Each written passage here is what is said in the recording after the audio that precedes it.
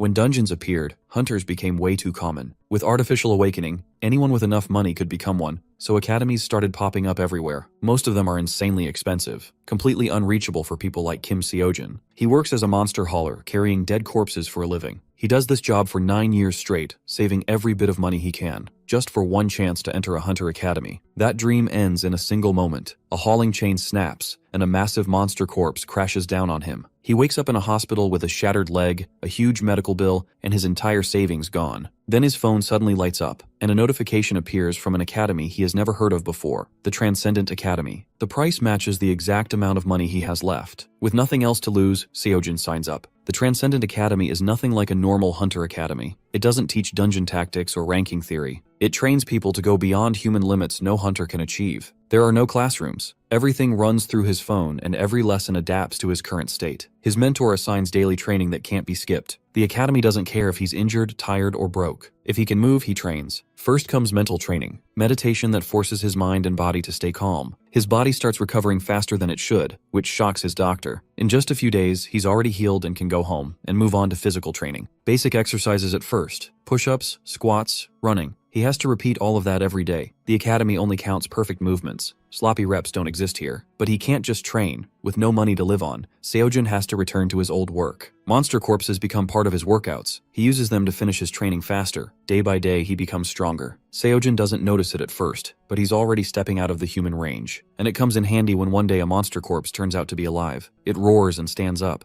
The gray-haired fella tells his friend to run away and save himself. Our guy realizes that his friend is gonna die for sure as his heartbeat gets faster. A normal person could never defeat a monster, and even an awakened without magic wouldn't stand a chance. And a manticore is a 4-star threat. Even a pro hunter would struggle. Our awakened desperately thinks of any hunters around, and Seoyun comes to his mind as she was here just a second ago. However, Kim has no time. His friend is going to die before that. Hence, he decides to save him as he believes it's now or never. Our guy grabs a metal rod and leaps towards the manticore full strength. He tries to attack it, but it dodges the attack, and Seojin sees this as an opportunity to get Manchiol out of there. The gray-haired fella insists on helping, but our man informs him that that's going to get both of them killed as he tells him to run. Our awakened knows that he has to do this alone, and decides to buy time until the pro hunters come. Amidst his fear, when he desperately thinks what to do, the course recalls in the back of his mind, reminding him that he's the universe watching a world, wondering where it comes from and what it is. It's Siddhartha's words, which suddenly let Sojun's fearful, trembling mind go still. Then Chiron's words come across his mind,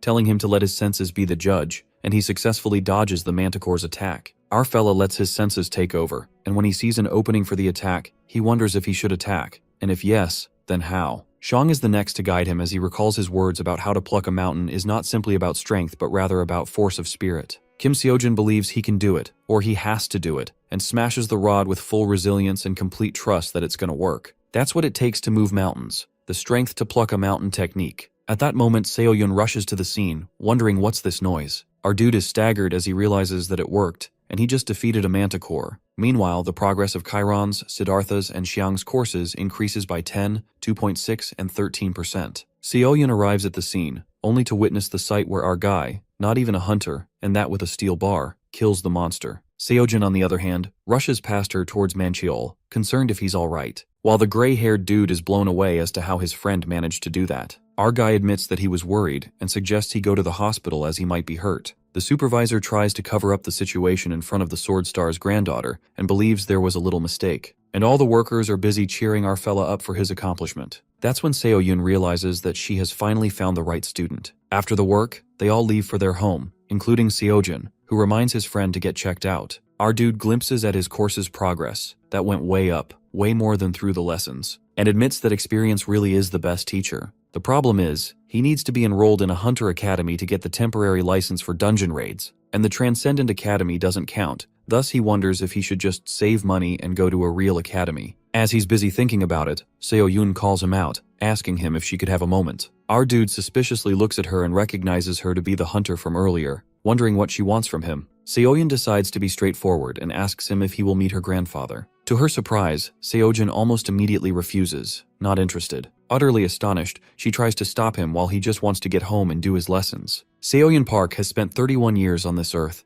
and in those 31 years, no one has ever spoken to her like this. Our Awakened, after listening to her, asks her if what she means is that she wants him to join her Hunter Academy that exists only in name and has no students. This makes her ponder who the hell this guy is, who does weird exercises, and even though that manticore was in a weakened state, close to a 2-star threat, that doesn't change the fact that he still split it in half. That definitely seems like he's interested in being a hunter. Seoyun claims that they have everything, including great faculties and whatnot, but is cut off when Seojin informs her that he doesn't need a Hunter Academy. Desperation grows in the B-rank hunter, who offers her grandfather, the Sword Star, teaching him. However, our dude passes this offer as well when even the pro hunters would kill for this chance. The desperate hunter is determined that she can't let it end like this and proposes the written test, to which Kim states that he can do that on his own. She then offers him raids, believing that he will be missing out if he isn't registered. But our dude lets out that temporary certifications can only be issued by government-approved hunter academies, while she reveals that she is government-approved and claims that she will set it up so that he can raid as soon as he joins. This finally seems to work, as Seojin stops, and when she sees this, she declares to leave him alone if he doesn't need instructions. And the biggest clickbait, she claims to never ask him for any money at all. Our Awakened believes if she rubs his back, he rubs hers, and asks her what she wants in return.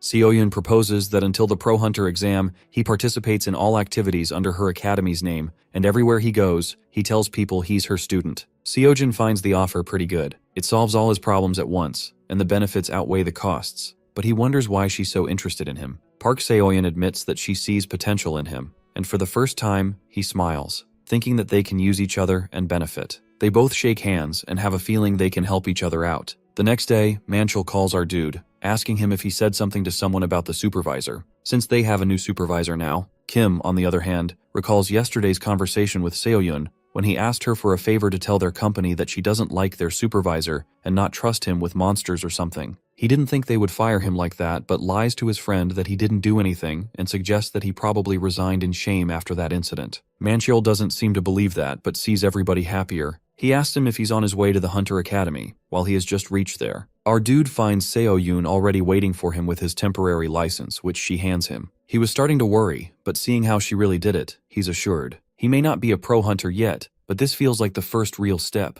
With that, he asks Park to tell him how to do the dungeon raid, while she decides to show him instead of telling him and asks him to pick his weapon first. Turns out, she already took the liberty of reserving a dungeon in advance. They arrive at the dungeon and enter it when our Awakened asks her why she's following him, as he thought she said she will leave him alone. Seoyun confesses that he's her only student. She can't leave him unattended on his first dungeon raid. She tells him to consider it as one-on-one tutoring for elite students. Since it's his first raid, she believes it's just a precaution. Generally, this dungeon only has kobolds, but she suggests not to let his guard down. Kobolds are a 2-star threat. This is the perfect place for a novice to mess around and get some hands-on experience. And thankfully, like the Manticore, Seojin believes it's easy to pierce their shield magic. Normally, non-magical attacks are blocked by these translucent shields, but oddly enough, our dude's non-magic attacks are working. As he slashes the kobolds with his spear and sees his course's progress going up, it makes him feel delighted. Even though it's not as high as the Manticore, it's pretty damn good for just 2 kobolds. And best of all, he can make money doing dungeon raids. Meanwhile, Seoyun looks at him astonished when he suggests that they speed it up.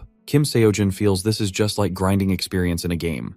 Seoyun was aware that our Awakened was kinda weird from the start, but ever since they got back from the dungeon raid, he's just been staring at a blank screen. In her POV, the screen is blank as she wonders how many hours he has been staring at that thing. And that's not the worst of it. Without proper training and on his first raid, our fella is killing kobolds like a 10-year-old veteran. He's hauling them himself to save on fees and doing those weird exercises again. She realizes that it won't be long until her grandfather notices she has a new student, and when he sees this, she doesn't know what will happen. It's past midnight when Seojin starts throwing tantrums that he hasn't even done one lesson. This makes Seoyun reconsider her life choices, as she wonders if she made the right choice. Meanwhile, our dude is on cloud 9 after seeing his bank balance. That is 9,510,000 won, all in one day. Hauling and processing by himself actually paid off, as he finds it all worth it. However, it did take him a lot of time, and he couldn't even finish the lesson yesterday. Our dude decides to ask Manchul if he's interested in doing the work since he's trustworthy, and he feels it would be nice to stay in touch. He believes his friend could even set up his own hauling company one day, deciding to give him a call when he gets the chance.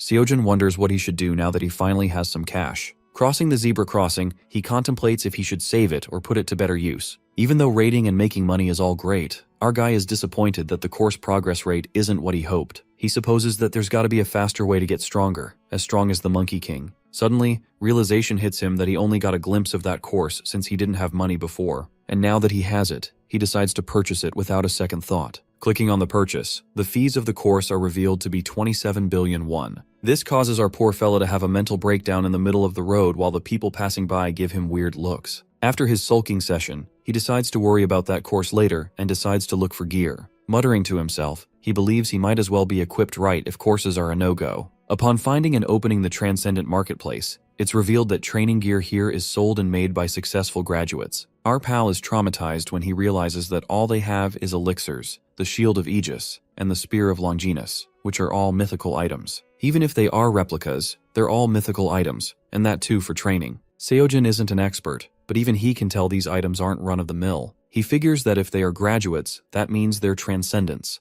Thus, if they're casually selling transcendent crafted items from myth, he decides to just grab what he needs. Choosing the Spear of Longinus, he clicks on the purchase while the karma is calculated for the appropriate price. Later, Seojin is found doing push-ups aggressively as Seoyun asks him if something happened. Our fella continues to count as he concedes the fact that the price would be high. Even if it's a replica, it would be invaluable. He knew it would be expensive, but to be 100 million won, he's well aware that he can never have that much money. Our awakened sulks after realizing that it's always about money in the end. He can't even do 100 million for the spear. He wonders how he will ever get 27 billion for the Monkey King's course, and sighs, slumping. Seoyun calls him out, asking him if he's okay, and tells him about the academy tournament. Seojin seems to have heard of them, but he doesn't know the details. It is revealed that it's a tournament of hunter academies, where countless hunter academies compete to see where they stand. The B-rank hunter hands him some papers and states that he can think of it as a way to rank the academies. She reveals that there are lots of competitions like this, and the academy tournaments generally fall into Division 4. If Seojin does well in the tourney, he gets a chance to advance to higher divisions, and it raises the academy's profile and official recognition. The academies spare no expense to put forth their best prospects. Our dude contemplates if she's saying all this because she wants him to represent Dream Academy. She agrees while he computes that if he takes part in the academy tournament, his course progress might skyrocket. He sees this as another way to grind out experience. Hence, Seojin agrees, and as he sees Seoyun looking surprised, he reminds her that was their deal anyway. He asks her what tournaments are like, and she reveals that the exact details aren't released ahead of time,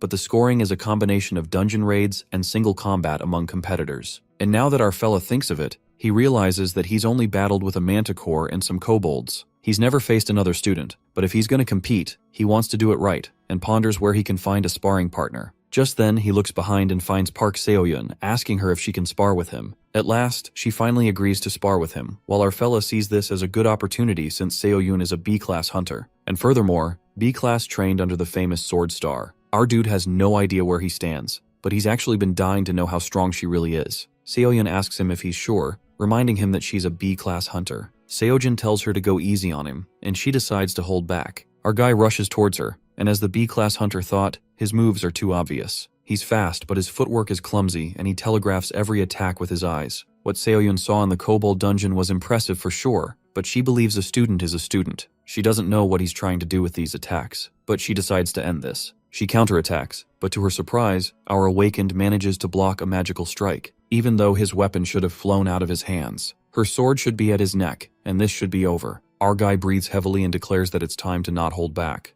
Seoyun is confused about what's happening as she feels Seojin's attacks are faster and sharper. He's like a completely different fighter. Meanwhile, the course is recalled in our awakened's head, guiding him to make his attacks obvious while mixing it up with some fake-outs. It expresses that the point of making it obvious isn't to lose, but to make his opponent lose by using his half a brain against them. Our fella goes for an obvious attack to get an obvious defense, and then uses the recoil to string the next attack. And that catches Seoyun off guard, which allows him to pounce and deliver the final blow. The B-rank hunter is in shock to witness that, as she unconsciously goes full force to defend herself. She wonders what the hell that was and panics after seeing our guy smashed against a wall, spewing blood. Seojin assures that he's okay and laughs as he realizes that he's lost. Seoyun wonders if he actually thought he was going to win in a fight between a B-class pro and a mere student. Meanwhile, our dude acknowledges the fact that pros are pros for a reason. For him, it definitely wasn't like fighting monsters, as he feels that he has a long way to go. Just then, he's notified about the course progress being increased, just as he had hoped. This makes him understand that it really is about gaining experience. He wonders if they're free until the tournament and asks Seoyun if they can keep sparring in between dungeon raids. Our dude believes sparring with her was really helpful for him, while she ponders that she almost hurt him, yet he still wants more. He may be weird, but she now knows that he's eager to learn, so it's fine by her, and on top of that, she promised to do all she could. Thus, Seo-yoon agrees and announces that the prize money is all his too if he wins. Seo-jun is flabbergasted to find out about the prize money, and when she mentions the prize money to be exactly 100 million won or so, our chap jolts up. Suddenly, a fierce spirit takes over him as he acts all hyped up and asks her if they have weights, or if he should just tear this concrete out. Seo-yoon is traumatized to see her academy being destroyed while our dude starts working out with a piece of damn concrete in his hands. The B-rank hunter wonders what he's up to, and he assures her that it's fine while thanking her. 2 weeks later, it's the tournament day. A huge crowd is gathered as a boy makes it to the arena, finding the crowd bigger than he expected. He mutters to himself about the awakened being pretty normal, but still finds it rare to see hunters battle each other. He bets there are scouts here from guilds, mercenaries, and government agencies, while the people judge him, finding his character to be that of a classic exposition, as they wonder if he's just going to stand there monologuing. The boy makes it to the contestant room after asking for directions and feels intimidated by seeing so many people, wondering if he has to walk through them. He glimpses at the weapons of other contestants being all fancy and their bodies, huge and confident. He's busy noticing everyone, realizing that they're the best of each academy, when his eyes spot Kim Seo-jun, who has a dinky weapon using a jacket for a strap and is busy watching his phone. The boy hears other contestants gossiping about our fella, wondering who that scrap is and from what academy. They believe he must be questioning all the life decisions that got him here, while our awakened judges that they could at least try to whisper, and nonetheless decides to focus on his lessons. The contestants make fun of him for watching a blank screen as they belittle him. However, the boy finds our dude to be just like him. The thing that when you're new in school and pretend to look at your phone so you have something to do. The boy has gone through that pain and assumes that Seo-jun is all alone like him. The kindred soul of the boy reaches out to our guy and introduces himself as Mingi Lee. Mingi Lee is a 19-year-old awakened. Seo-jun also introduces himself and believes that Mingi must be a high schooler since he looks young. Mingi sits beside our guy and points out Deokchil Jang, a rising star from Quail Academy, who's a typical power class, uses an axe as his main, and is busy arguing with Cheolman. The hyper-focused Mingi moves on to Cheolman Lee, from Mint Academy, who has a unique twin-dagger fighting style, while Seo-jun squints his eyes as he didn't ask for the information, and realizes that he must be an exposition character. Our guy admits that he sure knows a lot about these people, and Lee reveals that he does do a fair amount of research. As Deokchil and Cheolman are busy arguing, Junhwan Lee, from Revenant Academy, shuts them up, stating that their yapping is annoying. Everyone just goes quiet, and it is revealed that Junhwan is the #1 of his academy and of this tournament as well. Turns out he's the winner, and even though he wasn't going to compete because it was beneath him, Mingi guessed something must have happened. With that, he asks Seo-jun if he's heard of Swordstar, and reveals that there's a rumor that his granddaughter tried to recruit him. Our dude is blown away to hear that, while Mingi continues that Junhwan turned her down, the Swordstar's granddaughter, and our guy can very well imagine that.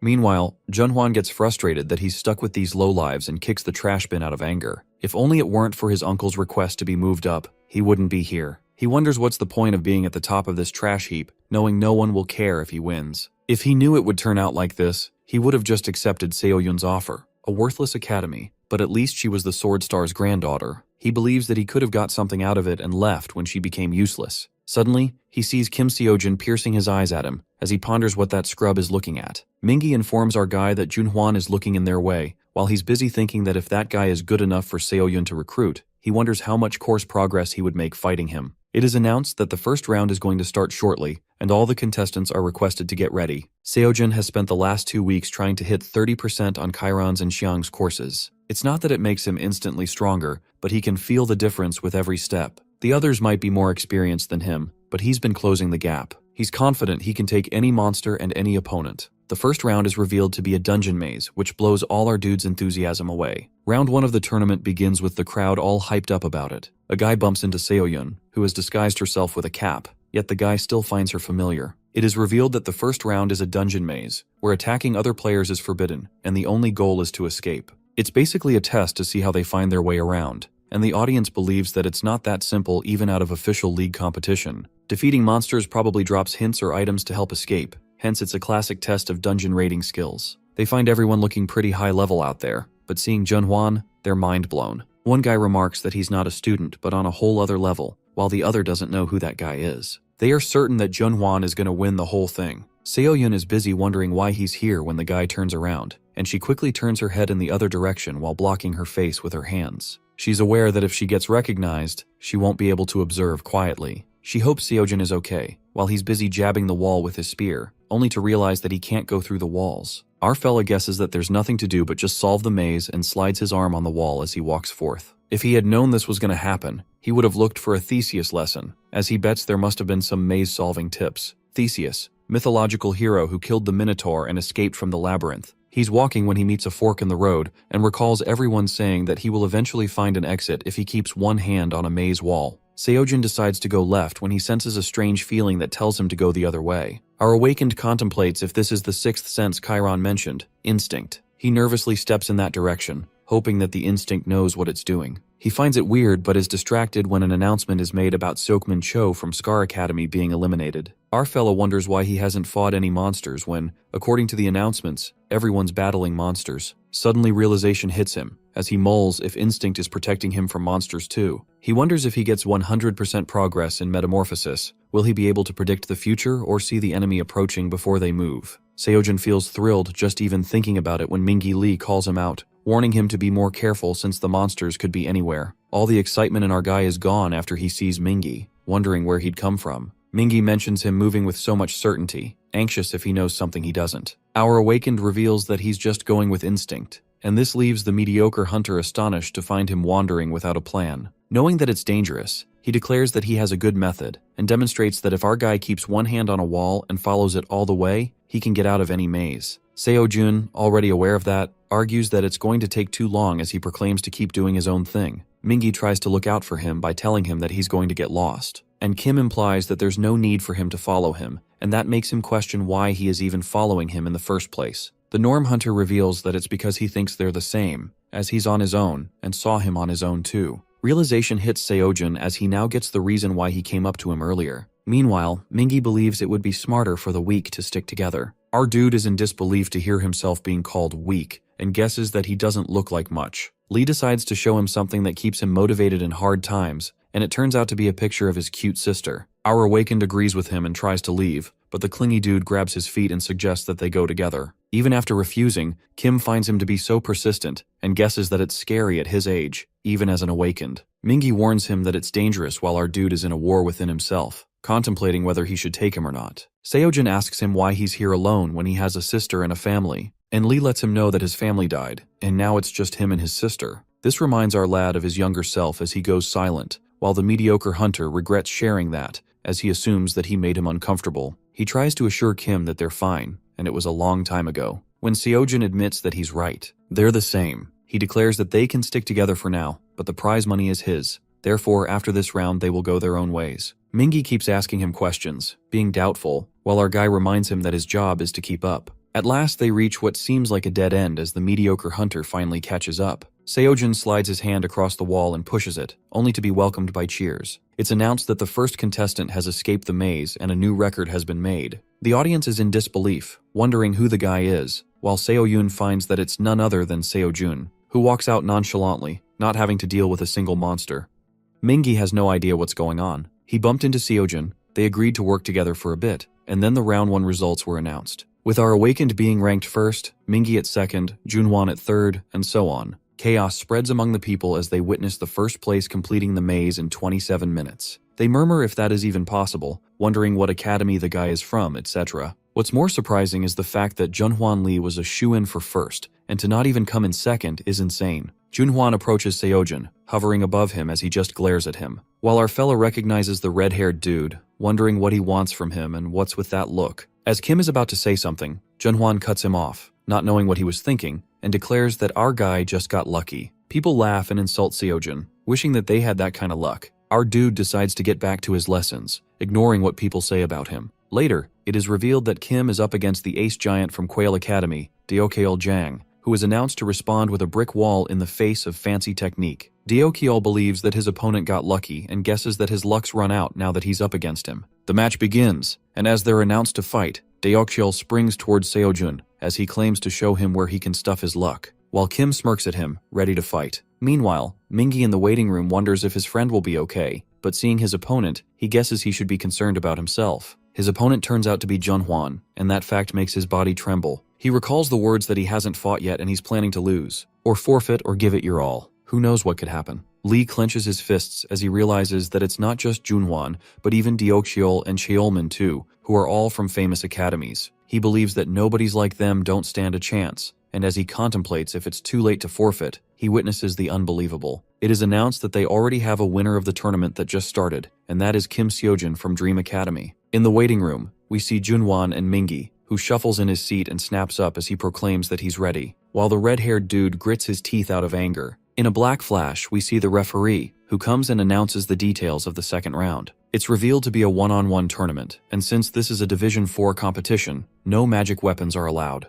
but magical strength boosts are permitted, while the referees are authorized to stop the fight should any competitor be unable to continue. Seojin calculates that there are going to be 16 matches since 32 people made it past round 1. As he's wondering how the brackets will turn out, a player calls out the referee and claims to forfeit, leaving him stunned. Meanwhile, Seoyun takes a sigh of relief as she almost got noticed when she called our fella out earlier. She was so shocked that she forgot herself because who thought he would come in first? Thus, the B-rank hunter decides to go back when it settles down, when she overhears the conversation at the betting window. They thought 32 people made it to round 2 as they question how they are already at the semi-finals. It is revealed that everyone else forfeited. The bald dude believes it's no use since Junhwan Lee's gonna win, wondering who'd be stupid enough to bet on anyone else. When a guy shows up with a suitcase and declares to bet 1 billion won on Kim Seojin, everyone there is left in utter shock, pondering if this dude is serious. They try to explain to him that our fella got lucky and that he's from some nobody school called Dream Academy. Seoyun sees the guy as she wonders who he is. On the other hand, in the waiting room we see players forfeiting while Mingi whispers that it's actually pretty common in Division 4. Since the students from the big academies always dominate, there are even rumors that Junhwan doesn't hold back, contest or not. Mingi thinks it's just a Division 4 tourney, not worth getting seriously hurt over. With so many strong guys here, he believes they will probably end up as speed bumps for the big academy wins. This forfeiting is a better option.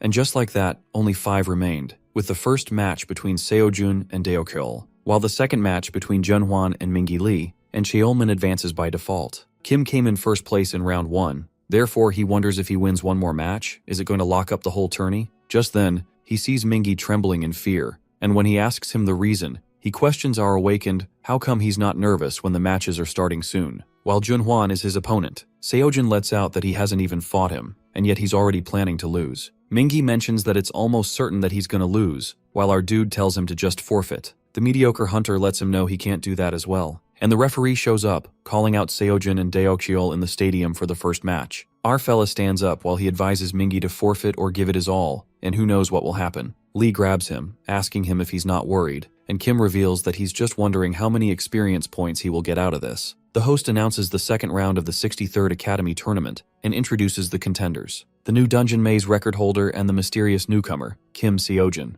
Our dude feels that they're really hyping this up. Deokyeol aggressively leaps towards Seojin, landing a powerful attack, but they're easily dodged by our guy. The host declares that it looks like it wasn't just luck that got him here. Deokyeol is baffled as to what's with this guy, when he's killing himself here trying to land an attack and nothing is working. The furious guy pulls out his magic-infused axe and challenges him to see if he can dodge that. To his surprise, our awakened makes his axe go flying away by using his spear. Deokyeol trembles and flops on the ground. The host believes that the unbelievable has happened, as they already have a winner of the match. The bulky fella is in disbelief that he was overpowered by Seojun and lost. While the winner is announced to be Kim Seojin of the Dream Academy, our dude is disappointed after seeing the course's progress, wondering if that's all he gets. The whole point of this for him was to make rapid course progress, and with all the forfeits, he only gets 2 matches. While the remaining days for the free pass of the courses keep ticking down, our guy realizes that he won't have enough money to buy weapons and recharge his pass, and now the only choice he has is to win the prize money. Mingi's voice breaks his trance, who's all excited about him being that strong and all. Seojin informs him that he never said he was weak to begin with. And that's when the referee comes in and asks the contestants, Junhwan and Mingi Lee, to move forward for match 2. The arrogant dude bumps into the mediocre fella as he walks out, while he calls out Kim and reminds him of how he said they were the same. He reveals that he felt that there was something about him right away, like a kinship or something. And seeing him beat Deokyeol, Mingi confesses that it made him happy as if he had won too. He admits that things never really go his way, and he's not as skilled or as strong as Seojin, but he wants to be someone his little sister can look up to. The referee calls him out as Kim wishes him good luck and declares to see him in the final. In the stadium, Mingi tries to assure himself that he can do this, taking deep breaths when Junhwan tells him to shut up already. He finds everything about this guy pathetic, and even more that he's part of this joke tournament. The referee declares to go over the rules again before the match starts, while Junhwan glares at the mediocre hunter, who trembles with fear. The red-haired can tell just by even looking at him that he's nothing but a prey waiting to be devoured, and for an apex predator like him, it's overkill. He believes that Mingi doesn't know how lucky he is to even be facing him, and infers that he should have been declared the winner already, instead of lowering himself to face this contemptible garbage. The arrogant brat witnesses Mingi positioning his sword, and is left shocked to see him even trying. He wonders if he thinks he stands a chance against him and asks the referee about the holdup. The ref lets him know that they will make an announcement soon, when the host asks the contestant if they're ready. The match begins with Junhwan relentlessly leaping onto Mingi like a wild predator while he tries to keep up with his attacks. Junhwan intensely hits the mediocre fellow with the back of his sword as he spats that insects like him should know their place. Mingi falls to his knees as he coughs out blood and wonders if it's over. Realization hits him that he's no match for him at all, let alone thinking about winning or losing. He wanted to become someone his sister can be proud of, but he isn't good enough. Nonetheless, Mingi gets back on his feet and is determined to land one hit at least, in order to prove to himself that he can. In the end, Junhwan Lee from the Revenant Academy is the winner, which is no surprise at all. People mutter about him while he's standing there blank-faced, with a cut on his cheek. The red-haired dude is in disbelief that a loser managed to hit him, while he hears people saying that it should have been easier against a loser like that, as they guess that Lee isn't such a big deal after all. Junhwan is infuriated to be looked down upon as he declares to forfeit. That being said, he hits Mingi and lets out that it's an insult to be here, at this tournament of gutter trash and in this division of goddamn failures.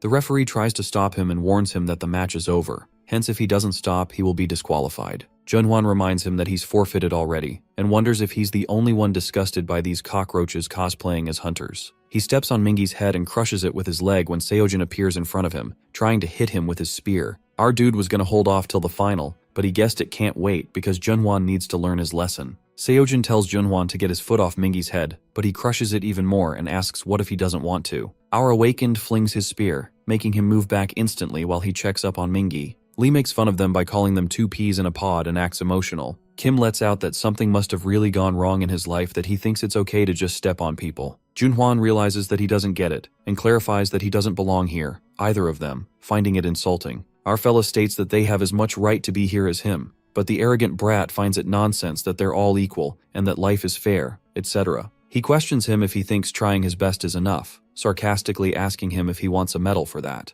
The audience is baffled as to what's going on and why the refs or anyone aren't putting a stop to this. Meanwhile, one of the refs argues that they have to stop them, when the other one breaks it to him that the higher-ups have ordered them to hold back. Seoyun seems to be concerned for Seojin while Junhwan laughs as he asks him if he really doesn't know how the world works. He states that if he's walking and Kim gets in his way, he gets crushed, and that's the natural order. He believes that's what happens to insects. And this leaves our awakened shook, as he used to think the same thing. 9 long years preparing to be a pro hunter, just hitting wall after wall. No money, nothing, no matter how hard Seojin tried. His best efforts barely kept his head above water. He got nowhere. To him, nothing's more pathetic than clinging to impossible dreams. Countless times he told himself to give up while he still could, wondering whether he would ever make it. He was delusional, because it's terrifying to face reality, and yet he was told this. Seojin doesn't give a damn where Junhwan thinks his place is and pounces towards him. The ref tries to butt in, but it's too late, while the red-haired dude sighs as he assumes that he's really lost it. An intense fight takes place between them, and Kim realizes that he's strong and now understands why they were talking him up.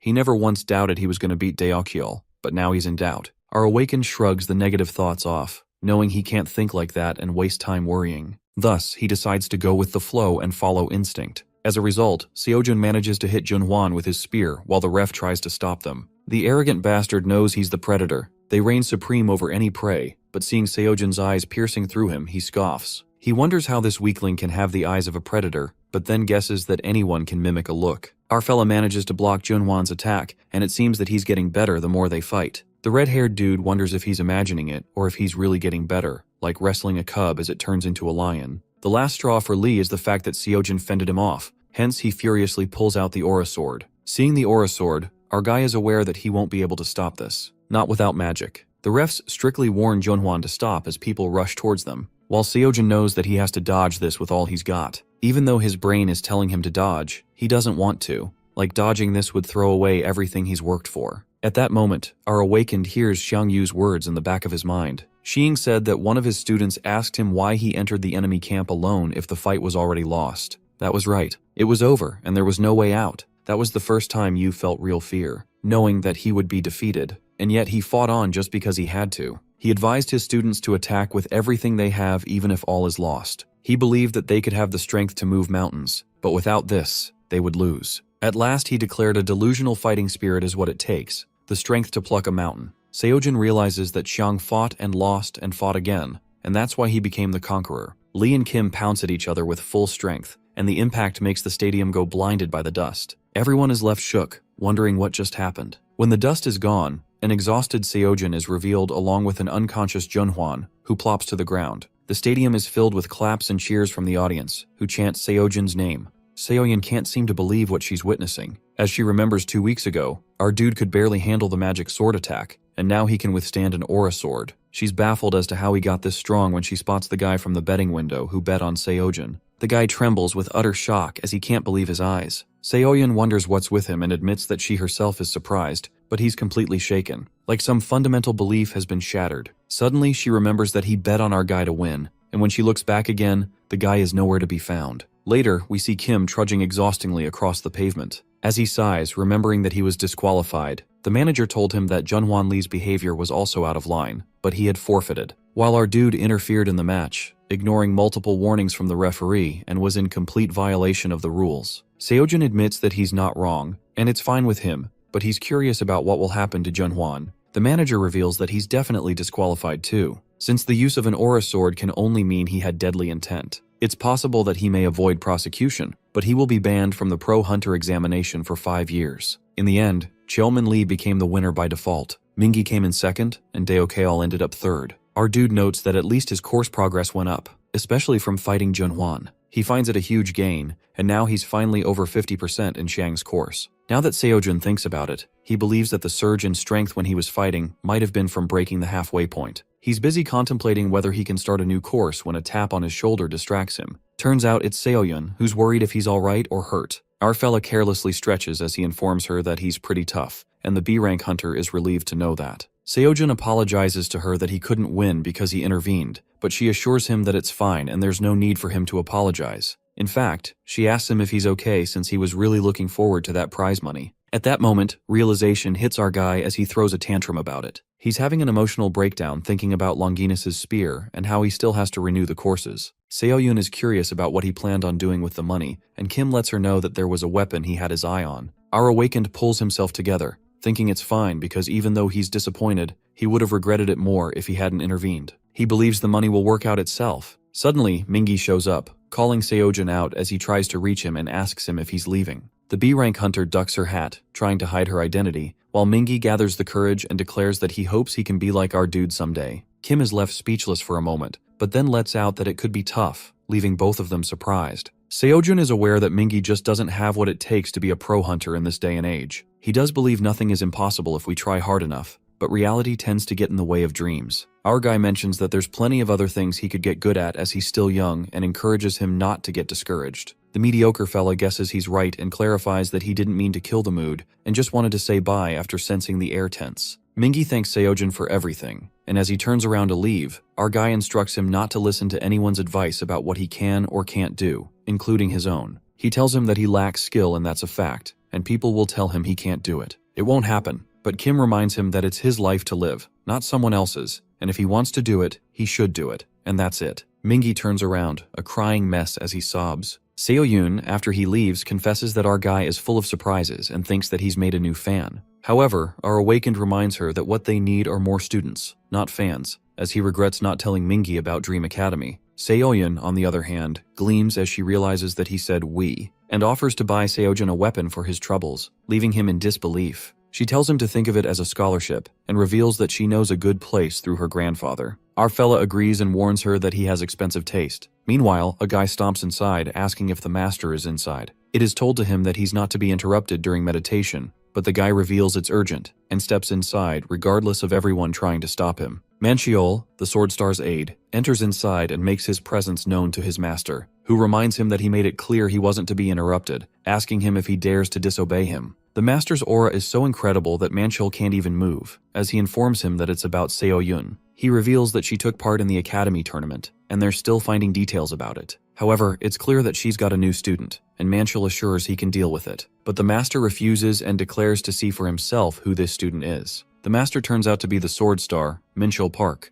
We see Seo-jun, who's almost done with his daily assignment, when Seo-yun walks in on him. She glares at him while his back faces her, and as our guy turns around, he sees her and lets out that it kind of feels like she's burning a hole in the back of his head. Seo-yun wonders what gave him that idea and mentions how he was so excited about getting a new weapon and so picky at the workshop and decided to get nothing in the end. Our fella claims that he didn't want to put her out, but that's kinda hard for the B-rank hunter to digest because that surely doesn't sound like him. Seo-jun realizes that she knows him too well, while the reason why he didn't pick any weapon is just that he can't get those transcendent weapons out of his head. He curses the karma calculation when he remembers that he decided to ask Seo-yun for cash instead and save up for Longinus's spear, but the price went up again. It looks like the karma calculation changes every time he tries to use a shortcut. Meanwhile, Seo-yun apologizes that she tried to do something for him and declares never to make that mistake again. Seeing him sulking, she asks him what form of magic he is using. Our awakened seems to be clueless about it when she tells him that to use magic, he has to learn magic forms. Seeing him do dungeon raids, it's clear to her that he knows how, and the tournament wasn't novice stuff either, but she states that he's never used it in front of her. Seo-jun realizes that he still hasn't learned any magic. Magic forms are the collected techniques of how to use magic. Everyone has their own methods, ranging from rudimentary to advanced. Every Hunter Academy teaches their own patented magic forms. Our dude remembers that one of the reasons why he was saving up to go to a famous academy was this. He asks Seo-yun if she teaches sword star magic here, but she refuses almost immediately, declaring that it's expressly forbidden. Seo-jun guesses if that were the case,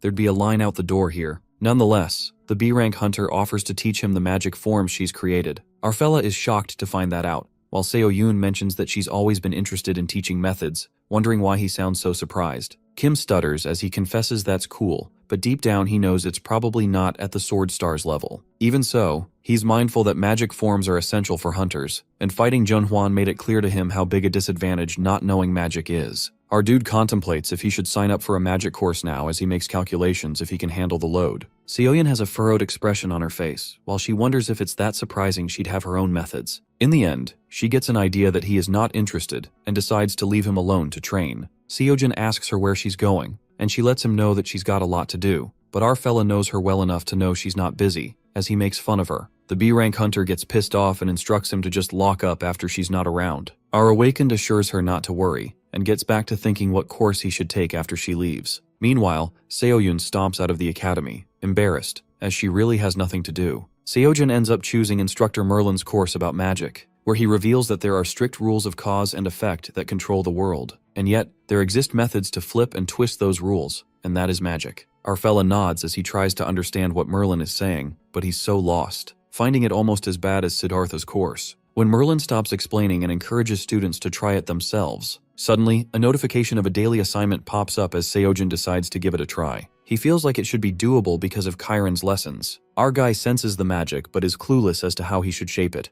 wondering if he's approaching this wrong. He recalls Merlin's words about magic being about connecting the real world to the one in his imagination. The instructor tells him what he sees in his mind's eye. He has to pull it out into the world and impose his will onto reality itself. It is the awesome power of something that comes from nothing, the manifestation of magic itself, the aura. Seo-jun sees a magic sphere appearing as he realizes this is it. Even though the size of it is so tiny, he wonders if that counts, but Merlin refuses. Our dude is sure he will get better at it when he hears someone calling him out. Turns out it's the Sword Star, who at first is not familiar to Kim, but then he realizes who it is. The Sword Star came to see this so-called student of Seo-yun, and finds him casually standing there with what is clearly a magic sphere. He thinks he may look foolish, but a normal student could never do something so remarkable. And from his experience, someone like our guy would only come to the Dream Academy for one reason, and that is to take advantage of his granddaughter. Minchil questions Seo-jun what he's doing here, while he snaps and lets out that it's a pleasure to meet him as he introduces himself. Our awakened never thought that the Sword Star would suddenly show up and finds it an honor to meet him as he bows out of respect. He asks Minchil if he's here to see Seo-yun and breaks it to him that he's missed her. The old man is in disbelief to see the young man in front of him calling his teacher by her name. He wonders how he is resisting the force he's exuding, as no one but an S-class hunter could withstand it. Our fella can't feel any force, making him ponder if the unwavering mind training is working. Minchil warns him to tell the truth about why he's here, because with the skill he has, he can go anywhere, so why come to his granddaughter? The old man stomps towards him, demanding truth, while Seo-jun tries to justify himself, blurting out that he seems to have a wrong idea about this. But Park is not ready to listen to anything as he claims to squeeze the truth out of him and slashes his sword with tremendous strength. Seojin tumbles away to save his life, shocked and confused. Meanwhile, Seoyun gets to know her grandfather has stepped out as she came to meet him. She questions when he will be back, but it seems no one knows except Mr. Seo as he didn't mention. The B-rank hunter was going to tell her grandfather about Seojin, wondering where he went. On the other hand, Minchul approaches Seojin, asking him the reason why he's here. Seoyun had hoped to keep her new student a secret, but after the tournament, there was no way the word wouldn't get out. She wanted to get ahead of any issues, but she didn't know what to do. Just then, Seo appears as he calls Seoyun out. It's such a rare treat for him to see her here while she was just about to ask for him. The B-class hunter mentions that he came here to meet grandfather, and this makes Seo flinch. He reveals that the master went to visit her academy, and as she hears that, she rushes to leave. The worker there is curious about where she's off to in such a hurry. Meanwhile, Seoyun realizes that she miscalculated. She knew he would come,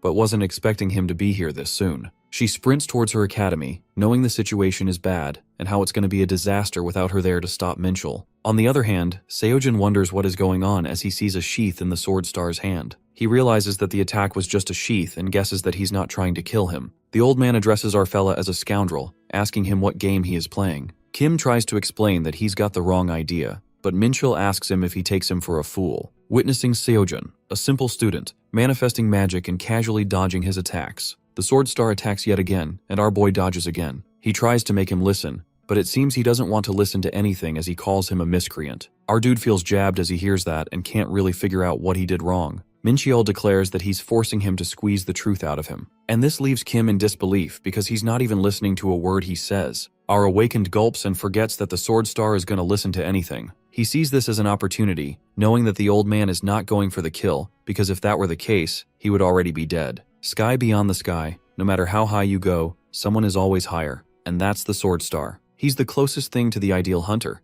and now is the chance for Seojin to see how he measures up. Our guy feels thrilled as he clenches his spear while Minchul glares at him, noticing that something's changed. Decades of hunters have crossed the sword star's path, and none of them could ever look him in the eye until now. He finds Kim intimidating and wonders what he wants from Seoyun. The conflict continues as Seojin struggles to hold off Mincheol's attacks. He can't even sense his attacks, let alone see them. Our dude freezes up as he realizes every single attack is beyond his ability to comprehend. He doesn't know how long he can hold out and crashes into the wall back as he attacks. The old man tells him to just answer his question and it will be over, but Seojin refuses to give up. He can't let it end like this. He is convinced he can do more, but his tricks don't work on the sword star as he's pushed back. Kim believes he might have a chance when he's going easy on him and snaps up, only to see Minchul already at his face. Our awakened desperately wishes for one chance to finish it and wonders how. He dodges the old man's attack when Merlin's words are recalled to his mind. With all he's got, he swings his spear with immense power, but the sword star manages to dodge it. Seojin flops to the ground when the old man rebukes him that he showed his true colors.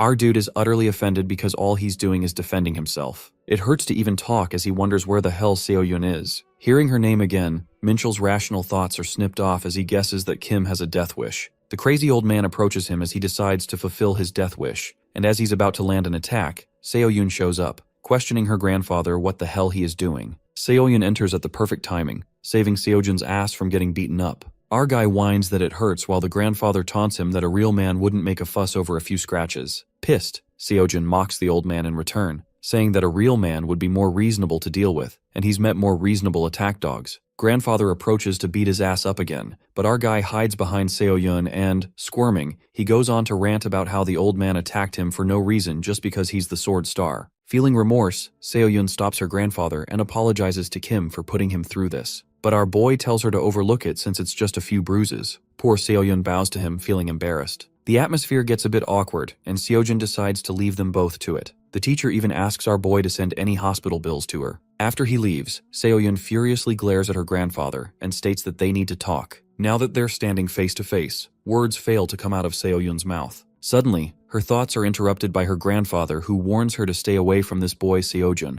claiming that he's suspicious. This takes her by surprise, and yet again she struggles to make her grandfather understand. Her memories unfold before her eyes as she recalls how her grandfather has never listened to her, not even once. Seoyun barely managed to open her hunter academy before he ruined it too. While it may seem that he's too overprotective, her grandpa came and bullied every student that came, hence they all left. She gets why her grandpa acted like this, because those students might have had some ulterior motives, and for that reason, she never tried to stop her students. But this once, she decides to stand up for herself, just as the grandfather commands Seo-yun to get rid of Seo-jun this instant. However, she lashes out and immediately refuses because deep down, she's certain that Seo-jun is different, and she refuses to let him go. Seo-yun fights with her grandpa and makes it clear that it's her academy, so she won't be listening to him. Plus, she presumes that it's only been a month since she met Seo-jun, barely enough time to be meaningful, and yet there's something about it. She couldn't help but admit that whenever she looks at Kim, she feels different, and gets a feeling that she wants to keep doing this, together. Meanwhile, the grandfather calls Seo-jun a bastard, and makes Seo-yun understand that she doesn't know anything,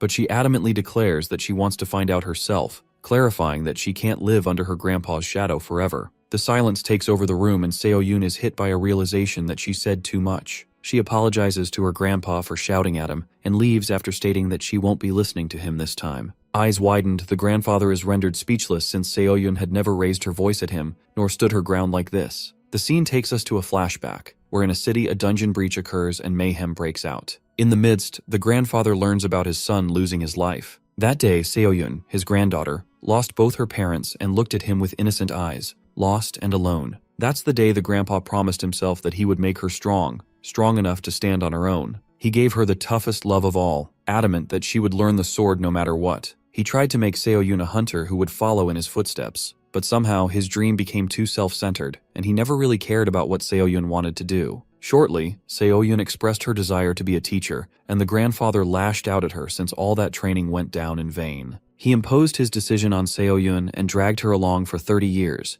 even when he knew that it was driving her away from him. Coming to the present scene, the grandfather, left alone in the room, sighs deeply and realizes that it's the result of his own decisions. After that, the scene flips to Kim Seo-jun, and as he's strolling towards the academy, our boy gets reminded of Seo-yun's evil grandfather since he almost got beaten up yesterday. Just as he's thinking about it, the thought crosses his mind that Seo-yun manifested that it's going to happen. That's when we get to know that, last night, he got a call from her, and she explained to Kim all about her situation and her relationship with her grandfather and what happened to her old students. Our guy got the sense of what she'd been through and why the Sword Star had acted like that. But still, Kim is mad at the fact that the Sword Star beat the crap out of him like that, believing that the old man owes him an apology. Seo-jun makes up his mind that this won't happen again and checks his course progress after beating the Sword Star just a little bit. Our guy is happy with his progress, and just as he enters the room, he's greeted by the Sword Star who awaits him, ready to beat his ass again. Kim freezes in his movements, totally taken aback. Our guy then reveals everything to the old man about the agreement, but the Sword Star still glares at him suspiciously, asking Kim if he's not hiding anything. The old man can't bring himself to believe that Seo-yun isn't lying, but his latent power and strength make no sense to him for a mere student. Suspicions aside, the old man is bothered by his presence in an unexplainable way. Nonetheless, our guy asks for his leave if they're done and lets out that he needs to start his training for the day. At that moment, the Sword Star ponders that he'll be able to see what Kim is hiding if he sees him training.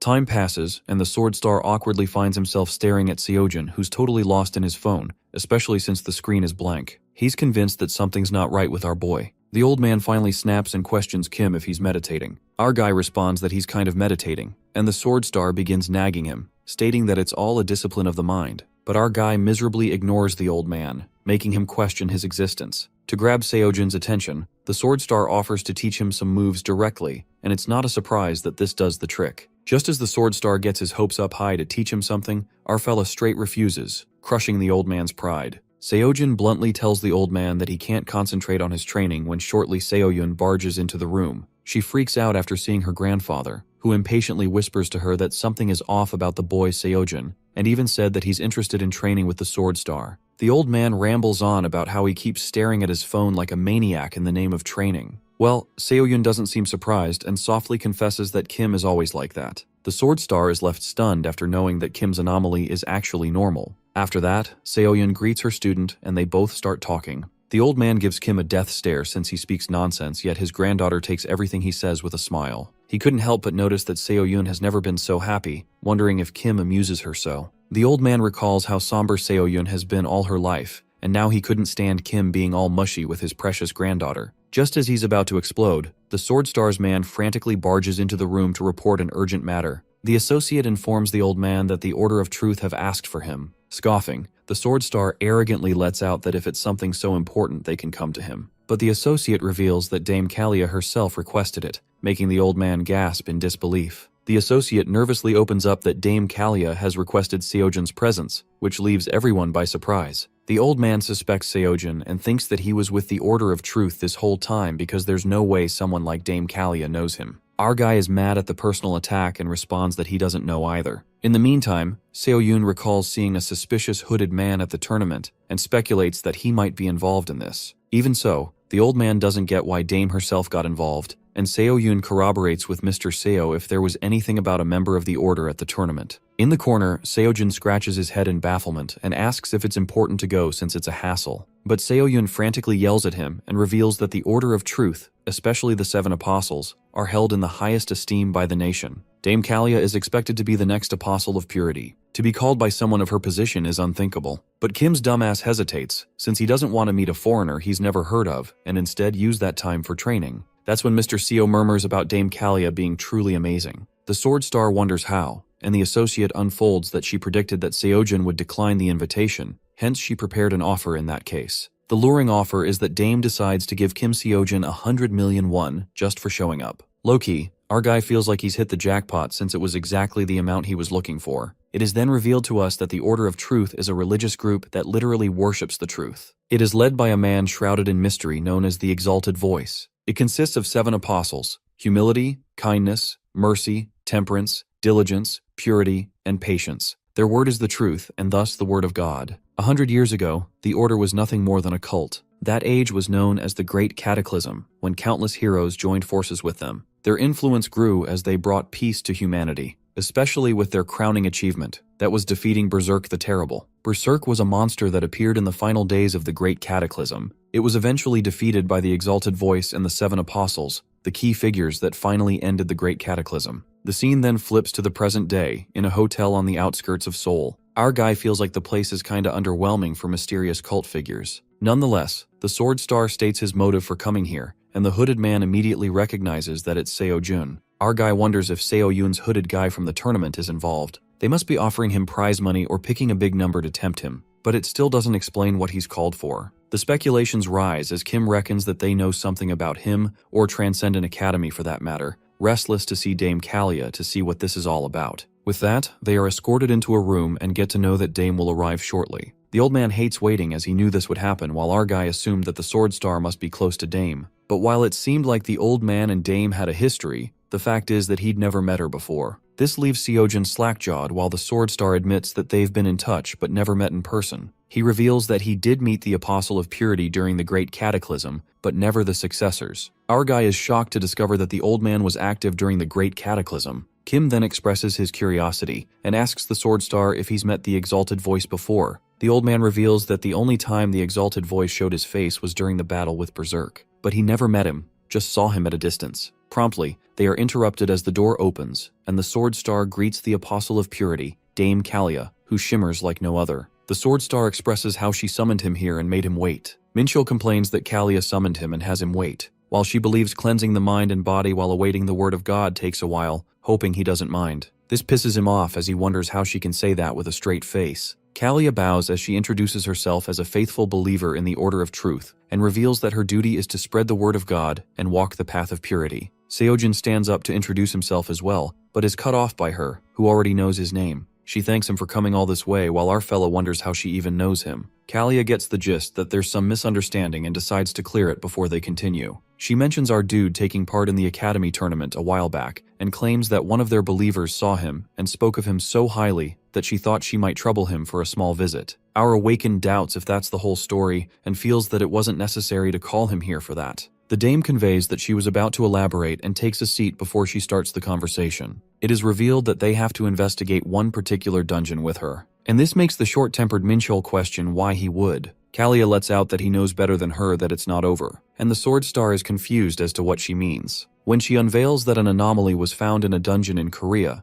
Minchul finds it ridiculous as he is certain they finished it off. He's cut off when she states that the Order of Truth feels it should be investigated. The Sword Star gives off a furrowed expression as he realizes that's why she came to Korea and wonders if, by chance, this will solidify her position as the successor. Kalia laughs and admits that nothing gets by him while he reminds her that this is no laughing matter. The dame gets to the point and asks him if he will help her, when the old man asks her what's in it for him. She supposes it would be impolite for her to make any offer, considering that the Sword Star wants for nothing. Although she mentions that she's heard his granddaughter runs a hunter academy and suggests the Order of Truth could help. However, her words are cut off when Minchul emits intense force on them. Seojin feels his body going numb as he realizes he could kill someone with this force. The Sword Star warns that if her granddaughter is to be involved again, he will not let it be. The dame apologizes for acting rudely as the old man boils in anger and confesses that she doesn't have much else to offer him. Therefore, she decides to settle it this way and offers him any future favor he wants, whatever it is. The old man finds it laughable to trust that she will keep her word when Kalia suggests she can swear by the Order of Truth itself if he wishes. Minchul lets out that he doubts if it would be enough to secure her as the next apostle, but it doesn't matter to her, because if she's right about the danger, she knows he can't just let it go. At last, he finally agrees to help her if she swears the Oath of Truth. That being done, Kalia turns toward Seojin as she decides to get to the point. She informs him that the Order of Truth would like to sponsor him, while he reveals that he's already affiliated with an academy. It is told that our guy doesn't need to leave his academy, but he will find there are things his academy can't take care of, and the Order of Truth can. Kim wonders what he has to do in return,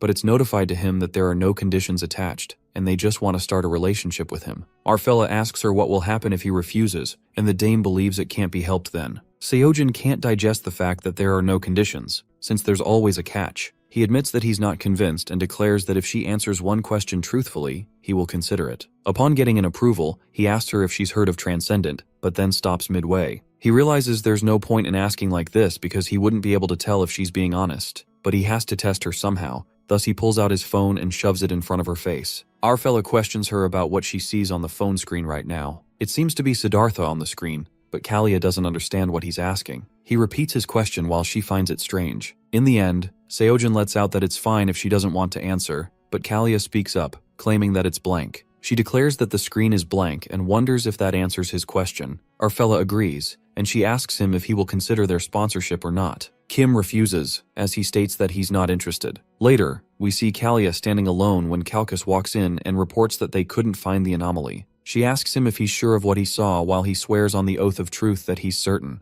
The dame is busy thinking about Seojin. She didn't find anything special about him. Other than that, he's maybe slightly more than a regular student. She was taken aback when he shoved his screen at her, but she doesn't know what is bothering her about it all. Kalkus asks her if he should report this to the other apostles, and she refuses, suggesting that they wait and see as they need to see about the anomaly in the dungeon. She wonders what happened to the other heroes when Kalkus reveals that he's contacted everyone except the Soul Star and the Dark Star, since they're still missing. Meanwhile, Minchul asks Kim the reason why he declined Kalia's offer. Our dude simply says that it bothered him. He doesn't know about the Order of Truth, but it's clear to him that the dame has nothing to do with the Transcendent Academy. He doesn't feel comfortable owing anyone anything, especially when it's not clear what they get out of it. The Sword Star wonders how come his deal with Seo-yun doesn't bother him, and he lets out that no one's as honest as her. However, Seojin is curious about what a dungeon anomaly is as he asks him. It is revealed that it means the magic field has become distorted. If the waves in a dungeon's magic field become twisted, it changes the dungeon from what it was at first. These distortions have a number of ripple effects and can lead to a spike in the dungeon's threat level, or it can cause a rift, letting everything spill out. Kim didn't even know that could happen, and Minchul lets him know that it's rare these days, but it was common during the Great Cataclysm. This makes our fellow worried as he wonders when Dame Kalia said it was over. However, the Sword Star cuts him off as he tells him not to worry about it. He is convinced she's wrong and the Great Cataclysm is over. Seeing him go the other way, Seojin asks him where he's going as they're almost at the academy, when he's told that it's none of his business. The old man, before leaving, declares that he will be leaving him with Seo-yun for now, and warns him if he tries something funny, he will regret it. Kim wonders if he's growing on him, and it's informed to him that he's being observed. Our dude giggles as he tells the old man that not being honest about his feelings is what keeps him and Seo-yun apart. This pisses Minchul off while Seojin quickly runs away. He declares to get better in case they butt heads again as he enters the academy. Seo-yun, upon seeing him, asks him about the whereabouts of her grandfather, as she thought they were together. Our awakened lets her know that he left, but she's concerned if he had anything to say. He assures her that he said nothing to worry about. However, she isn't satisfied and apologizes as she's aware that her grandfather can be a real pain sometimes, and she should have warned him. Kim makes her realize that he means well, but just doesn't know how to express it, and confesses that they have to help him together, while in the worst case, he will have to take a few more hits for her. This makes Seo-yun blush, and she thanks him, while the situation gets awkward for them. The B-rank hunter asks him if he needs the money, and our dude agrees, wondering how she knows. Now that he thinks about it, money is kind of a problem. He used Kalia's money to pay off the rest of his debts, but his free pass is running out, and he needs weapons and courses. Seoyun reveals that she did some research while he was gone and informs him about a dungeon clearing contest. Seojin wonders what a dungeon clearing contest is, and it is revealed that it's a contest to clear out dungeons that haven't been raided.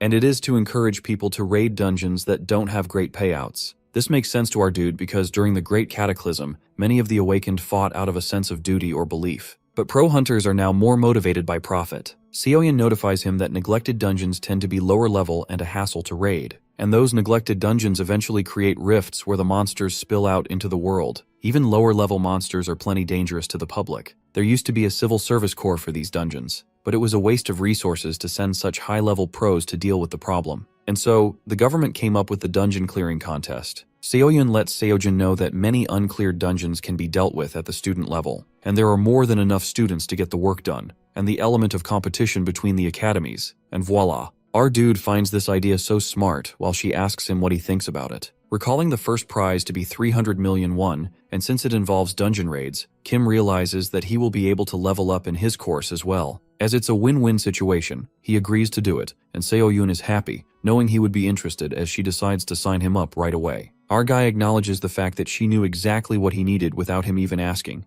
and it's clear she put a lot of thought into finding this. It occurs to him that since it's a competition, anything could happen. Hence, he shouldn't be taking this lightly. As he starts with his courses right away and seeing him, Seoyun realizes that he's already hard at work, doing God knows what. Seojin decides to win for sure this time and wonders what the rules of the contest are. It is unveiled that the contest runs for 1 week. At the start, the government reveals the designated dungeons. Then the participants reserve the dungeons they want to raid through the app. Reserved dungeons must be cleared within 10 hours, and they can only reserve 1 dungeon at a time. Otherwise, they will automatically be cancelled. Seoyun states that it's all about clearing as many dungeons as quickly as he can. And our dude supposes that speed is the key. He finds this a dilemma while the B-rank hunter is curious as to how come. Kim explains that they raid dungeons and haul the corpses away, but speed is their key. When Seoyun cuts him off, reminding him that they don't haul the corpses as she told him that the raids aren't profitable. Suddenly, it hits her as she wonders if he were going to try and make money on the corpses again. Seojin asks her if the rules forbid it while she finds it ridiculous, knowing it's not even worth it. But our Awakened believes it all adds up since he can't just leave money on the table. The B-rank hunter implies that he focuses on the prize money, and he does find the prize money important. Hence, he's not going to obsess over the small things unless he has an idea. Our guy goes through what the rules exactly say. A few days later, it's the day of the contest, and Kim's hard work is paying off as his progress has gone up a lot, though not for Kyron and Merlin's courses. The big changes happen every 10% or so, therefore he wonders if he maybe needs a different approach. Seoyun asks him if he's installed the app, and he lets her know that he double-checked everything yesterday. However, she's concerned if he hasn't called someone for help and asks him if he's sure they're not lost. Seojin assures her that the guy he called for help has an amazing sense of direction. He claims that he's the sword star of finding his way around, and he's a lot sweeter than he looks. Just then, Manchul arrives as our dude calls out his name loudly. While he tells him to pipe it down, or the whole neighborhood will hear, Kim was afraid he'd be running late, but he's early, and the bulky man asks him if he thought he would give him a chance to ride him for being late, and wonders what he wants him to do now. A few days ago, our guy called Manchiol and offered to work together. He told him that he wanted him to haul monsters away for this contest while also acting as his driver. Seojin claims to pay him, of course, and lets him know that he will haul the corpses, but he would process them since it's so time-consuming. Manchiol doesn't find it a bad idea, but he's concerned if he will just be in our dude's way. Kim appreciates the thought but assures him that he will be a great help. Processing a monster's corpse profitably requires skill. If he's not involved, Seojin wouldn't have to worry about it. Nonetheless, the dungeon clearing contest begins as they part ways from Seoyun. Our fella asks his friend if he's heard of the contest rules while he ensures him that he remembers everything he explained. In the car, Seojin reveals the key to winning is raiding the most dungeons, and since it all comes down to speed, there are 2 factors to keep in mind. First is how fast he can finish the raid, and second is how fast he can get to dungeons. And since most of the dungeons are only 1-star or 2-star threat, Kim is not worried, even though the layout could vary wildly. Thus, the only thing left is how fast they get to the dungeons. Our guy hands Manchiel his phone and reveals that it's every dungeon in the contest and where they're located. Therefore, he wants him to figure out the fastest route between each one. The bulky dude is left astonished but is told that he's faster and more accurate than any GPS. Thus, he instructs him to buckle up and speed up the truck. Meanwhile, Sujin Go, the supervisor of a dungeon, waits for the contestant Kim Seo-jun from the Dream Academy to clear the dungeon. Assuming that he's a random student from a not-so-famous academy, she believes it will probably take him an hour. Sujin sees the guy who came along with the contestant as she was afraid they were going to try and break rules, but she guesses nothing's wrong with someone waiting outside. The gate opens, and as Go stands up to check if something's wrong, Seojin pops his head out of the gate and informs Manchul that he's ready. Sujin interrupts, reminding him that it's strictly prohibited for someone to assist during a raid. Our guy lets her know that he's done with the raid, and when the supervisor doesn't believe it, she steps inside, only to find that he was telling the truth. Sujin is in utter disbelief since it's only been 10 minutes since he entered the dungeon, and when she sees him carrying a monster's corpse, she asks him what he's doing. Kim assures her not to worry about this and starts with his daily assignment. When he's done, he asks Manchul how long he thinks it will take, and considering the fact that there's not a lot worth salvaging, he estimates it's probably 15 seconds. Our fella tells him to go ahead as he decides to keep hauling the bodies. Sujin stops him as she asks him if he's cutting a monster's corpse, and Seojin wonders if that's a problem. She absolutely finds it a problem, admitting that it's weird.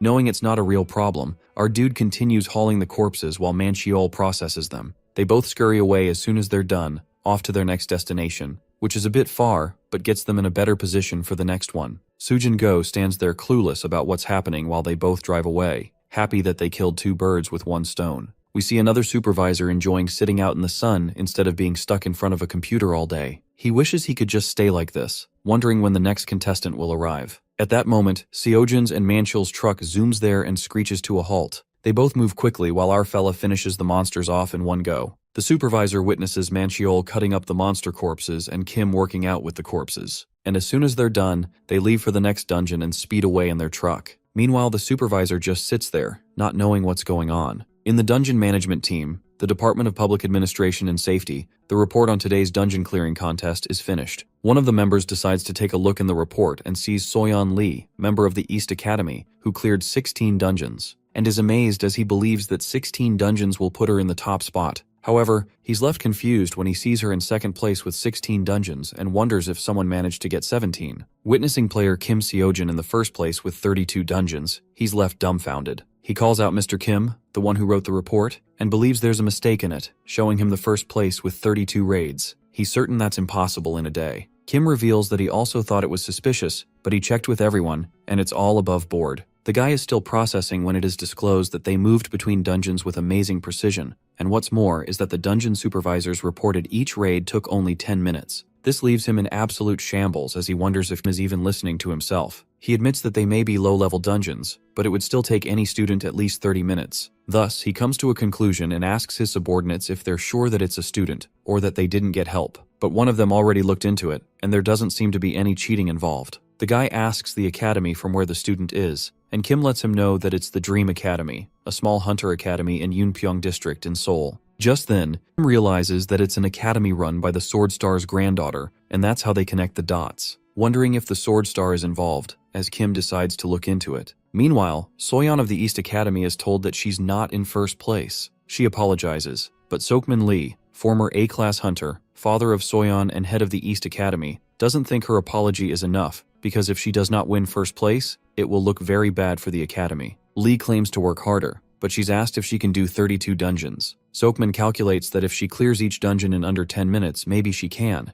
But even so, with travel time, it would still be impossible. He believes it's possible if someone lends her a hand, and when she tries to say something, he tells her to keep doing what she's doing, and he will take care of the rest. Soyeon sees him looking pleased, and wonders if he was just looking for an excuse to cheat. While he asks her if anything is bothering her, and suggests she not overthink it, because getting ahead is the only thing that matters to him in this world. The only goal for him is to win and get ahead while the how is unimportant. Shokman asks his daughter if she's thinking about Jinsu, and even though she refuses, he reminds her that he was a fool, and she isn't. Soyeon leaves after reassuring her father as memories of her conversations with her brother recall in her mind. He used to tell her that in order to be a pro hunter, her heart must be pure and uncompromised. While she used to tell him that no one thinks like that anymore, and people become pro hunters to make money, he claimed to become a pro hunter that really inspires people, and she warned him not to say things like that out loud, or she will die out of embarrassment. Shrugging off those memories, Soyeon reminds herself that he's dead and bitterly tells him to get out of her face. Later, we see Seojin and Mancheol finally done with their task.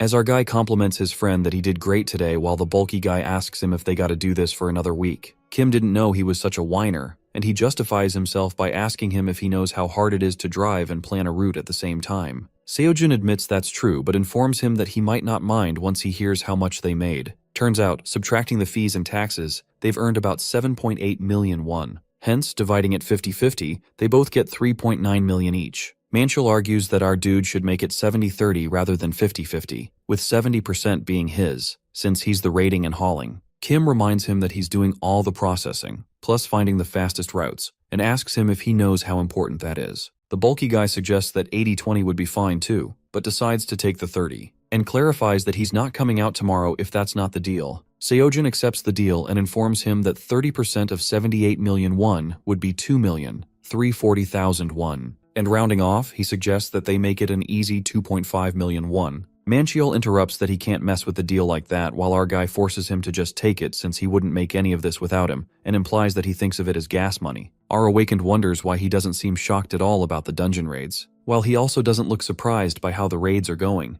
That's when the bulky dude confesses that he saw him fight in the tournament. This confession catches Seojin with utter shock and disbelief, as he asks him why he didn't tell him that he came. However, Manchiel just thinks it would distract him. Kim admires him, knowing he's always been like that. He acts tough, but he's the biggest softy. In the last, our guy was all alone, parents gone, struggling to pay off debt, and Manchiel took care of him, becoming his biggest supporter. Seojin suggests that he should start his own hauling company and declares that he would get all his contracts for sure. The bulky fella asks him with what money he should, and wonders if he's already got that much work. Our boy lets him know that he meant later, not now, while he complains that he got him excited over nothing, and decides to talk about it after he makes it. It's been 2 days since the dungeon clearing contest started, and Seojin is raiding the dungeons and hauling the corpses like a routine, as one of the supervisors calls them the dungeon purgers. Manchiel wonders if it's a bad thing, and the supervisor clarifies that's what people are calling them. They say that they not just raid dungeons, they purge them. The supervisor admits that he didn't believe at first after seeing it in real life. He's mind blown. Nonetheless, he tells them that he didn't mean anything by it, and they should just keep doing their thing. The results show Seojin with 73 dungeons in the first place, as he believes it should be an easy win at this rate. Meanwhile, Manchiel is having a hard time as he supposes the contest would have to be rigged if this isn't enough to win. Kim knew it was a good idea to call him and tries to motivate him that only 5 days are left and they can do this. The bulky fella wonders if he ever takes a damn break, while he swears if they win, they will have a big night out, and it will be his treat. Manchiel agrees and declares that it should be someplace super expensive. Seojin instructs him to bring Suyeon, his daughter, out as well since he hasn't seen her in ages. They both enjoy their victory as our dude has a good feeling about this and is convinced at this rate they can't lose. It's day 3 of the dungeon clearing contest when Manchiel hands Kim the phone to show him that all the dungeons near them are reserved. There's not a single dungeon available nearby, and the nearest one is an hour away. Seojin finds it a pretty wild coincidence that only the dungeons around him just happen to get reserved. Manchiel smells something fishy and feels like someone's got their finger on the scale. Our guy doesn't know for sure, hence he decides to just clear the dungeons they can. But the same thing happened with the next dungeon and the next. And in the end, they were only able to raid 10 more dungeons than the second place contestant. Kim finds the situation weird, and Manchiel thinks it's obvious that this is Soyeon Lee's doing, who is the number 2 contestant. Seoyeon suggests that they see who reserved which dungeons through the app, but that's not enough to prove wrongdoing. Nonetheless, she decides to put in a complaint to the organizers for now. Our dude is still in the lead, but it's only been 3 days, and if it keeps going like this, he supposes he will end up losing. Thus, he apologizes to Manchiel as he guesses that they have to stop their side hustle until they widen the gap, while the bulky fella assures him that winning is more important. However, he lets Kim know no matter how fast he raids, the distances are going to be a problem. Even though he's trying his best, with this interference, it would be a problem. Just then, an idea pops into Seojin's head as he ponders what would happen if they tried it. Later, we see a group of people gathered near a dungeon, and a guy instructs them to reserve every dungeon around Kim Seojin if he reserves one. The people tediously inform him that they're keeping an eye out for that, knowing that they just have to do what they did yesterday. The others gossip about our fella, wondering how he's able to raid dungeons like that, while some don't care as long as they're getting paid. Right at that instant, the guy calls all of them out and announces that Kim has just reserved a dungeon. He reminds everyone to reserve all the dungeons within an hour's drive, just like yesterday, and instructs them to split it up over 10 minutes, since it will look suspicious if they all go at the same time. Everyone gets to work, but it seems that something's wrong as they all start murmuring, not sure if this is a good idea. Turns out Seojin has booked a dungeon right next to Soyeon. They realize if they book all the dungeons in the area, Soyeon won't be able to raid either. Some suggest that they cancel their reservations after Lee finishes her raid, but the rules say that they can't cancel for 10 hours after reserving a dungeon. They have to finish the raid, but they never intended to raid those dungeons in the first place. During this time, Soyeon finishes raiding a dungeon and steps out as she instructs her driver to move on to the next one. The driver is shocked to see that she's done already, since it's only been 15 minutes. Lee wonders why he isn't getting the car moving, and it is revealed to her that all the nearby dungeons are booked, thus he doesn't know where to go. The ranking of Day 4 brings to light that Kim Seojun is ranked first with 98 dungeons, while Soyeon ranked second with 73 dungeons. Realization hits Seokmin that our dude has got them. At first, he wasn't sure if it was a coincidence, but it's clear now that Seojun is reserving dungeons right next to them. Blocking off the dungeons around him is now hurting them too. He grasps that at this rate, Soyeon will never get ahead of him. Lee figured Seojun would notice, but he never thought he would respond like that. Nonetheless, he assures his daughter not to worry as he has other ideas and instructs her to just keep doing what she's doing. It's day 5 of the dungeon clearing contest, and it seems that Seojun eventually runs into Soyeon.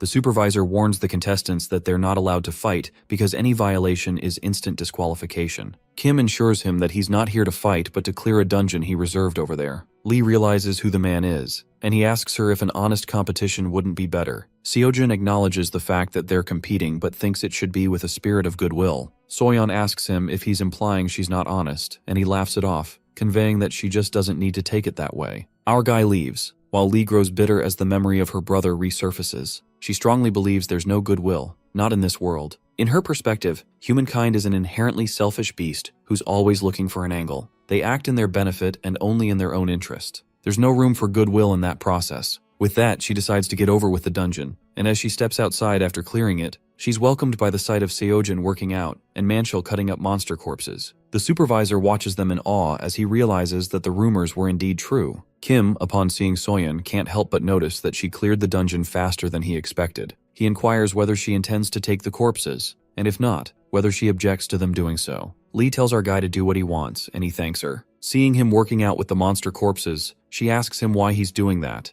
and he contemplates if she's asking about the exercises or the processing. Nonetheless, he reveals that it's obviously for money. Soyeon turns around to leave, feeling that she's wasting her time. She reminds herself that there's no room for goodwill in this world, and that there are no hunters who work out of the goodness of their heart. In this age, she believes anyone and their mother can be a hunter. It's just a job. Meanwhile, the Sword Star, whilst fighting the monster, questions Kalia, who told him it was a 6-star dungeon. He asks her why there is a 10-star monster here, and she informs him that it was measured to be a 6-star dungeon, and supposes this Drake must be here because of the anomaly. Minchul scoffs as he's aware that anomalies don't happen like this, and feels that the Order of Truth is up to something, just like 30 years ago. Kalia admits that she understands how he feels, and swears that the Order of Truth had nothing to do with that. The old man isn't convinced when Jimin Jong, the Demon Star's disciple, advises them to stop fighting. As she's trying to figure out what has happened, the Sword Star shuts her up and wonders why she is even here and where's the Demon Star. Jimin, addressing him as Grandpa, reveals that her master's health isn't great. This offends the Sword Star as he asks her who she's calling a grandpa,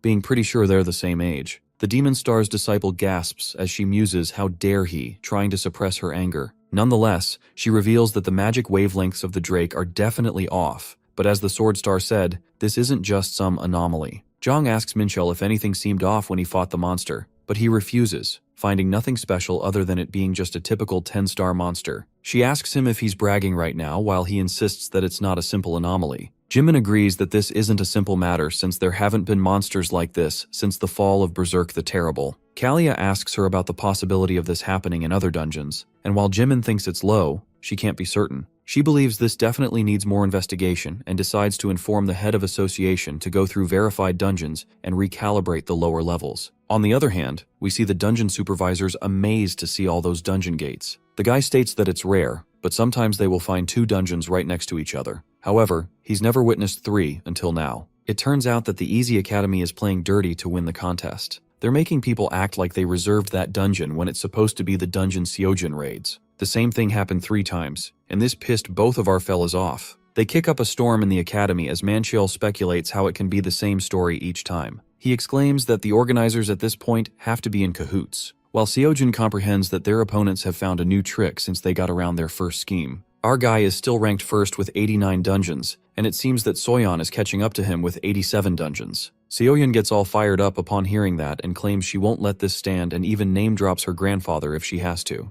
Thereafter, an announcement is made that if a reserved dungeon is raised by another contestant, the raid count may be transferred at the discretion of the dungeon supervisor. Seeing that it's working, our team feels encouraged, and Kim believes they can recover after yesterday's setback. He's sure no one can stand in their way, that is, until a broken car blocks their path. The owner insists the car has broken down, but when asked to move it, he confesses that his keys are missing. The rankings of Day 4 reveal that Seojun has fallen behind Soyeon, who catches up with him by raiding 111 dungeons. Seoyun breaks it to Kim and Mancheol that everyone's denied knowing Soyeon Lee. Although the head of the dungeon management team promised to investigate, our duo clearly don't have the luxury of time. Acknowledging their lack of time, the B-rank hunter discloses that Seokmin Lee is the head of Soyeon Lee's academy, who's a retired A-class hunter, one of the few her grandfather actually paid any attention to. Mancheol assumes that he must be something if the Sword Star respects him, while Seoyun clarifies he didn't respect him but just had to keep an eye on him because he was such a smooth talker and so well connected. The bulky fella guesses that he must be able to pull off these schemes, and Seoyun doubts that even if it's investigated, they will turn up anything,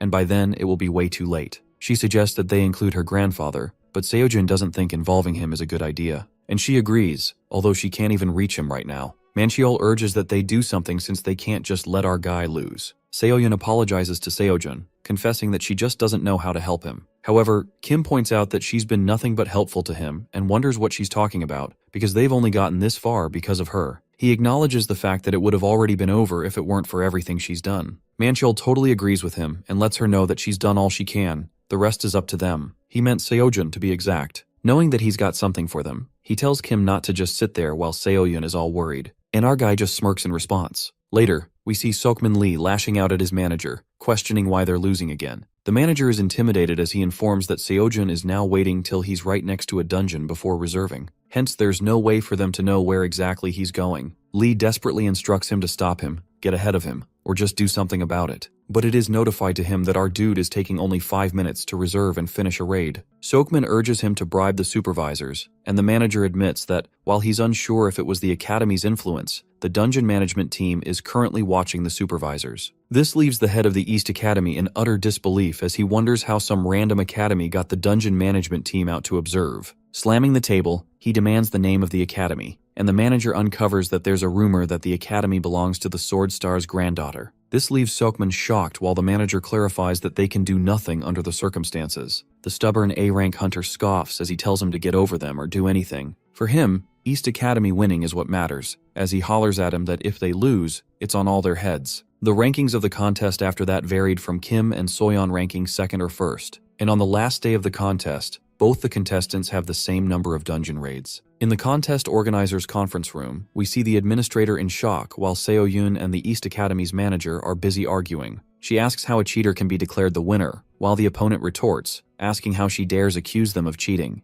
They claim it's not their fault that their contestant ran into unexpected problems. The administrator interrupts their argument and announces that they've decided there will be no tie. And since there's no evidence of cheating, Soyeon will not be disqualified. With that, he declares that they have a suggestion. Afterwards, Yongsuk Shin, the dungeon management team leader, sees contestants Seojun and Soyeon arrive at the location. Yongsuk decides to explain the rules of the tiebreaker to determine the final winner. There are 3 dungeons, and the rules are said to be simple. The contestants have to pick any one of these 3 dungeons, and the person who finishes first gets to clear the third and become the winner. Seojun is curious if it isn't enough to just clear the first dungeon in order to win. Shin lets him know that they tried to see if any of the dungeons were connected, but they couldn't find anything. But they also don't want to leave a dungeon uncleared, and it made sense to them that the winner should clear one more dungeon anyway. He reveals that all the dungeons are 2 stars, so there's no difference in threat level. Thus, they can decide which dungeon to raid first. Kim asks Soyeon if she minds if he picks first, and it's fine by her, hence, he takes one on the right. While she picks the one on the left, and before entering inside, she informs our dude not to be too disappointed. Seojun contemplates what she means when the administrator counts to 3 and declares the start of the raid. Our fella is confused why she said that, but then decides not to worry about it since he gotta win this. After a while, we find him bewildered about what's going on since he thought it would be a kobold dungeon, but he hasn't seen, let alone heard, a single kobold. Even if it weren't kobolds, he should have seen something by now. It's been more than 5 minutes. Just then, he hears a terrifying sound and realizes that it's not a kobold, but a manticore, who pounces at him out of nowhere. Our awakened is conscious that it's a 4-star monster and is not sure if they measured the dungeon wrong.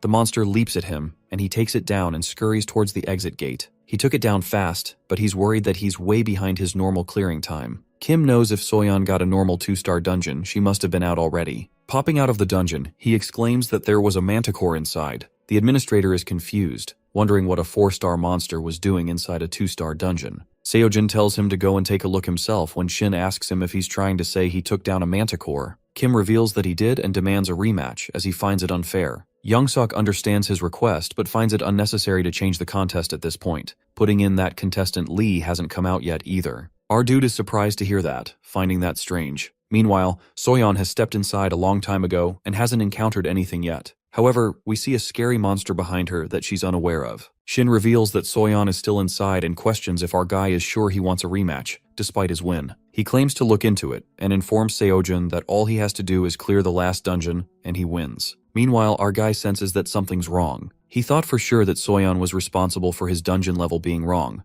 but if it wasn't her doing, there's a possibility her dungeon is wrong too. Just then, Mr. Kim panics as he catches the magic waveform reader acting funny. It measures 3 stars and now 4. Shin asks him if he's sure, wondering if it's broken. The conversation Seojin had with the Sword Star about a dungeon anomaly comes back to him, while the dungeon contest administrators are worried because the waveform reader has never been off before, not in the 20 years they've been working. Our guy recalls being told that dungeon anomalies don't happen anymore, though they were frequent during the Great Cataclysm. The supervisors decide to call the pro hunters to investigate, and as they turn around to inform Kim that they're going to have to finish the contest later, he's nowhere to be found. Meanwhile, we see Soyeon thinking back about her brother, the one she thinks was a pushover, soft, and a fool. She recalls placing a band-aid on Jinsu's face as he cried in pain, while she asked him why he keeps defying their father. He told her he can't cheat to win. No matter what he says, he can't do that, and advised her that in order to become a pro hunter, her heart must be pure and uncompromised. Soyeon would get so mad at him and tell him that people call him a pushover and a fool. She used to try to persuade him into cheating like everyone else, and would make an effort to make him realize that it's the age of pro hunters now, and all his previous heroes are old or dead. But he wouldn't budge and would say that they're always around, and if not, he claimed to be one. He knew it was hard for her to believe, but he assured her that someday, she will find them. Someone who isn't looking for an angle, someone who doesn't need a reason. After that, Soyeon found her very determined brother dead,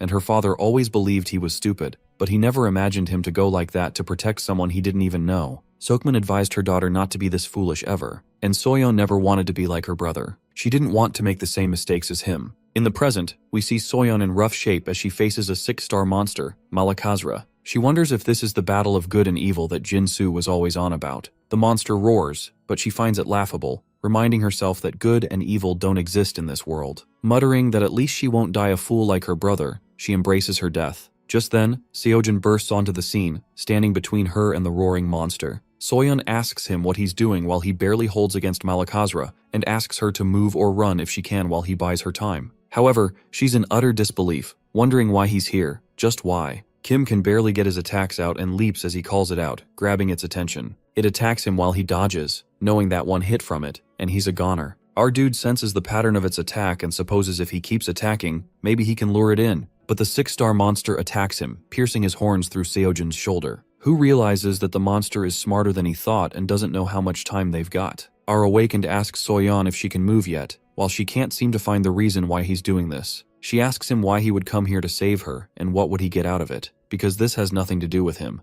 Lee tells him to just raid the last dungeon and be done with it, letting him know that this doesn't make him some sort of big shot, as she reminds him that he's in it for the money too. Seojin agrees with her because he doesn't know about her, but he sure needs money. At that point, Soyeon tells him to just go and win. She knows that he's aware of what she's been doing to win, and asks him if he thinks she's going to be thankful to him all of a sudden. Kim refuses as he confesses that she's a cheater and is sure it's not her first time. He's not forgetting that. However, he infers that doesn't mean she deserves to die. In that moment, Jinsu's words recall in Soyeon's head that someday, someone will be her hero, and Kim turns out to be there to save her because, for him, saving someone is worth more than any prize money. Our guy goes against the 6th-ranked monster with his spear to protect Soyeon Lee. At that moment, the lessons of Chiron cross his mind. The instructor taught him that instinct is within the domain of thought. It inevitably includes judgment. Simply put, it's one perceived process and then judge. Before moving, it's too late. But people take this to mean not to think and judge at all. Hence, it's the former. Our guy remembers that instinct is within the domain of thought. A powerful aura emerges, and Seojin recalls what Mentor Chiron told him.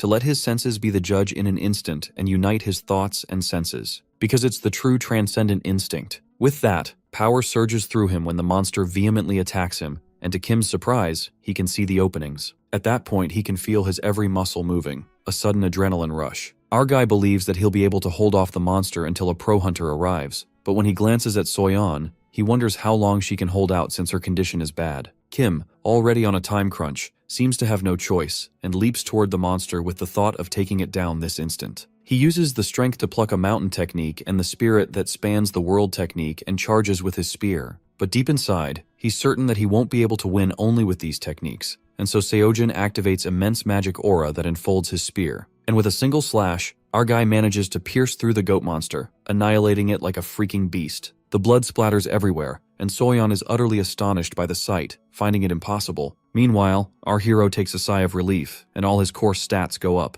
After that, Seojin carries Soyeon and thinks how embarrassing it would have been for them to die right now. Poor Soyeon appears lifeless, losing one of her arms, and our guy asks if she's alive as he's kinda worried this all was for nothing. The girl responds that she's alive, and Kim is relieved. Moments later, they make it out of the dungeon barely alive. Our guy immediately asks for medical help since Soyeon is in severe condition. While the staff panics to call an ambulance, Soyeon hopes that this rescue doesn't make Seojin think that he's her savior. Upon hearing this, our guy looks done with her as she's still wrong about everything. He concludes that she can think whatever she wants since he expects nothing from her. Nonetheless, the medical staff arrives. As word about the dungeon clearing contest got out, there was mass panic. The news of a Malakazra, a 6-star monster appearing in a 2-rank dungeon monster, knocked everyone breathless. Dungeon level readings had been off before, but never to this catastrophic extent. This incident became the talk of the town and trending on the internet. The public, the association, the government, all became obsessed with the incident. And naturally, this incident pointed everyone's attention toward Kim Seojin, and everyone is fascinated that a student of Dream Academy Hunter had taken down Malakazra. The scene then switches to Dame Kalia, who'd been summoned by the Apostle of Temperance because of the recent anomaly in Korea. On the contrary, as Kim Seojin steals the spotlight on the internet, this news also reaches the Sword Star. The old man's granddaughter excitedly informs him that the student who took care of the monster is the student at Seoyun's academy. But the Sword Star isn't exactly thrilled to hear this and calls Seojin a scumbag.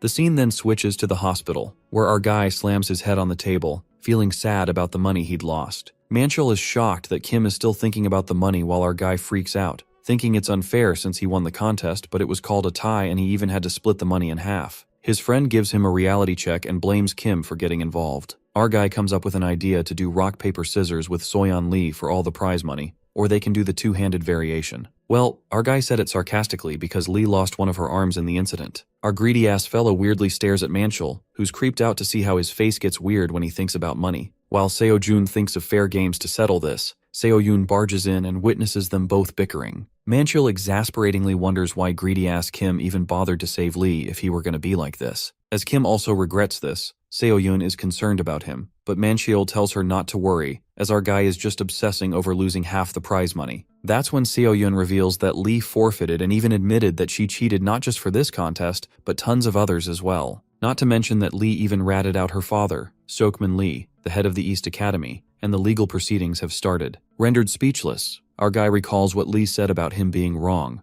wondering what made her change her mind all of a sudden. Seoyeon further passes on the message Soyeon Lee asked her to give to our guy, stating that she still thinks Kim Seojin is wrong, but admits that she's wrong too. In any case, Seoyun doesn't understand what she meant, but she's happy that Kim is now the sole champion. But there's more to it when Seoyun announces that the government is offering Seojin additional benefits because of the incident, including tax exemption and an additional 100 million won. Our guy gushes with happiness, and instructor Seoyun lets out that they're calling it extra prize money, but it's just to discourage a lawsuit. While Kim is over the moon, he also gets to know that Dream Academy has finally been promoted into Division 3. Thanks to Seojin, the Academy has hit the requirements, and most importantly, now they can raid 4-star dungeons. Seojin couldn't be happier as he felt bad for losing the prize money and the chance to get promoted, but it all worked out perfectly. Seoyun thanks Kim for making it possible while Manchul jokes around, saying that he doesn't need to play games anymore. Since so much had happened, Seojin decides to give them a treat while Manchul is surprised to see that the prize money really improved his cheapskate personality. Nonetheless, after all the money problems have been settled, Kim excitedly decides to do some shopping in the Transcendent marketplace. With nearly $300 million,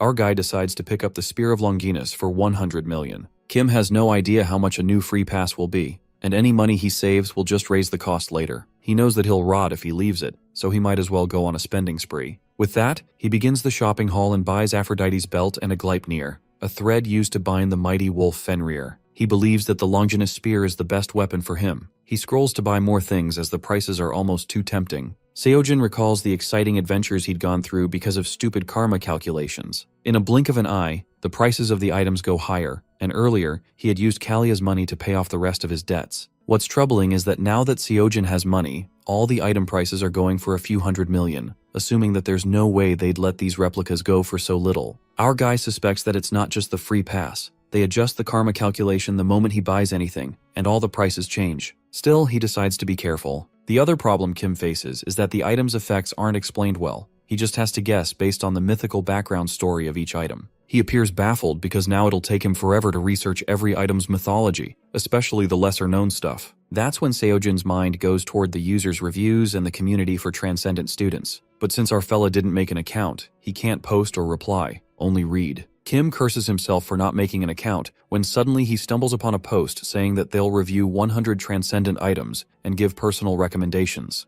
The post exactly hits Seojin's pain points about affecting karma calculations. First off, it's the Shield of Aegis with a weird-ass Medusa face design, which totally sucks as it turns one's enemy into stone, so there's no way to control it, which means it can turn the user into stone too. Our guy is totally shocked by this item, imagining that even making eye contact with the Medusa face would turn him into stone. Seojin is enjoying the brutally honest reviews, convinced that the user really knows his stuff. The next item is Kibisis, and the user reveals that he wrote an entire article just to recommend this. Kibisis is basically a magical storage sack that expands without getting heavier, with image memory and time-stopping powers. The user suggests that it's smart to get it early instead of waiting till karma calculations make everything expensive. Plus, it's very useful and durable since it's made with adamantium. When the user rates it 100 out of 10, it really grasps Seojin's attention, and he immediately recalls that it's Hera's satchel from Greek and Roman mythology. She gave it to hero Perseus so that he could safely keep Medusa's head after cutting it off. Nonetheless, our boy sees the karma calculation and gets to know that he can get Kibisis for 100 million won, which means he can afford it. Our guy bounces off the walls and imagines stuffing all the corpses from dungeon raids in the sack, and if he becomes homeless, he'll be able to carry everything inside. While he thinks it's a shame that Kibisis doesn't completely get rid of the weight, he wonders if he could do squats with this. And that's when he learns that Kibisis is convenient enough to have everything inside a pocket, and he can work out without cumbersome weights. It's like heaven to Seojin's ears, and he's pretty elated to get them. 3 days later, our guy finally gets the items he'd bought. The spear looks better in person, and the Kibisis gives off a unique aura. Although these items obliterated his bank account, and those 400 million are a memory now, sobbing, our boy had only hoped. But the prices of Kibisis skyrocketed from 100 million to 300 million. It appears that karma can't stand him having anything for long, which makes him determined to make more money. In the meantime, Seoyun is surprised to see our guy going to raids already, and our guy clearly states that he needs to make money right away. Baffled, Seoyun lets out that he just got the prize money, 400 million won, and our guy bluntly confesses that it's all gone. Just then, her eyes land on the lustrous spear that looks expensive and assumes that Seojin is eager to try it out. The instructor presumes how our hunter was so wishy-washy when she offered to buy him a weapon. But nonetheless, it's none of her business how he spends his business. The scene then flips to Seojun and Seoyun entering a 4-star dungeon. The eerie silence takes over, and the place is filled with gargoyle statues. And defensively speaking, they're in the top tier of 4-star monsters. Just then, our guy attacks the enemy to test the Spear of Longinus, and plans to begin without any magic aura or techniques. He believes that even with a gargoyle's defenses, the Spear of Longinus should have some impact. Just as the gargoyle frantically screams, Seojin slices that monster in a single swish. Both of them are left speechless as they weren't expecting it would be a piece of cake. As this happens, Seoyun presumes that nothing takes her by surprise now that she's with Seojin, or so she thought. Our guy slices the gargoyles like a maniac, thinking of it like some kind of game. It looks more like a joke than killing monsters. Nonetheless, Kim got himself a nice pile of corpses,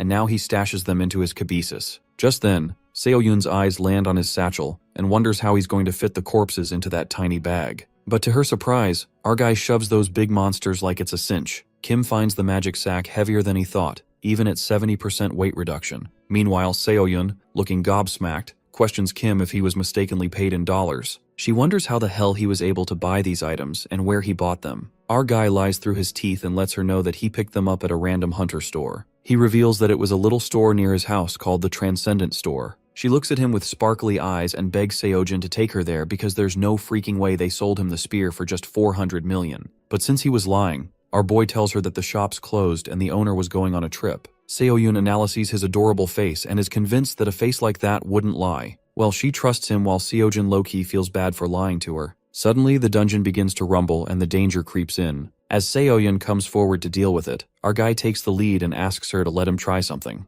Our guy presumes that his Longinus spear was more powerful than he expected, just like how he cut through the gargoyles like they were nothing. He thinks of trying a technique infused with Merlin's magic. Our boy then activates the strength to pluck a mountain technique and accumulates the energy into his spear, manifesting to pierce the monster clean through. The blue aura cloaks the atmosphere, and Seojin uses an aura sword using his weapon. Just like that, an army of gargoyles bursts forth, and Seojin stands in the way with his spear, using total annihilation. Moments later, a deadly energy cascades from the spear and strikes the monsters. That obliterating aura literally leaves the ground dismantled, leaving Seoyun jaw-dropped. It is then revealed to us that the holy spear was said to have been used on Jesus on the cross, the spear of Longinus. Since Seojin bought a replica, he thought it'd have some defects, but to his luck, it was amazing. Some say that a true craftsman doesn't need special tools, but for our guy, he thinks it's bullshit because he's forever team tools. Kim urges to buy more equipment now that he's found trustworthy online reviews, but the problem is the more he buys, the higher the karma price. And the more pressing issue is that the free pass's remaining time is 25 days, and our fella makes a weird facial expression, thinking it's time for some hardcore focus. Just as the fire of determination lights up Seojun, Seoyun interrupts him and tells him that Jimin wants to meet him. Kim assumes that it's her sister,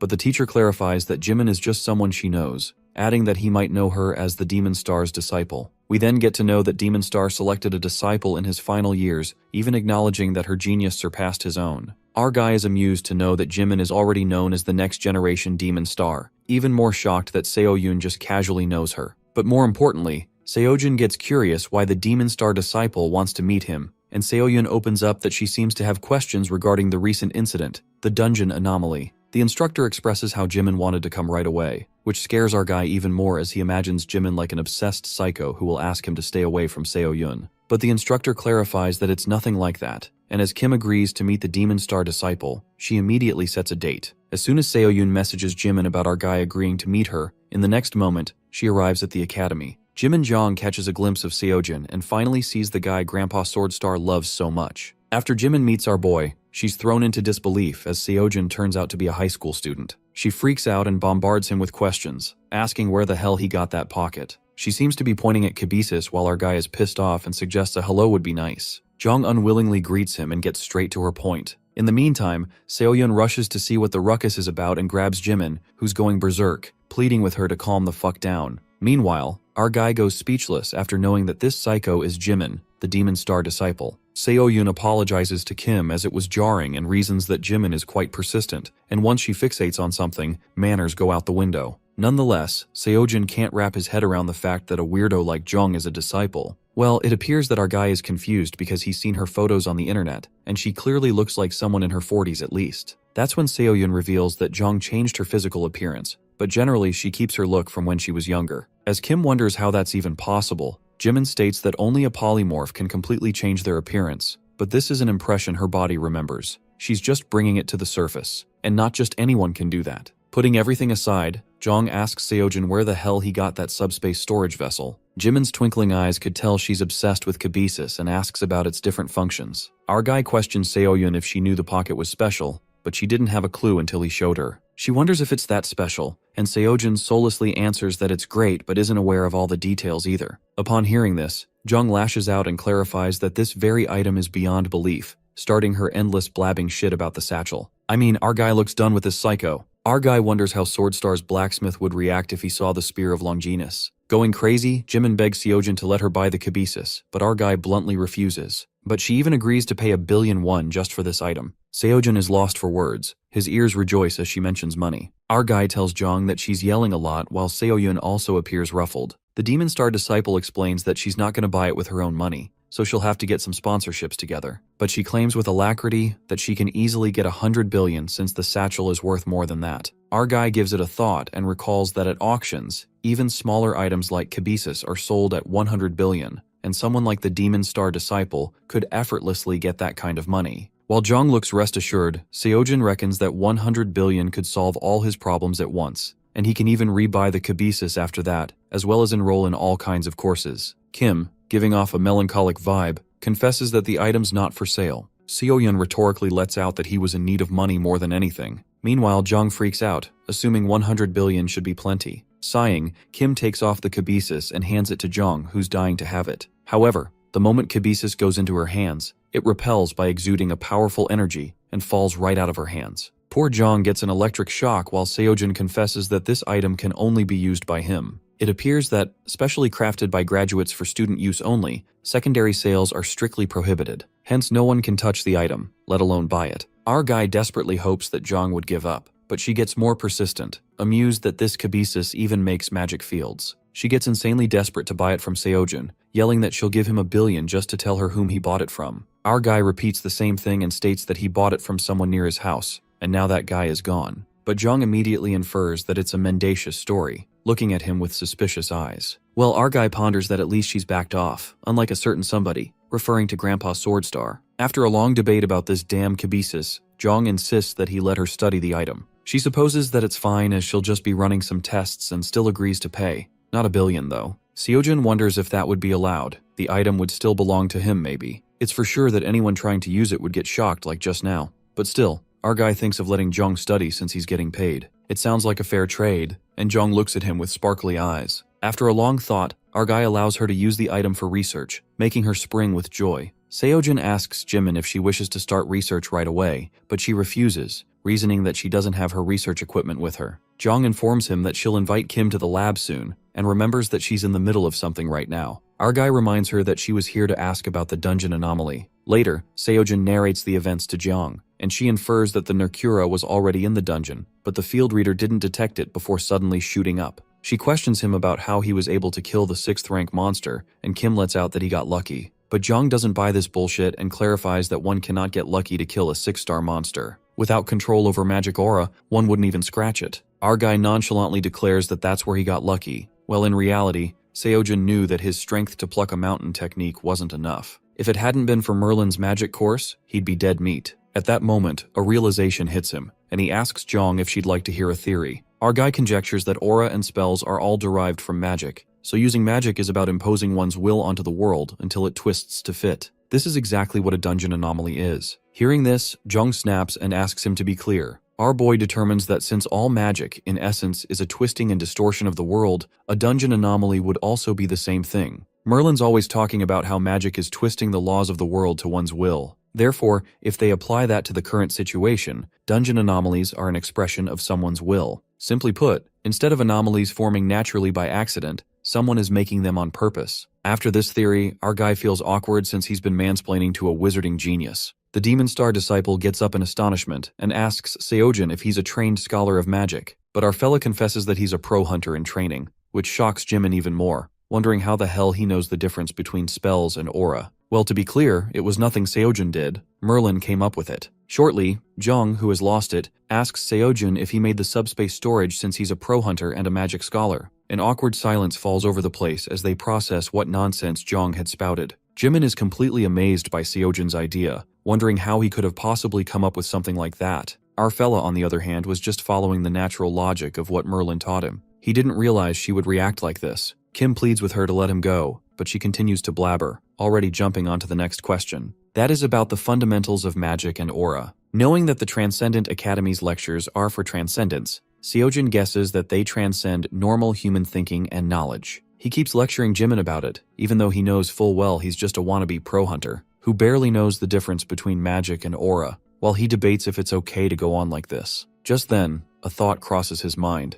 Maybe he should teach this to others and charge tuition. Kim quickly does the math in his head, remembering he agreed to lend out the kibisis for a fee, and wonders if he could charge for his knowledge too. Unlike the Transcendent store items, our guy has gained this knowledge through work. Hence, he believes it shouldn't affect the calculations. He realizes that he would have to really absorb and understand the coursework, not just go through it, since teaching isn't easy. Plus, he doesn't really know who'd want to learn from him, a student. Jimin tells him he clearly doesn't understand much about how magic works, which she finds a bit disappointing. While our dude was already expecting that, since he had barely made it through 17.9% of the course. However, the Demon Star's disciple declares what he said earlier was spot on, and that she would have to take a hard look at it. At the same time, Seo-yun enters the room, and seeing Jimin leave already, she lets her know that she got them some snacks. Jimin announces that she's done here and invites them to swing by the lab later, before she leaves. The B-rank hunter sulks, because she bought so much food and all her favorites too. Seo-jun remarks that the Demon Star's disciple is an odd one, so different from how he thought she would be.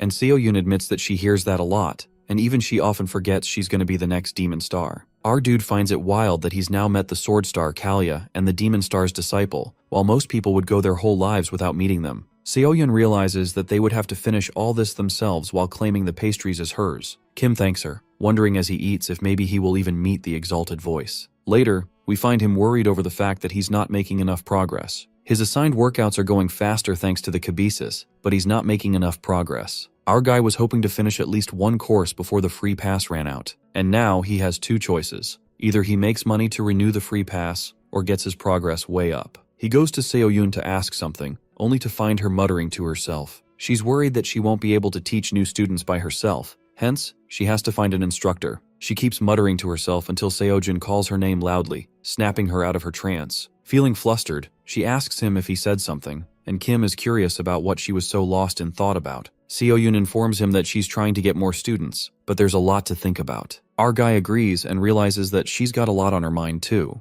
The B-rank hunter asks him if he needs something, and he tells her that he was wondering if there were any other competitions coming up, like the Academy Tournament or the Dungeon Clearing Contest within the next 3 weeks or so. Seo-yun checks it up on her phone but doesn't see any except a mock exam at the Hunter's Mill next month. Mock examination, a practice version of the Hunter examination. The annual Pro Hunter exam is only held once a year. If they fail, they have to wait another year, so the pressure is enormous. That's why many academies hold practice exams for their students. Among them, the top 3 academies are Hunter Mill, Ale, and Gaeon. The mock exams held by these 3 academies are huge and open to all, and are considered a good indicator of performance in their real Hunter exam. Seo-jun gets an idea that students at a higher level than Junhwan Lee will participate, and there will be large scholarships given out. It could be a solution to his financial worries and his progress course. But the problem is it is next month. It will be too late for our dude's free pass period. He guesses that there's nothing he can do, but still decides to think about what else he can come up with. Later, we see our awakened busy listening to Chiron's lesson that claims that the technique is not perfect. It can get twisted and go wrong at any time.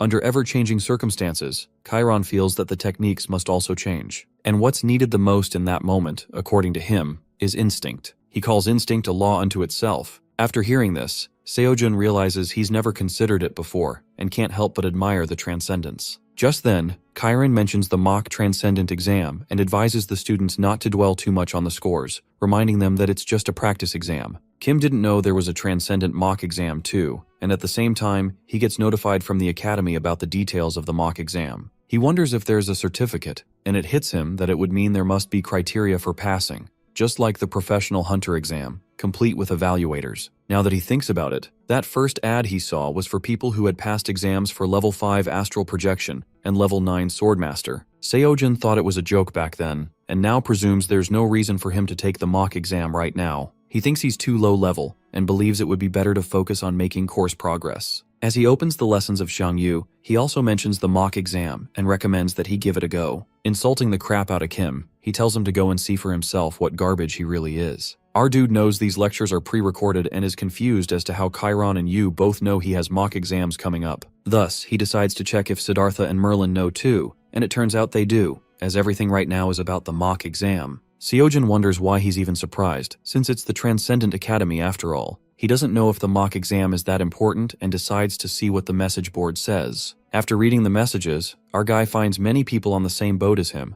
and it seems like everyone waits until they reach a certain level. However, Kim comes across a remark that suggests that he takes the mock exam anyway, and even though he might not get a great score as a beginner, his course progress will shoot up. This was enough to convince our dude as he considers giving it a go. It seems that his first attempt to take the mock Transcendent exam is free. This confuses him if it would be a waste to use up the free one now, and at last, he decides to just do it. Seo-jun chooses combat as his area to transcend, and as it is being prepared, it is revealed that the first problem will have 15 levels. Level 1 is in the process of being prepared while our guy scans his surroundings. He's confused about how the test is going to go. Knowing that there are 15 levels, he ponders what would be the Transcendent Level 1. A 5-star, 6-star, or what kind of monster? And if level 1 is a 5-star, he can't imagine what level 15 would be. Nonetheless, he braces himself and witnesses something pop out of his phone, only to realize that it's the first monster. The monster seems to be getting bigger and bigger, and turns out it's a big-ass dragon. Level 1 is notified to be the Dragon of Ruin, Fafnir, that he has to defeat within the allotted time of 30 minutes. Seojin thinks it's a joke, and is sure they can't be serious when the monster roars and lets out flames. It seems that Seojin has failed level 1 in under less than a minute. Realizing that he's beat down like a dog, he throws tantrums, wondering how the heck he is supposed to beat that. Our guy is still in disbelief that level 1 is a dragon, and not just any dragon,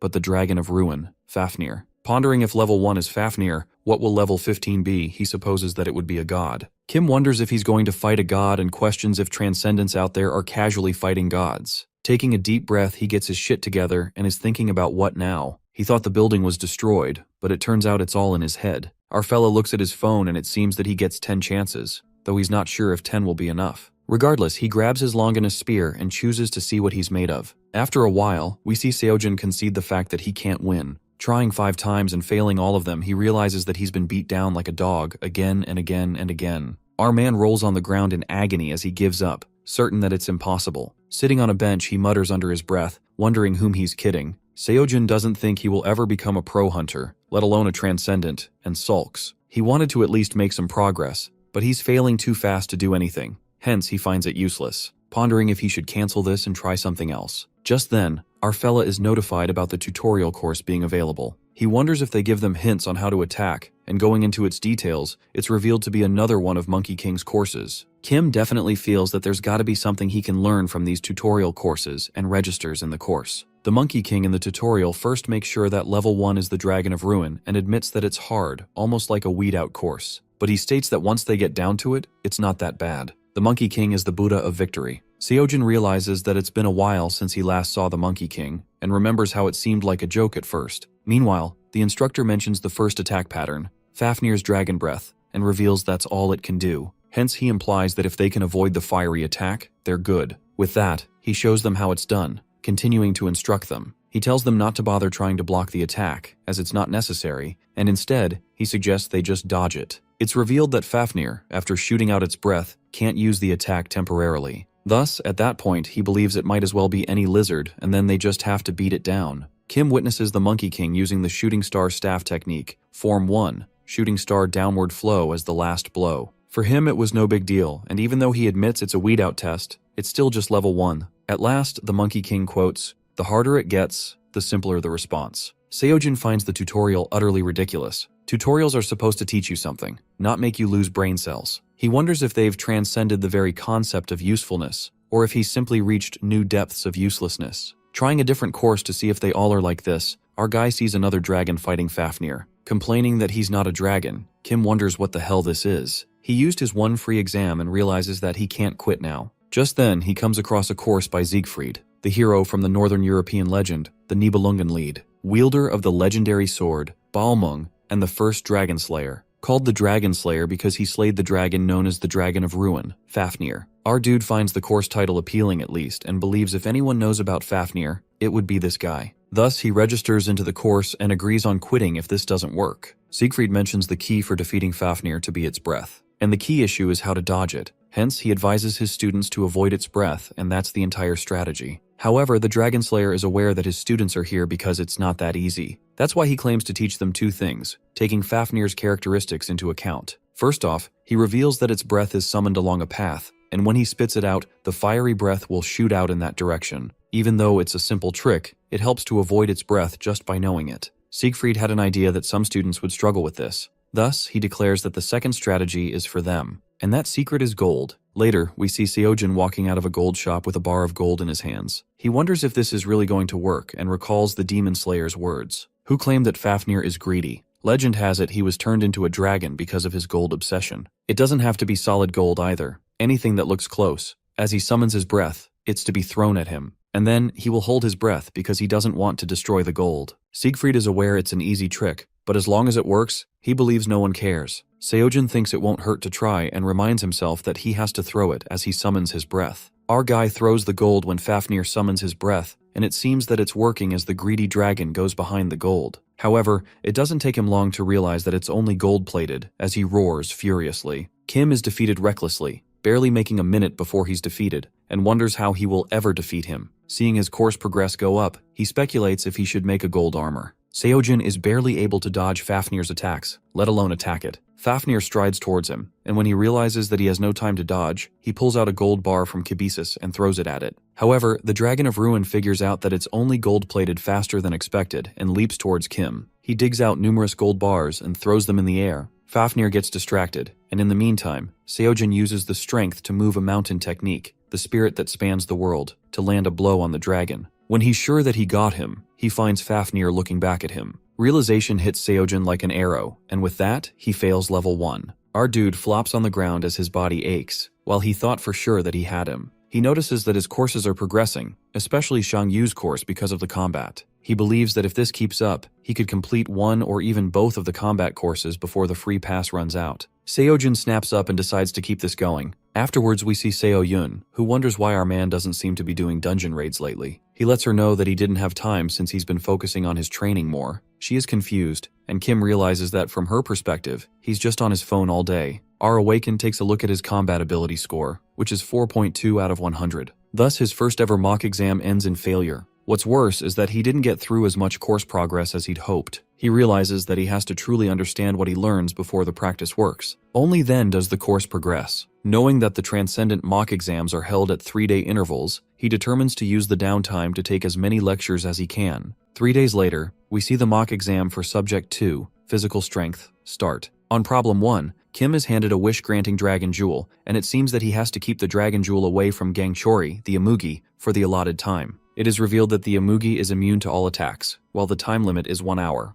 Seojin isn't sure if this is level 1, and seeing the monster roaring wildly in his face, he realizes he's doomed. Hence, he fails level 1 while his course progress goes up. Our boy decides to check out Subject 3, Adaptability, and in level 1 of that, he has to eliminate the Sphinx or survive the allotted time with all 5 senses blocked. Witnessing the Sphinx speaking, he wonders what language that is and guesses the answer to be a human being. After being defeated in that too, Kim moves to Subject 4, Magic Skill, in which he has to control Bulglasaurus' appetite for the allotted time. Seojin feeds enough magic to the starving Bulglasaurus, who attempts to eat him when not enough magic is fed. After that, he tries Subject 5, Mental Fortitude, in which he has to listen to the siren's song for 30 minutes. Our fella finds it to be nice actually, and with that, he successfully completes level 1. This makes his hopes high that maybe he will actually make it to level 15 this time. Moving on to level 2, it's revealed that he has to listen to Helheim's Requiem for 30 minutes. Hearing that, our boy's ears bleed as he cries in pain. The results of Seojun's mock examination turned out to be pretty awful. He fails in combat ability, physical strength, adaptability, magic skill, mental fortitude, and basically all of them, while the 2 electives are not selected yet. However, the course progress of Chiron, Siddhartha, Shang Yu, and Merlin seems to have increased a lot. Kim finds completing 2 courses within reach and wonders what those selective courses are. He doesn't remember choosing anything during the initial exam selection. He wonders if he should just wait or if it's offered on certain days, and nonetheless decides to just cross that bridge when the time comes. Later, after 3 days, we find Seojin anxiously biting his nails when Seo-yun walks in on him, wondering what's wrong. She's noticed him looking tense these last few days. Our guy realizes that she's here and assures her that he's fine and it's nothing to worry about, laughing it off. However, on the inside, he feels hopeless. It's been 3 days and he's heard nothing about the electives. Moreover, only 5 days are left on the free pass. Knowing he's so close to completing the courses, Kim wonders if he should just go back to dungeon raids. He thinks it's better than just sitting around and is determined to work super hard. When Mentor pops out from his phone, catching him by utter surprise and disbelief,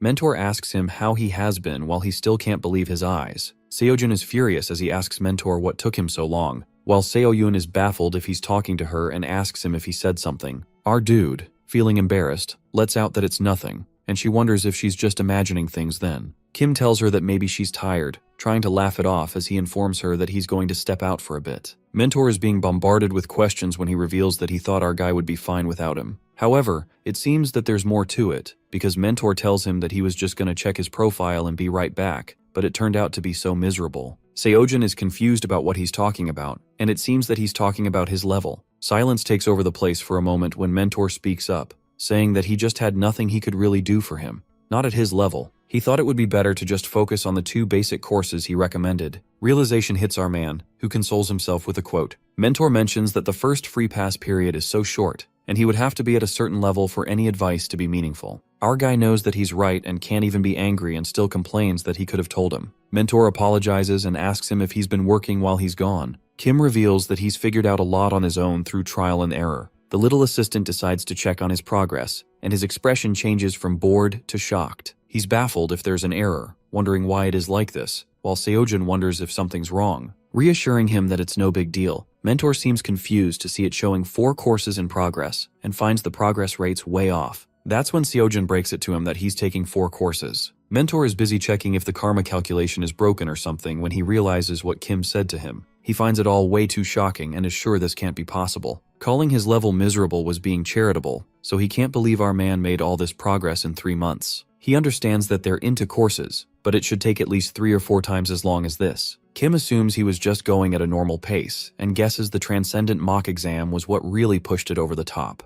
Mentor gasps when he hears that. He can't believe Seojun can take the mock exam, but it turns out he actually did. The little assistant believes he doesn't even need him anymore when our boy calls him out, indicating that he has a question about the exam. He asks him how he's supposed to pick elective subjects for the mock exam, and it's revealed that he can just pick whatever he wants. However, seeing the electives being none selected, Mentor realizes that it isn't right because the exam is already in progress. Kim also mentions that he does not have an account ID for the website, wondering why that is so. Mentor finds it impossible, as he assumes that he'd have made one when he signed up. As our dude refuses, saying that he just skipped that part, the little fella supposes he doesn't understand that it's not possible. And when it's shown to him, none of it makes sense to him, as this has never happened before. He believes that he would have to ask the director about this, and declares that he will be away for a bit. And until then, he suggests that Seojun completes his mock exam. Mentor assures him that he will be right back this time, and decides to help him with the electives so that he will be able to select them now. And in an instant, he leaves before declaring that he will be back before the free pass is over. Our Awakened is disappointed because he still had more questions and takes a look at his electives. Later, we see Kim's courses progressing well while he has completed the Strength to Pluck a Mountain Technique course. He's now fully certified to use the spear art.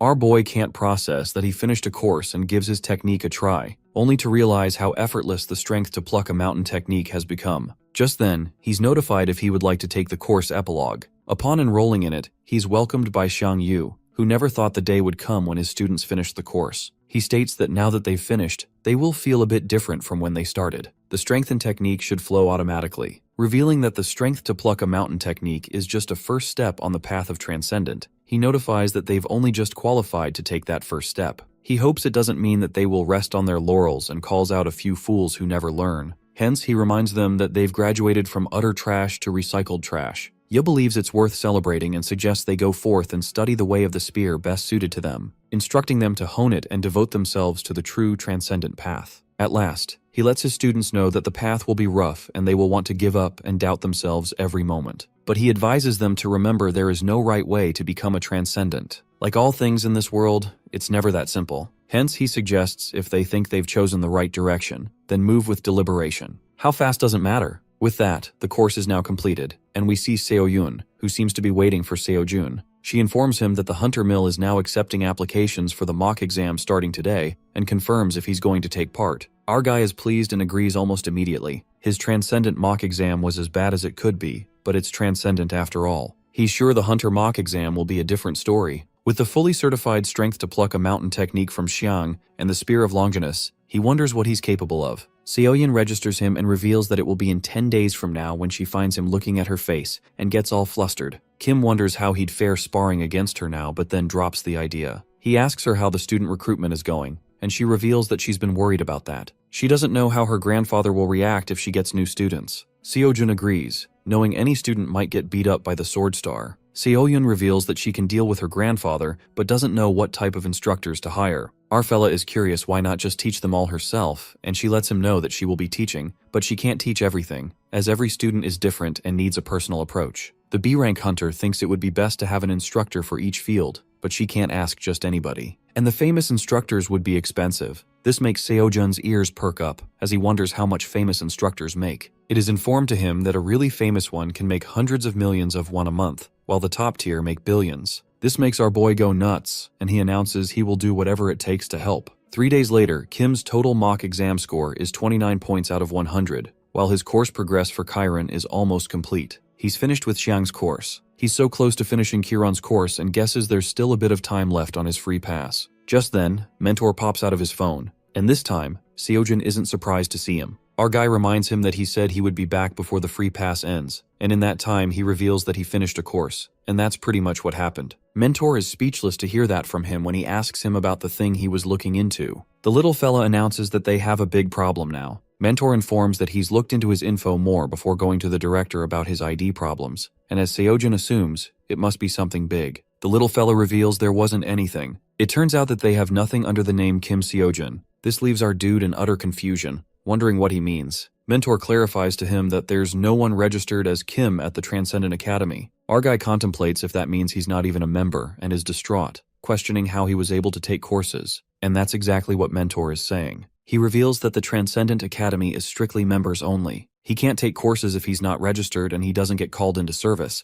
but somehow Seojin was able to. Our boy is curious about what the director said and asks him if he mentioned all this to him. However, it seems that the director also doesn't know what happened either. Kim doesn't know who the director of the Transcendent Academy is, but considering everyone else, he assumes he must be nearly godlike. And for someone like that to not know what was happening, it's shocking. Our awakened wonders if it is some kind of bug in the system, and Mentor declares that without somehow alerting the karma calculation system itself, that's impossible. But the karma calculation system can't be altered. It seems that the director did say there were signs of tampering, but who and how is unknown. Seojin asks him about what will happen to him, wondering if he will be expelled. The little fella assures him that he's got the wrong idea. He lets him know that it's their problem, not his. It doesn't have much to do with him. Plus, they would never expel anyone because, as Mentor said in the beginning, once a member, always a member. Our man takes a sigh of relief because he thought not having an account ID was just a simple error, but if it's impossible and someone's been tampering, that means this was all done on purpose, for a reason. He speculates about who might do it and why him. He feels he's a nobody, just our average pro-hunter wannabe trying to get through life. Nonetheless, he confirms with Mentor if he shouldn't be worried about anything, and he tells him to just keep doing what he's doing. But he doesn't think they will be able to fix his account ID problem yet, and apologizes for that. It's fine with Seojin, as it hasn't been a problem so far, and with that, they decide to get back to business. Kim lets Mentor know that his free pass is almost over, and asks for any suggestions about what he should do now. Firstly, the little assistant decides to give him a brief explanation of their curriculum at the Transcendent Academy. It turns out to be divided into 4 categories: introductory, beginner, intermediate, and advanced. And Seojin is just about out of their introductory stage. He is curious if one becomes a Transcendent after completing the advanced courses. When Mentor refuses and reveals that there's tons more to learn even after the advanced courses, they end it at the advanced level because after that, learning from them is meaningless. Finishing the advanced level means they've reached a point where it's better for them to forge their own path. And it seems that those who transcend say that it's much harder to go from advanced to transcendent than it is to go through the curriculum in the first place.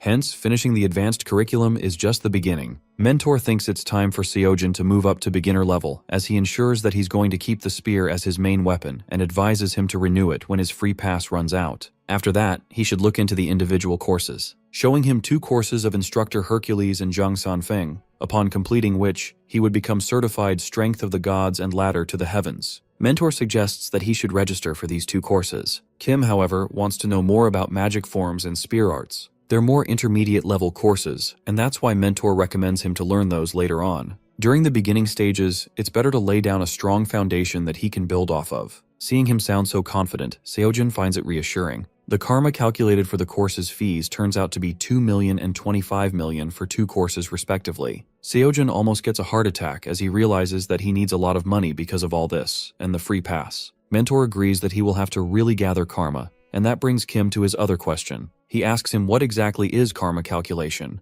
and it is revealed that it is a measure of causality, the laws of cause and effect. If the Transcendent Academy is a cause, the students are its effect. It's their code, so to speak. Our guy wonders what the Transcendent Academy gets by this code, and the little fella lets him know that their role is simply to help students become transcendents. Seojin wonders why that is so, and this time, Mentor confesses this is as far as he can go for now, the effect he can render onto him, and the full effect he can explain to him as well. Hence, he tells him to just keep transcending because the more he does, the more things will make sense to him. The little assistant cheerfully claims to support him all the way, and our fella seems to have another question if that's the case. He's curious if there are other students besides him, and Mentor assures him that there are, wondering if he can't tell by the message board. But what he's actually asking is if there are any students in reality. and even though the answer to it is a bit harder to explain, he decides to try. He discloses that of the many realities that encompass the Transcendent Academy, the most students in any given reality is 4. Korea's top hunter academies are Hunter's Mill, Ale, and Gaeon. Each academy specializes in different subjects, and people generally say if one wants to learn magic, go to Ale. If one wants to master weaponry, go to Gaeon. If one is uncertain, go to Hunter's Mill. As it doesn't specialize in any subject, it doesn't lack in any either. And to slip into the top 3 amongst the fierce competition between Gaeon and Ale shows just how respectable Hunter's Mill is. It's the opening day of the prestigious Hunter's Mill Pro Hunter mock examination. Seojin is surprised to see so many people while Seoyun guides him the way since it will get crowded soon, so they decide to move quickly. Our fella finds the atmosphere to be completely different from the tournament. Seoyun hands the slip to the manager, while Kim realizes that the tournament was only Division 4. The size of this mock exam and the money involved are on another level. The scholarship prize for the highest score is 1 billion won, and the cost of a new free pass is 500 million won. Our guy barely managed to scrap together 30 million going dungeon raids. He will take the courses mentor recommended, but his biggest priority is to get a new free pass. And to do that, he has no choice but to nail first place in the mock exam. The manager hands the slip back, allowing them to go in. They hear a commotion, and that's when Seojin realizes that it's way more crowded than the tournament. Seoyun announces that she will be leaving now and wishes good luck to her student as he thanks her. Kim stops when he sees a fight, and it turns out it's Kang Cheol Kim from Hunter's Mill Academy. The other guy makes a fuss while the manager tries to stop him, and people around recognize that he's Kang Cheol. They're shocked to see him and think it makes sense that they sent him, as Ale sent Do-won Lee and Gaeon sent Dongmin Jin. Seojin comes across Kang Cheol and guesses he must be a big deal at Hunter's Mill. People keep chattering about the top 3 when they hear someone yelling. It turns out to be a guy covered with weapons like swords, spears, arrows, and whatnot. Kim wonders what's up with all those weapons while the guy asks the manager to let him in, shoving his entry form towards him. The manager tells him to wait in line, but he questions why he let Kang Cheol through and not him. Everyone tries to stop him, but at the end, he's dragged by the security while he continues to yell. The same manager guides the way to Seojun, who realizes the staff here is strict. He sees people from all over the country present here. It seems that the mock exam has commenced as the contestants are running laps. A guy named Do-san Park is a student at a Division 2 Hunter Academy. He believes he's as talented as anyone in the top-tier academies like Hunter's Mill, Ale, and Gaeon. The reason why he's only in a Division 2 academy is simple. It's money. A year's tuition in the 3 big academies easily passed 100 million won. Hence, he had no choice but to go to a Division 2 school that would offer him a scholarship. In the East, they say it's better to be the head of a snake than the tail of the dragon. But a dragon's tail can take big swings at big dragons, while snakes just squirm around on the ground with other snakes. Doshan is actually here for the big tail swinging contest, and that's what this mock exam really is. He's here for guys like Seojin, assuming he's a noob. The Hunter's Mill mock exam consists of 5 subjects from the Pro Hunter exams, in addition to the written portion: physical strength, magic skills, combat ability versus monsters, dungeon raids, and combat ability versus people. The first one is physical strength, with the test subject's stamina. The test is to finish a 3-kilometer run in under 5 minutes, and repeat as necessary. Each run under 5 minutes counts as a lap, and you repeat until you can't. The score is based on how many laps they can finish. Park, who's running with our dude, thought he was just a doofus at first, but he's already finished 15 laps, and now they're the only ones left. Doshan pushes himself to run just a little further, as he just needs to beat Kim and get ahead of him, with whom he's in a non-existent competition. He feels this is what it's all about, the satisfaction of fighting for every gasp of air. When his timer beeps, indicating that it's been more than 5 minutes, he stops running. The only thing that matters to him is making it in the big leagues with the dragons, not snakes. He spots Seojin running toward him after finishing another lap and assumes that means he's finished too. Park extends his hand, believing it was a good fight among giants, and that's when our guy zooms right past him. For him, the challenge is a breeze, while Do-seon stands frozen, hand still out like he's waiting for a high five that'll never come. Later, we see all the contestants intimidated by none other than our man, who's lifting weights like it's nothing. The people are in utter disbelief to see him squatting with heavy weights and find it inhumane. Meanwhile, this test is also easier than Kim expected. Even with the daily assignment training, he couldn't imagine he would get this strong. He wonders if this is the result of finishing Xiang Yu's course, as he feels like he can use the strength to pluck a mountain technique without even thinking. Our dude gets all thrilled when he imagines what he would be like after finishing Hercules' course when he's like this from Yu's. That makes him all fired up for the money, while the supervisor suggests he take a break before they move on to the next subject. It seems that mock exams aren't that important for students past a certain level. Kang Cheol Kim, Do-won Lee, and Dongmin Jin. These 3 contestants are taking part in the mock exam as more of a performance, to show off the reputation and status of their respective hunter academies. The whole exam is a matter of pride between the academies, but it seems that the Order of Truth has made Kang Cheol take part in the exam only so that he can keep an eye on Seojin. The only thing he has to do is to watch and see what he does. The Order of Truth had never asked Kim for anything before. The sponsorship was unconditional, and if he needed anything, they'd help out. Hence, he wonders what this sudden request is and who Kim Seojin is. He'd heard the name briefly, related to the dungeon anomaly a month ago, but when he ran into our dude in the halls, he didn't find him special at all. However, hearing people muttering among themselves, he guesses the scores must be out. And witnessing the scoreboard with Kim Seojin in first with an average score of 100, Minhyul Lee in second with an average score of 91, and Kang Cheol in third with 89. He's left staggered to see the 11-point difference and the fact that he's trailing behind in third place. Kang Cheol wonders who's this Minhyul Lee because anyone skilled enough to knock him back, he would have heard of. He feels infuriated to find himself lagging behind, but he assures himself that there's no need to worry, as there's always a few students who specialize in one subject. He's sure they won't get off so easy on the next one. Yet, in the second subject of combat ability versus monsters, the results are pretty much the same, except for Minhyul with 97 points and Kang Cheol with 94. Witnessing the result, Kim is reminded of the orders given to him by the Order of Truth and wonders if he's just supposed to stand by and do nothing. The third subject is announced to be magic skill. It seems that they will use a shield generator and measure impact forces from attacks. The objective will be to use magic to try and break the shield. Seojin looks concerned because magic is not his strong point. He does have a basic idea thanks to Merlin,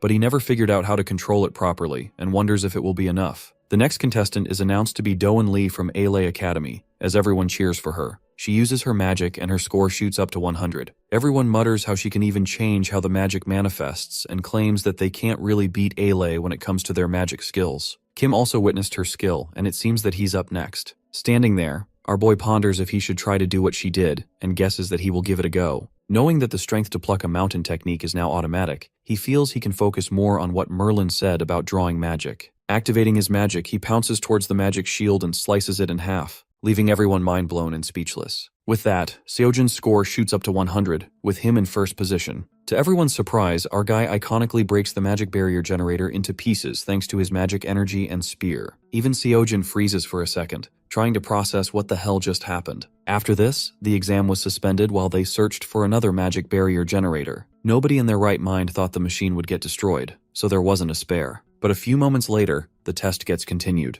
In the meantime, the people witnessing the magic skill test begin murmuring about Kim Seon since the big three academies are getting pushed out of rocks because of it. Seo-yun, who also happens to be there, and she manifested that people would be taken by surprise after seeing Seojin. The gossips about our guy initiate, and they recall that it's the same guy who dealt with the dungeon anomaly and took down 6-star Nerkura. They even know Seojin is from the Dream Hunter Academy. Meanwhile, Seo-yun appears tense, and while she convinced herself that our hero could win this, she didn't expect him to take such an overwhelming lead. She's uncertain how all of this will affect the Pro Hunter exam. Even the people started to question why he took the mock exams in the first place if he's going to win every test. One of the spectators of the test infers that the students are at an astounding level. Hence, they should adjust the difficulty of the Pro exam this year. The guy decides to arrange a meeting with the president of the association. The people think it would have been better to send Haeon Lee instead of Kim Kang-chol, who fell so far behind in the mock exam. They expect that Haeon would do better. They wonder if there's anyone in the Hunter Mill who can compete with Seojin.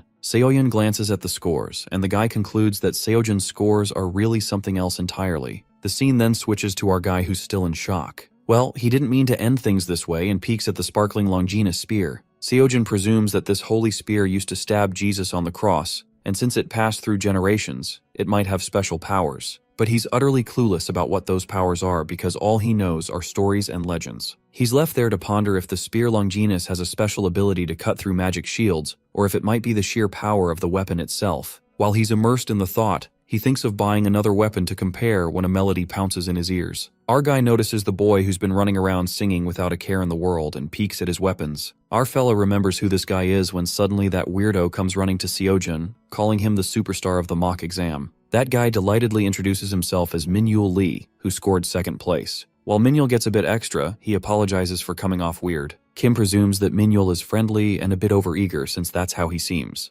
After that, the dungeon raid begins, and our guy finally gets to see what an augmented reality dungeon is like. It's the Hunter's Mill mock exam, fourth subject, the dungeon raid, and the score of this test will be determined by the time it takes to complete the raid. Meanwhile, Our guy is admiring how real the place looks when he's ambushed by a monster. It appears that they need to deal with 10 Nercuras to clear the dungeon. Just like that, the one-sided massacre begins as Seojin slashes through the giant monsters with his Longinus spear like it's nothing. Being virtual, these monsters are 1 or 2 stats lower than real Mercuras, and our guy wonders if they're trying to kill them. After he deals with some of them, another one attacks from behind. Well, things have changed after the dungeon anomaly incident. Seojin's power is on another level now, and he can feel it even though he's not fighting real Nercuras. He recalls that just 3 months ago, he was nothing. A nobody living day to day and just trying to survive. But now his dreams are coming to reality. He enrolled in Transcendent Academy, met Seoyun, and his life changed for the better. While the monsters get struck down one by one, our hero doesn't mean to brag, but a thought crosses his mind. Just maybe, even though the journey to becoming a Transcendent will be long and hard, he might just end up the world's greatest hunter. Well, indubitably, our main character is going to live under that title pretty soon. After our guy gets a perfect score, he leaves the dungeon and finds everyone staring at him. Well, it's probably because Seojin ranked first throughout all the tests. What's weird is that 2 best hunters, Dongmin Jin who ranked 4th and Don Lee who ranked 5th, scowl at Seojin out of jealousy as they can't digest that he's the winner. Our guy senses the evil eye as the way they're glaring, but he understands that it feels rigged to them since he knows he'll win the whole thing. Seojin decides to ignore their displeased faces, but then he meets Minyul Lee, whose reaction is even weirder. Ungrateful brat Minyul got 2nd place, and he still thinks he could have done better. What a bastard he is. Minyul Lee is amazed at how Seojin destroyed him in the dungeon raid, while our guy is busy noticing Kim Kang-cheol, who looked cocky but is strangely quiet. As excited Minyul already thinks they're best of friends, our guy curiously asks him about the weapons he's carrying, wondering if he uses all of them. Minyul Lee then reveals that he never received formal training from anyone, so he just got used to every weapon. Seojin lets out a gasp of disbelief because it's shocking to hear that Minyul is a self-taught hunter. Minyul admits that he's a self-taught hunter, and just like it sounds, he trained alone.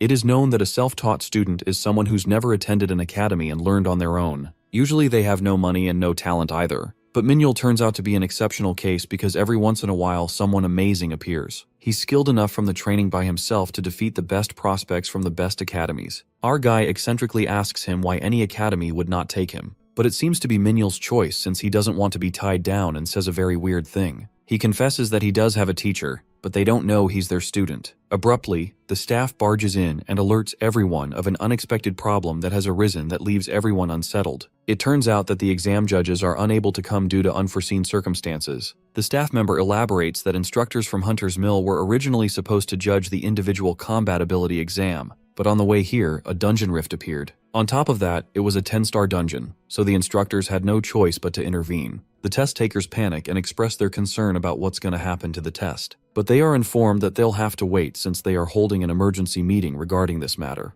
Kim Kang-cheol, on the other hand, speculates that the Order of Truth is involved in creating the 10-star dungeon rift. He's uncertain about how they were able to pull this off, but one thing's clear, and that is it's well within their abilities. With the mock exam suspended, Kang-cheol suspects that in this case, Kim Seojin will win with the current standings, convinced that's what the Order of Truth is after. He's kinda pissed off, and to intervene in this cunning scheming, he suggests changing up the exam. Since the last subject is the individual combat, Kang-cheol thinks they should settle it with a tournament. The idea is liked by the other contestants, but the staff member declares that it'll be difficult to pull off, given that there are too many participants in the mock exam. A tournament to accommodate all of them would take too much time, plus it would create issues with the scores and rankings, so it is decided that they should wait for replacement judges to be found. But this doesn't settle with Kim Kang-cheol as he desperately yells that they can't wait like this forever, and finding A-class hunters on such short notice is nearly impossible. Everyone agrees to that, and Kang implies that they can hold it like an invitation and proceed with the tournament with the ones who want to take part in it. Kang-cheol pressurizes everyone since the Hunter's Mill is a top 3 academy, and its reputation is on the line.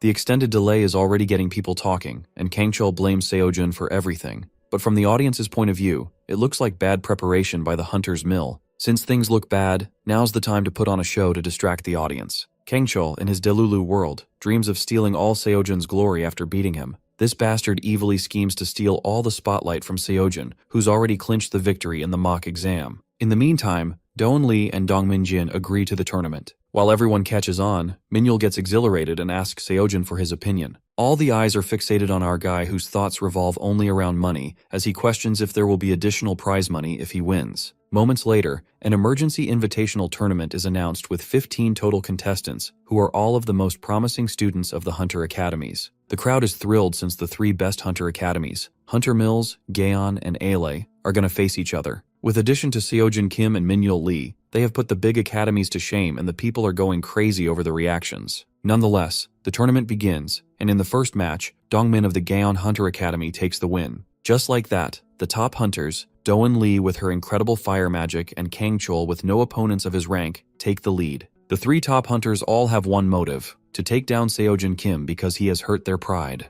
On the other hand, our guy is surprised that the prize money for the tournament has doubled. Kim already won the mock exam, and if he wins the tournament, he'll hit the jackpot since the total prize money will be 2 billion won. He looks upon courses at the Transcendent Academy. He reckons that if he gets 2 billion, and even after buying the free pass, he'll be left with 1.5 billion. The point being is that mentors' recommended courses cost 2 billion and 2.5 billion won, so he plans to be on his way to get those. Seojin already assumes himself a winner, and he's not worried about the elite trio who are on his ass. But one person does get our fellow worried who could be a real challenge, and that is Minyul Lee. In the tournament ring, Minyul Lee makes use of his weapons while Seojin grasps his trick and guesses that most contestants will top out at 3 weapons total. In fact, most people could only focus on one. It's hard enough as it is. Minyul jaw-droppingly tosses out all of his weapons, and our guy counts that he has at least 8 weapons by his count or more, wondering if this cunning bastard knows how to use them. Just like that, Minyul iconically baffles his opponent who thought that sword was his main weapon, but actually, it was bow and arrow.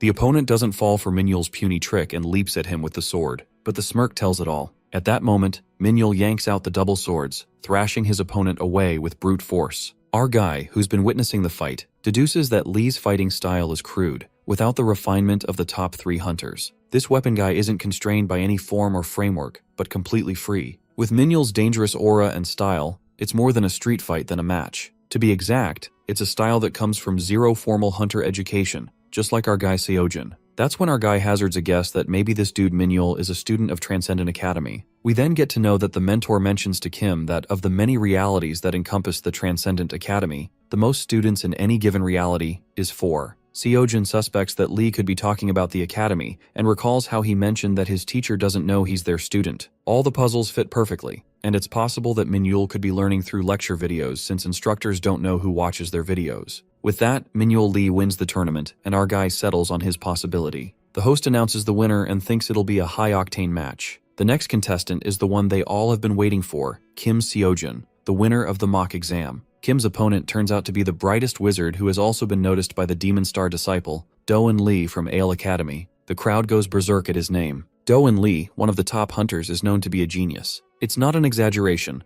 In fact, genius might not be enough to describe her. And at Ale, already one of the top 3 hunter academies, she's one of the top students. Even Jimin Jong, the genius wizard scholar and next in line to the Demon Star, has remarked on her formidable talent. It's safe to say that nothing is impossible for Doan Lee. Unfortunately, she got only behind in the rankings because wizards are at a disadvantage in the Hunter Mills mock exam. If it were Ale's mock exam, it would have been a totally different story, or so she thought. Doyeon's cocky ass gets humbled real quick when she's up against our guy. As soon as our dude enters the tournament, he dodges the fire attack directed at him. Poor Doan is left in utter disbelief to see someone of her caliber. Even our guy is baffled how the fuck he was able to do that while Doan screams in disbelief, gasping at the impossible. Since our guy parried the spell, this leaves Doan deeply unsettled because this could mean 2 things. She speculates that either Kim Seojin summoned an overwhelming amount of magic to simply overpower it, or he fully knew what form of magic she summoned and dispelled it with the exact counter. But she finds it impossible for an untrained wizard like him to understand high-level magic, and even if he did, there's no way in hell he could dispel it this fast.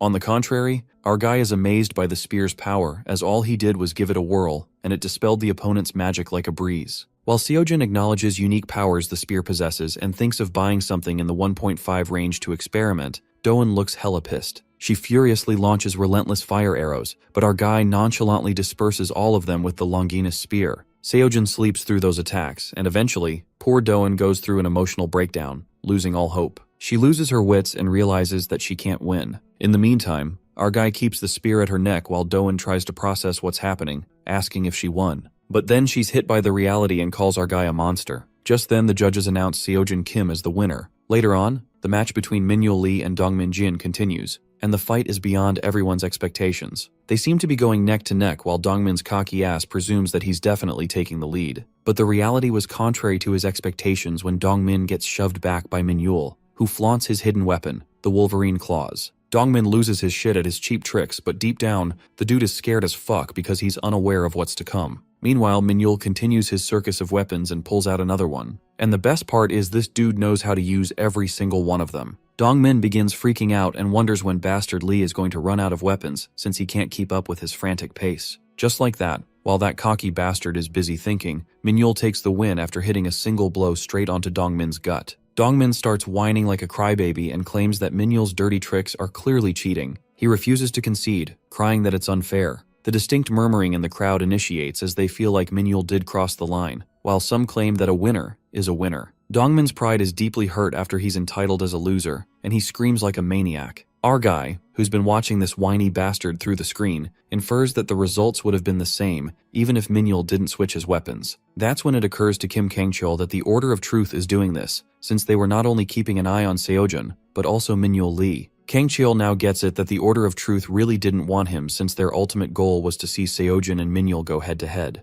It looks like the finals would have come to this eventually, even without Kangchul intervening. Just then, a thought crosses his mind and he suspects that Minhyul is with the Order of Truth. Kangchul is convinced that it's the case. It has to be, because there's no way a self-taught nobody could take down the top students from top academies. Now the tournament comes down to the last match, which is a can't miss. It's between the Man of Steel and Iron versus the Pride of Hunter's Mill. The match is a fiery one because it's Seojin who's tossing everything thrown his way against Kim Kangchul, who's burning with rage after realizing the Order of Truth has been using him from the beginning. This thought fuels Kang's anger, and he desires to beat Seojin more than ever. He refuses to play the Order of Truth's little game. With that, the match begins, and their weapons clank against each other. The ground bears a crack due to the brute force they're fighting with. As Kangchul is shoved away, he notices Seojin's spear and reckons that he hasn't infused it with an Aura Sword's power, yet it's casually blocking all of his Aura Sword attacks. More like his Aura Sword attacks don't even register. They're nothing against that spear. That's when smartass Kangchul grasps the hidden special powers of the spear but goes beyond that. He's certain that our guy was able to score high all thanks to that weapon.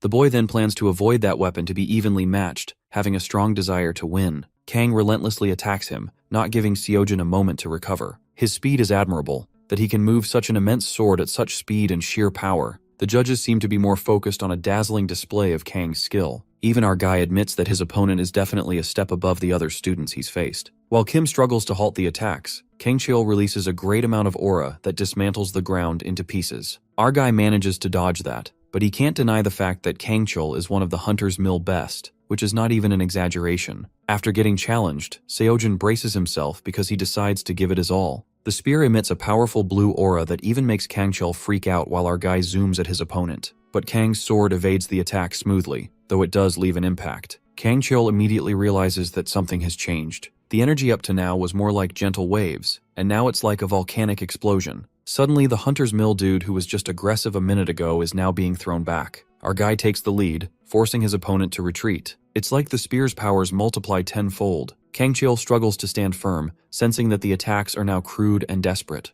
In other words, Kim Seojin is landing an obvious attack. Compared to the elegant sword technique and magic skill of Hunter's Mill, this is just hack and slash. Our guy simply comes forward with an obvious attack. However, that one destructive blow was enough to make Kangchul retreat. Panting heavily, Kang is carried away by how Seojin's attacks were so simple yet so strong. He deduces that this isn't just the spear. Seojin is not even using the power of the Aura Sword to begin with. That's when it dawns on him. He dwells on the possibility our hero might be capable of wielding a sword aura. The sight of Seojin triggers a memory, and Kangchul remembers that it's just like before. We are then brought to Kangchul's flashback, where he's manipulated by a woman who provokes him to give his all to be the top 3. His hands tremble with fear and his sword breaks into half. This was the nightmare of his first meeting with Hyun Lee, who belittles him and calls him the worst. The pathetic sense of helplessness ran through him when he met her. Yanking out of it, a surge of anger rises and Kangchul gets insanely infuriated after thinking how the Order of Truth and Hyun Lee had mocked him and crushed his pride. Right at that moment, a sudden power jolts through Kang and he frantically leaps towards Seojin. However, in that split second, our guy counterattacks and breaks his sword into pieces, making Kang bend to his knees. But it turns out the poor guy collapses, and with that, Seojin advances to the final. Min-yul smirks because he'll get to spar with Kim. The people are obsessed with Seojin's weapon and eagerly look forward to the final match, the one between Kim Seojin and Min-yul Lee, this long-awaited match that nobody could have predicted. The dramatic collision between the two superstars who've blazed their way to the top past the best hunters from Ale, Gaeon, and Hunter's Mill Academy. Min-yul expresses that he'd been waiting for this, and assumes that Kim has a lot going on in his mind. On the tournament stage, our boy corroborates with Min-yul that he has never been formally trained. Min-yul nods while Seojin reminds him that he said he had a teacher. Pretending to be a dumbass, Lee reasons that the teachers don't know that he's their student. Kim expresses curiosity and bluntly asks who's the teacher, but Min-yul doesn't like him being so curious. Well, Seojin thinks there's a possibility he might know the teacher, making Lee freak out. While Min-yul calls him a liar, our guy presumes that he could straightforwardly ask him about the Transcendent Academy. Not to mention that there's a risk. If Min-yul doesn't turn out to be a Transcendent Academy student, then it'll end up in a misunderstanding. However, if this dude really enrolled in the Transcendent Academy like him, it changes everything. If it were true, it wouldn't make them colleagues like right now. They're put in direct competition. Seojin isn't certain how Min-yul will respond, so he decides not to show his cards too soon. He tries to think of another way to find the truth, and so he asks Min-yul if his teacher is who he's thinking. He could just mention their strength, like transcends imagination. This leaves Min-yul unsettled, and he hysterically asks Seojin who the hell he is. While the inevitable matchup is just about to begin, our hero confesses that he seems to have the same question, but he makes it clear their answers won't be so straightforward. Therefore, Seojin makes a deal. He suggests that the loser today has to answer any question the winner asks. But Min-yul gets concerned since it would be hard to know if the other person is telling the truth, to which Kim responds that they'll just have to go with their gut feeling. With that, the long-awaited championship final commences. Strangely, after a few seconds, none of them move from their places except for staring at each other. While it may seem that both of them are just standing, the thing is that Min-yul couldn't find a single opening to strike. Manifesting it'll be a real challenge, Min-yul pulls out his swords while Seojin braces himself because, having seen his fighting style, he knows it won't be that simple. Our guy starts with everything he's got. Just as Lee comes at him, our guy swings his spear and manages to break his swords. Seojin makes his opponent tumble like a rolling pin. Our guy doesn't give him a chance to breathe since Lee abandons his weapon and pulls back. If Kim had waited a moment longer, he might have finished it here. But Min-yul is a tough dude to deal with because he immediately yanks out his bow and arrow. The relentless arrows are flung at Seojin, but with the Longinus spear, every arrow is swished away. Min-yul expresses great curiosity about that weapon of his, and implores Kim to tell him everything about it if he wins. Our guy agrees, but first he'll have to beat him. Min-yul continues shifting his weapons and appears to be the happiest boy on earth. As the fight goes on, our guy senses this weird feeling. He notices that even though Lee is trying everything and striking by the rules, he doesn't exude that killer instinct about winning. This dude is not bothered by the jeering as the people call him a coward or say that none of his tricks are working. Still, Min-yul looks like he doesn't have a care in this world. Abruptly, our guy questions Min-yul if he's trying to win, and he agrees since he has a lot of questions to ask. Seojin states that he doesn't seem like he cares either way, while Min-yul appears confused and claims he wants to beat him more than ever. But he also lets out that he's fine losing too. Our guy wonders why this prickly bastard is pulling so many desperate tricks. Lee, with a smug smile on his face, simply answers that he's trying his best to win. But our guy doesn't understand that while Min-yul might think he's doing his best, in other people's eyes, he's a simpleton. That's when Lee smiles and confesses that people putting him down doesn't make him less of a person. This leaves Seojin speechless. He keeps his spear down and tells Min-yul not to mistake what he's doing as a sign he's not taking him seriously. The scene then shifts back to earlier, where Seojin is taking instructor Siddhartha's weapon. The Buddhist monk illustrates that in reality, the world is not as beautiful as they'd like to think. The law of the jungle is survival of the fittest. The very laws of nature select the strong and eliminate the weak. That's how the system works. And this is why people are hard on themselves. Because if one doesn't want to be eliminated, doesn't want to fall behind everyone else, then every day they must be more. During the tournament, when Min-yul said those words, it reminded Seojin of Siddhartha's lecture. In the lecture, the young monk asks himself if he has ever escaped this way of thinking and looked upon the world with a different point of view. The monk then narrates a story from when he walked the earth as a young monk.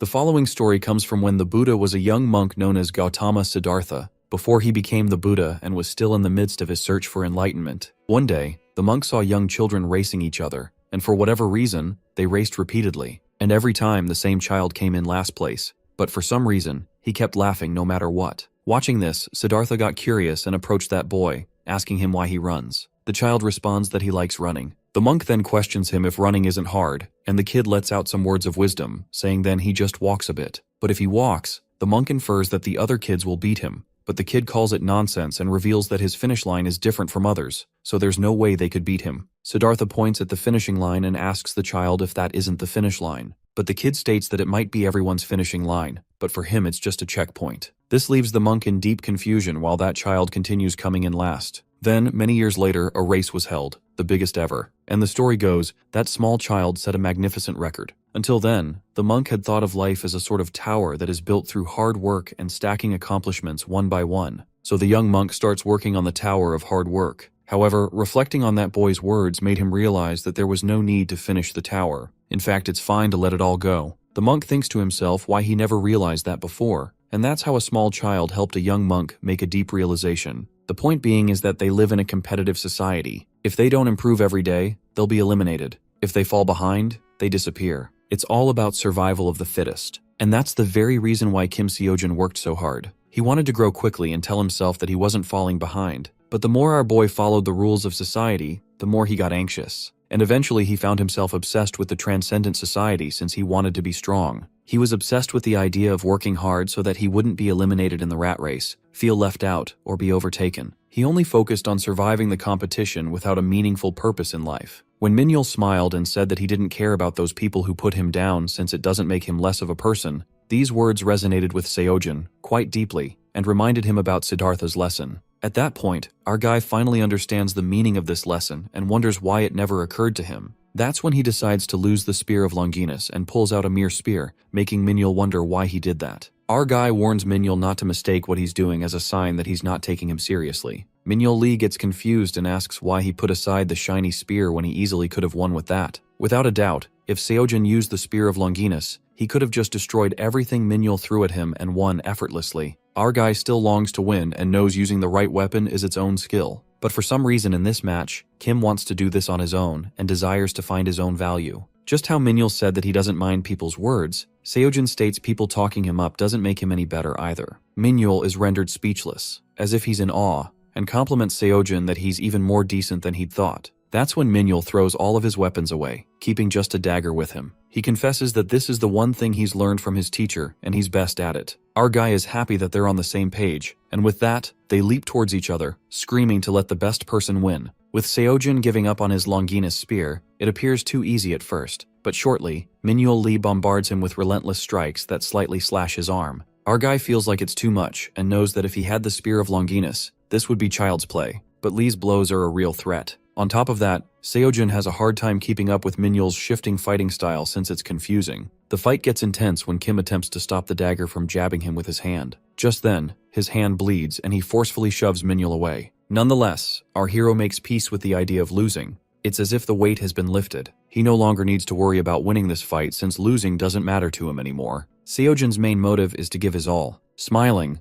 a realization hits our boy, and he discovers that there can be joy in fighting. As the sparring continues, Minyul sees it clearly that Seojin has been trained in this weapon, and he warns him that he hasn't seen anything yet. Minyul does a backflip to pull an ambush, but our guy ducks down at the right moment. Soon after, dust settles in and Minyul disappears right before Kim's eyes. Our guy learns it's a vanishing technique, and this makes him wonder where Minyul learned such advanced techniques. He hasn't fully grasped this technique and our guy gets alerted. He plans to follow carefully, or else Minyul will disappear from his field of vision. This makes Kim assume this might be Lee's finishing move, and now that things are getting challenging, he decides to use Merlin's magic. As he's about to use it, a flashback unfolds when Seojin used Merlin's magic to defeat Dongmin Jin earlier. He pauses for a moment and questions his own move. Kim ponders that he does believe in himself, but seeing Minyul's free-spirited fighting style, he suddenly realizes how rigid his fighting style had been. Our fella then gets reminded of Merlin's lesson, where he taught him that learning indeed is an amazing thing. But when learning becomes like a habit, it can be a hurdle to one's self-expression.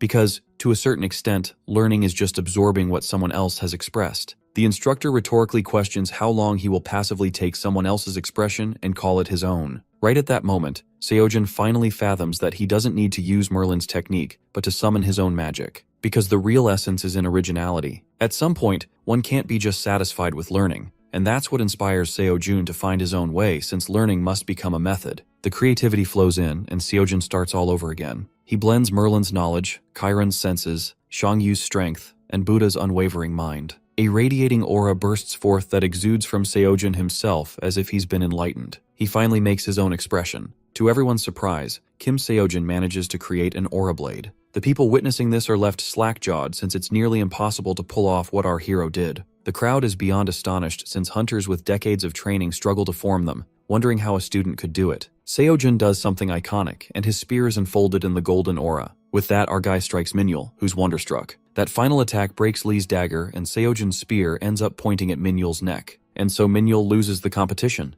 The scene then switches to the Apostle of Purity, Dame Kalia, who gets to know that Kim Seojin ultimately won the championship. She asks her associate if he noticed any anomalies, and he answers that he saw something similar, but it wouldn't be called an anomaly. Calcus elaborates that Seojin switched weapons mid-fight, and according to people, he summoned an aura blade in the middle of the match. Dame gets startled after hearing this, presuming that this wasn't part of her plan. She commands Calcus to keep an eye on Seojin while she gets up to report this to the Apostle. The hooded guy nervously asks Dame if this is all necessary. He lets out that Seojin is someone they need to monitor. However, with this 10-star dungeon rift, the association is launching a full investigation. To be blunt, it's starting to disrupt everything they've planned thus far. The associate questions if they need to do all this since Seojin is just one student. He cuts to the chase and suspiciously questions Kalia about what exactly the Apostle of Temperance said to her. That's when the Apostle of Purity loses her patience and shouts at her associate, Calcus. Calcus realizes he said too much before the Apostle and apologizes.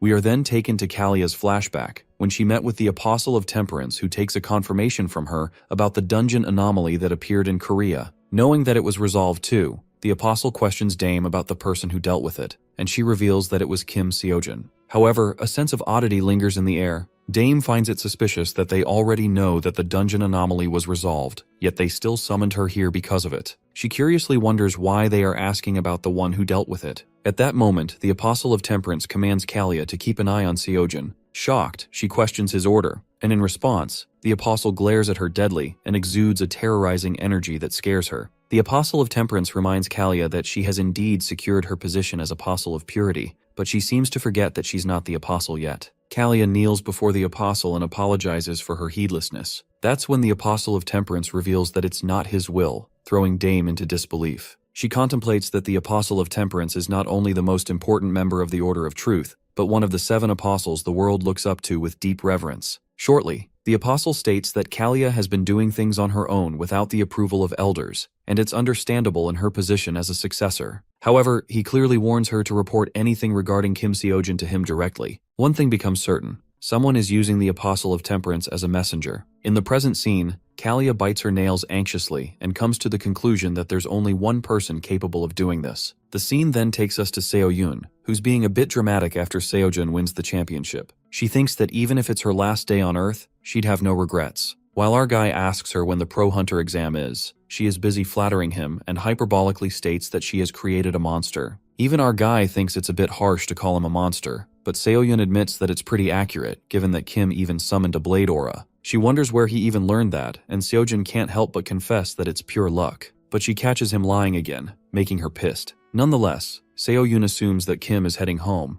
but our guy lets her know that he wants to talk with someone. As Seo-yoon asks who that is, suddenly Minhyul Lee seems to be running away from someone. It appears that a recruiter desperately chases him to take Lee into their academy while the poor guy freaks out and runs for his life. While Seo-yoon and Seojin are baffled by the chaotic sight, Minhyul screams at the recruiter and refuses to go to the academy straight to their faces. Our guy notices that they're forcing Minhyul, and even though Lee lost in the final, this gets Kim thinking that he got everyone's attention despite being self-taught and having no affiliation. Therefore, there's no doubt the academies are drooling to get a piece of him. Poor Minhyul is tangled up in the chaos, and the recruiters seem to be really dying to get him. Meanwhile, our guy doesn't understand why these people are smothering the poor fella. Lee escapes from the clingy recruiters and hides behind Kim Seojin, claiming that he wishes to join Dream Academy. This renders everyone speechless as all the recruiters get alerted while Seo-yoon, Minhyul, and Seojin make a break for it, hiding from the clingy bastards. While Minhyul takes a sigh of relief, our guy lashes out at him for saying such a thing. Minhyul justifies that he panicked with everyone in his face and uttered mindlessly, but he expresses that he wants to join Dream Academy. Our guy had thought that Lee didn't want to join an academy to begin with, but Minhyul clarifies that he wants to go to the same academy as Seojin. Silence falls over the room and our guy doesn't know what to think. He presumes that if Minhyul really wants to join, he doesn't have a say in this since he's also a student at Dream Academy. If he protested, Seo-yoon would surely listen to him. But Kim decides not to force Seo-yoon like her grandfather did. Nonetheless, Seoyun mutters that they'll talk about this later while Seojun reminds Minhyul of the promise they made. Seojun gets straight to the point to clear things up and asks Lee who his teacher is. This dude makes a pretty serious face and answers that he doesn't know. This makes our boy hella pissed, and he threatens Minhyul not to lie about this, or else he'll beat the shit out of him to make him speak the truth. Poor Minhyul freaks out and tries to make him believe that he's telling the truth. He accentuates that his teacher doesn't know that he's their student. But Seojun doesn't believe and recalls that Lee said he learned dagger arts from his teacher. Minhyul, losing his composure, clears up that he learned indirectly from them. Sounding pretty honest, he says that it's true that he's never been taught by anyone. Hence, it's confirmed that Minhyul Lee is a self-taught student. Generally, people who want to be hunters have no skills or money. But this dude is different since he lacked neither money nor skill. As simple as it sounds, he just didn't want to be tied up, so he taught himself. Minhyul confesses that he trained in the mountains. He didn't have anyone's instruction, but he liked it because he didn't have to stick to a rigid academy curriculum. He then narrates that one day, he was training as usual when he felt a presence. He saw someone lying in the grass, unconscious. And that was the first time Lee met his teacher. Minhyul finds the guy in a bad state, and it seems that he's hurt severely. He helps the guy up in order to take him to the hospital, but the guy refuses, letting out that he must stay on the mountain. Lee tries to convince the man by telling him that he's going to die if they don't go to the hospital right away. But the injured man stays persistent in his decision. His conviction was so strong that Minhyul had no choice but to give up on the hospital. He decided to treat him in an abandoned house he found, and at first it was touch and go. He could have died at that moment. But as time passed, it seems his strength was returning. Lee watched over the old man for a month now, and that day he thought that he might wake up today. Later, he returned to the abandoned house, only to be welcomed by the sight of that old man surrounded by armed men. A guy questions the old man, asking him if someone helped him, and he refuses to admit that someone helped him, as far as they're concerned. One of the men asks him if he's sure it's not the boy hiding behind a tree, referring to Minhyul.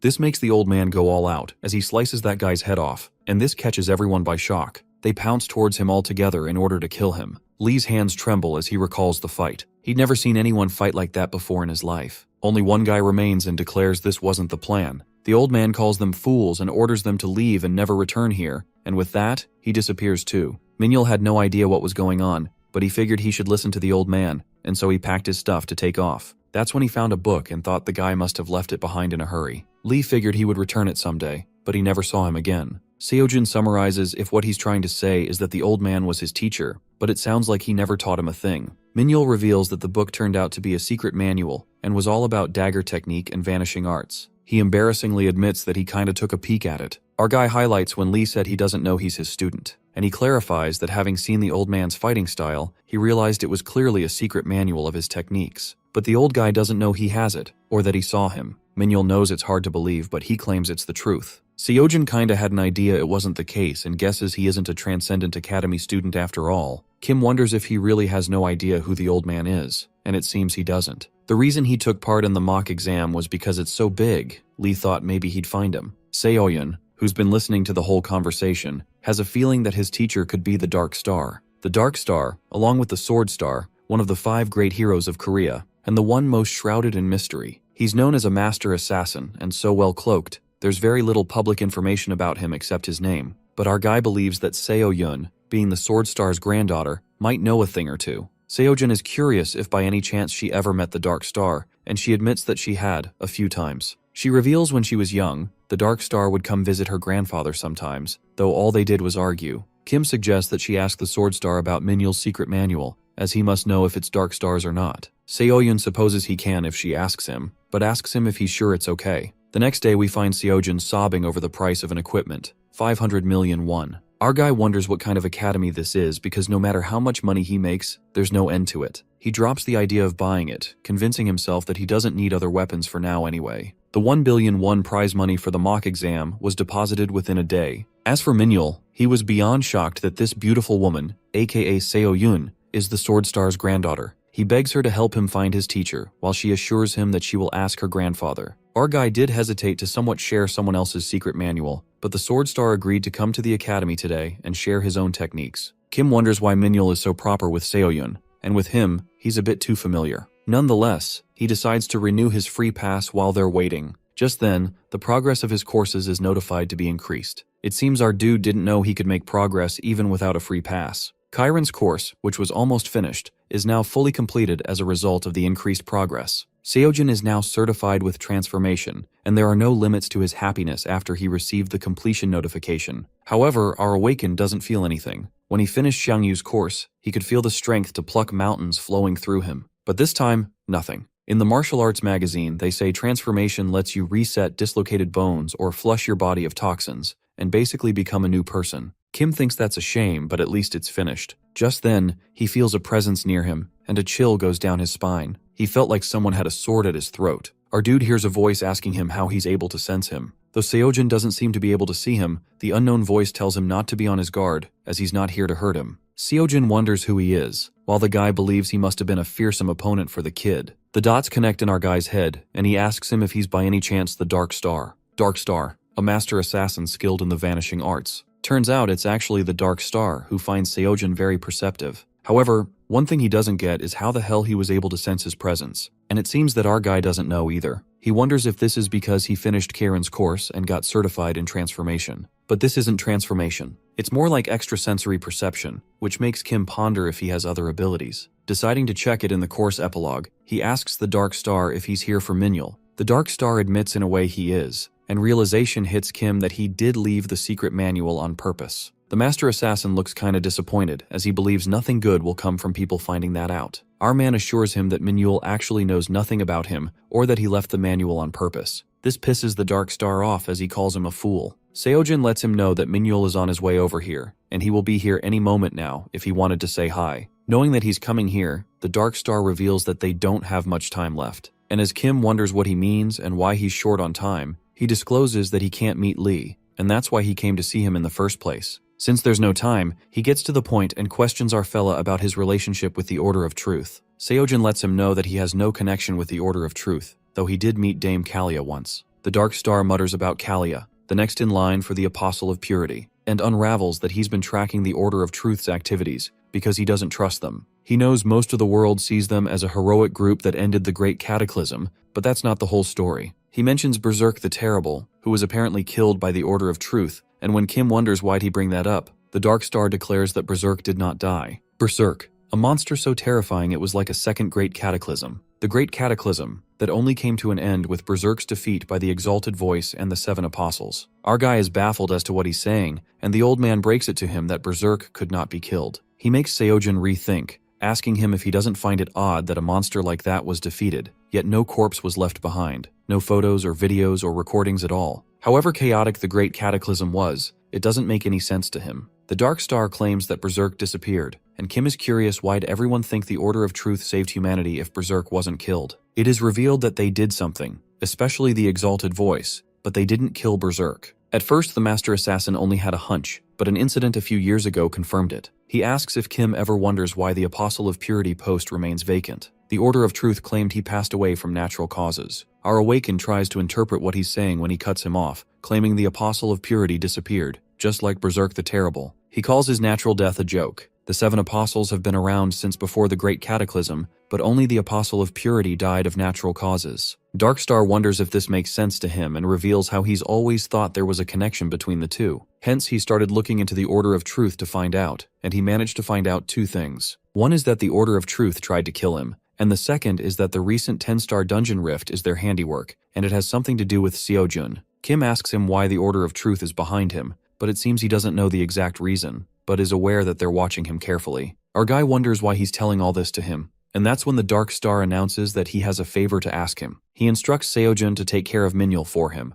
although he would prefer to do it himself, but with the Order of Truth watching so carefully, it's impossible. It seems the Order of Truth has their own method of keeping an eye on someone. He's not certain, but when they watch someone, it's like they can see the effects of whatever actions the person takes. They call it the sight, and since Darkstar is one of those being watched, everyone he interacts with, it leaves traces. That's why he wants Kim to act as his intermediary. Our dude gets worried and contemplates if it means he's leaving a trace on him. However, the old man reveals that he's an exception. He lets him know the Order of Truth is watching him, but unlike him, apparently the sight doesn't work on our man. Even as they interact, they won't notice anything off. Anything he does through Kim will just seem like his own actions. Our fella is confused why the sight doesn't work on him, but the Dark Star doesn't know the answer to it. He's able to use his state of nothingness technique to escape the sight, but he has no idea how he's doing it. This raises so many questions in Seojun's head as he wonders if this has anything to do with the Transcendent Academy not having info on him. The old man supposes they're out of time and pulls out a manual. Handing it to our guy, he tells him to give it to the kid. He confides that he scribbled out in such a hurry, he could only include dagger skills and vanishing arts in that book.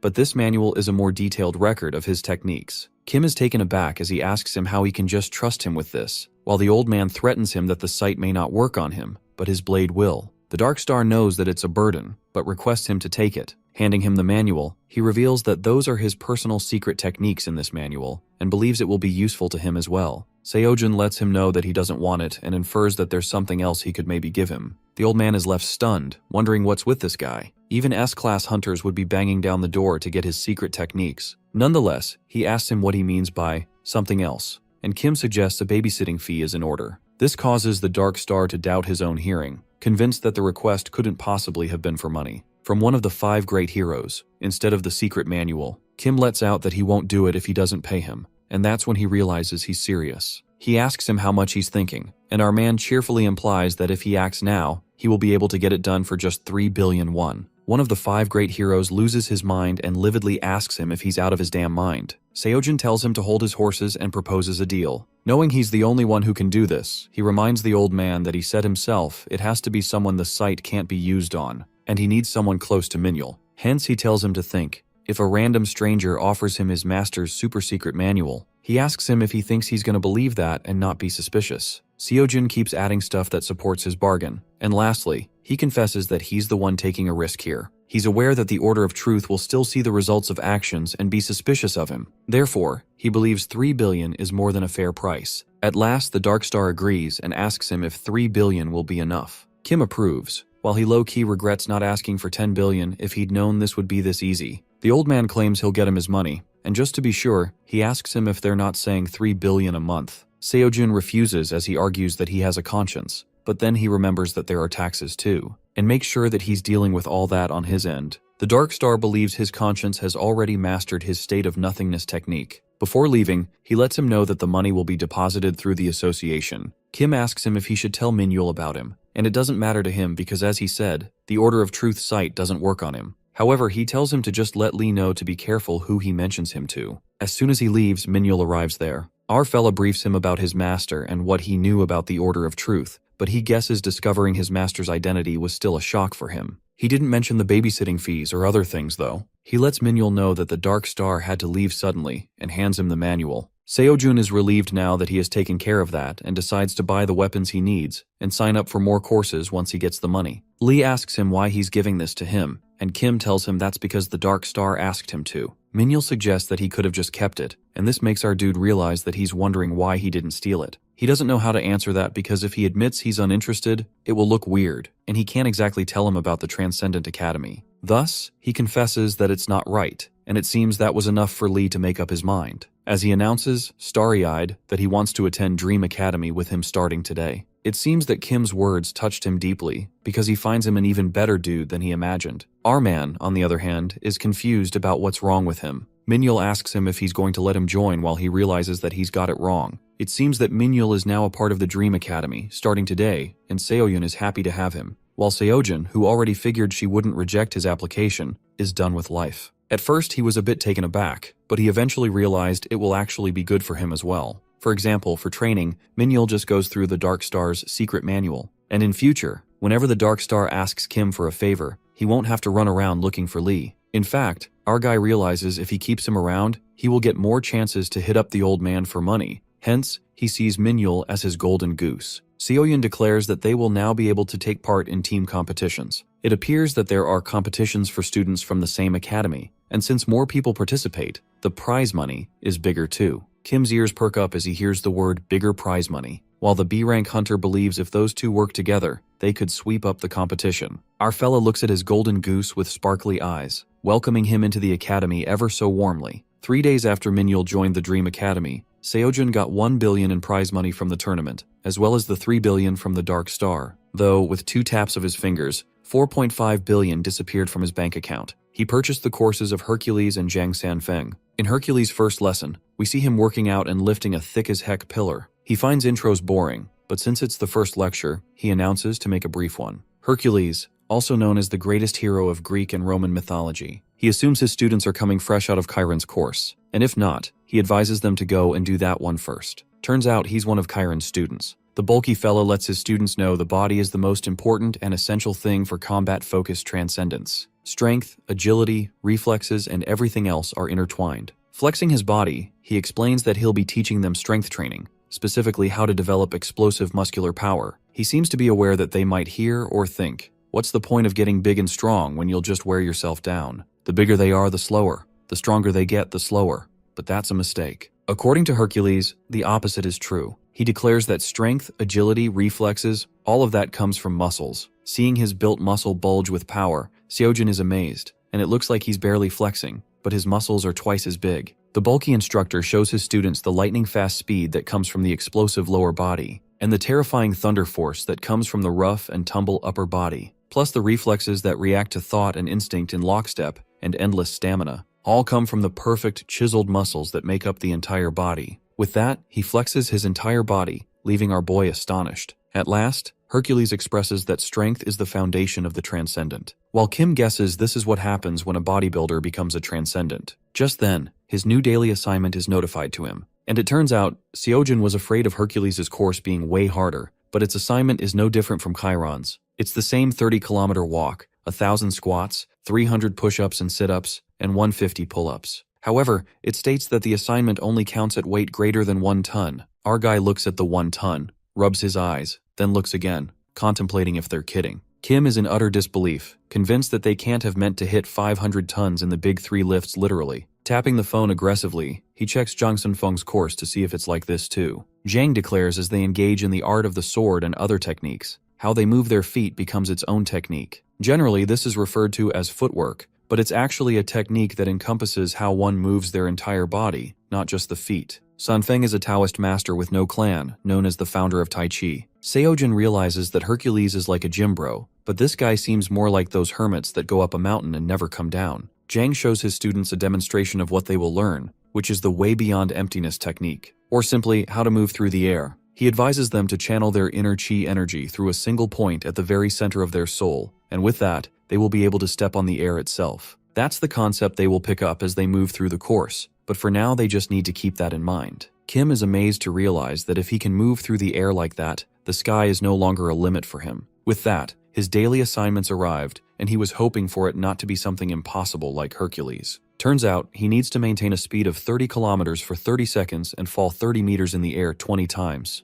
Our fella examines the assignment and feels it's doable. He can't believe he doesn't find it that bad and guesses he's no longer in touch with reality. Just then, someone comes looking for him, and it happens to be Suyeon Seok, Manchol's daughter. Kim wonders what brings her here all of a sudden, and how she'd know he'd be here. She reveals that back when he did the contest with her dad, she asked him about him, and is wondering if he had talked to Manchol lately. Seojin lets her know that he did talk to him a bit before he took the Hunter's Mill exam and is curious about what's up. Suyeon confesses that she hasn't been able to get a hold of her father, and was hoping he might know where he is. He is taken aback as he inquires how long she has been unable to contact him. Seok informs him that it's been since yesterday after he went to work. Kim suggests he was probably drinking and decided to sleep it off near work, and Suyeon deeply hopes that's the case. At last, she admits that they fought yesterday because she told him she wanted to become a pro hunter. Seojin reminds her that she's not awakened, and wonders if she's thinking of doing artificial awakening. That's when Suyeon reveals that she got awakened about a month ago. She told Manchol she wanted to go to Hunter Academy instead of college, but he was dead set against it. Nonetheless, she shrugs it off and guesses that her father is probably just sleeping off a night out. Our dude low-key understands her logic, knowing that she wants to help her father out financially, and these days even if they went to a good school and got a decent job, there's still more money in pro hunting. But he also understands that no parent would want their children to go do something so dangerous, especially Manchol, who knows firsthand just how dangerous it can be. Hence, he tells her to get home safe and get in touch if she needs anything. Suyeon wishes him good luck and lets him know that she's rooting for him. After she leaves, Kim tries calling Manchol, but he doesn't seem to pick up. He gets concerned, but then guesses a day or two isn't the end of the world, and decides to give it another day before he really worries. On the other hand, Calchas reports to Dame Kalia that the Demon Star has taken notice. The dame asks him about Kim Seojin's situation, and it's revealed that the sight is still not working on him. She warns Calcus the truth about the 10-star dungeon rift can't be disclosed under any circumstances, and orders him to execute the plan. Seojun didn't know this daily assignment was coming. He could have kept some monster carcasses around, as he can't go on a raid right now either. He adds the weight in the kibisis, though this wasn't what he had in mind, and when he tries to carry it, he judges that its weight is about a ton. The bag falls with a thud, and even with the strength to pluck a mountain technique, this is too much for Kim. He believes he will have to draw on magic too if this is going to be possible. Nonetheless, our man decides to give it a real go and draws the magic. After a while, we see Seoyun looking down at Kim, who lays face flat on the ground with the kibisis on his back. He asks Seoyun to help him and take this bag off him as he's dying here. The B-rank hunter sighs as she bends to pick the kibisis up, wondering how much he put in. However, the bag doesn't budge even when she uses full strength. Thus, she draws magic to remove the bag and succeeds. She notices her hand throbbing while Seojun snaps up, guessing he was going to die like that, and thanks her. He asks Seoyun about how tall this building is, and it's revealed to be 5 stories, hence 15 meters. Our dude thinks it's way too short, and when she wonders why he'd ask, he confesses that he's going to jump off. He's busy mumbling to himself, calculating if 15 meters off the roof will be enough, though he's not sure he can make it in this state, and lets her know that he's going to do a quick experiment and be right back. Seoyun, who didn't get the chance to say or object, just stands there dumbfounded as she listens to Kim falling down again and again with thuds and screams. The B-rank hunter is convinced that he's lost it and is worried about what her new students will think when they see him. She's busy wondering if she could even get new students like this when she hears a thud again and pretends not to know what that is anymore. Minyol, upon witnessing Seojun working out with the kibisis, remarks that he just made it out to class after getting settled in, and seeing our guy not functioning, he wonders what's going on. Meanwhile, Seoyun wishes not to be asked about it because she never understood why he gets like this. Lee wonders if she means he's always like this, and this isn't a reaction to bad medicines, and she lets him know, whispering to him. That was her first reaction too. Kim, on the other hand, is starting to get worried about Manchul, as it's been 4 days now. In the 10 years he's known him, he's never been out of touch for this long. Our guy believes that something's definitely wrong and decides to look into it. He notifies that he's going to step out for a bit, and Seoyun gets alarmed, assuming that he's jumping again. She reveals that they've been getting complaints because of that, as someone reported zombies were jumping off the roof. They thought it was a dungeon rift. Seojun feels kinda embarrassed and assures her that he's just gonna go look out for Manchul. Park is concerned about what happened to him, and our fella lets her know that he's not sure what's going on, but affirms to be back when he knows more. Our guy visits the construction site where everyone treats him like a celebrity. One of them says he looked great at the Hunter's Mill exam, while the other thinks 9 years of grinding is finally paying off. They wonder what brings him here and ask him if he's here to give them a contract transporting his monster corpses. Seojun lets them know that he just came to say hi and to check up on them. They reveal that nothing's changed here, although they feel it's been much better since he got rid of that supervisor. It seems that Manchul told them that Kim got him fired, and he realizes it's the first thing he asked Seoyun to help with, finding it funny. He asks if any of them have seen Manchul, and they start discussing among themselves when one of them declares that no one has seen him since he left with that guy. Kim wonders who's the guy, and it's unraveled that 3 or 4 days ago, a guy came and asked for help with a monster transport gig, and Manchul went with him somewhere. The others catch up and recall that he made a big offer, and it seems Siak was the only one who went.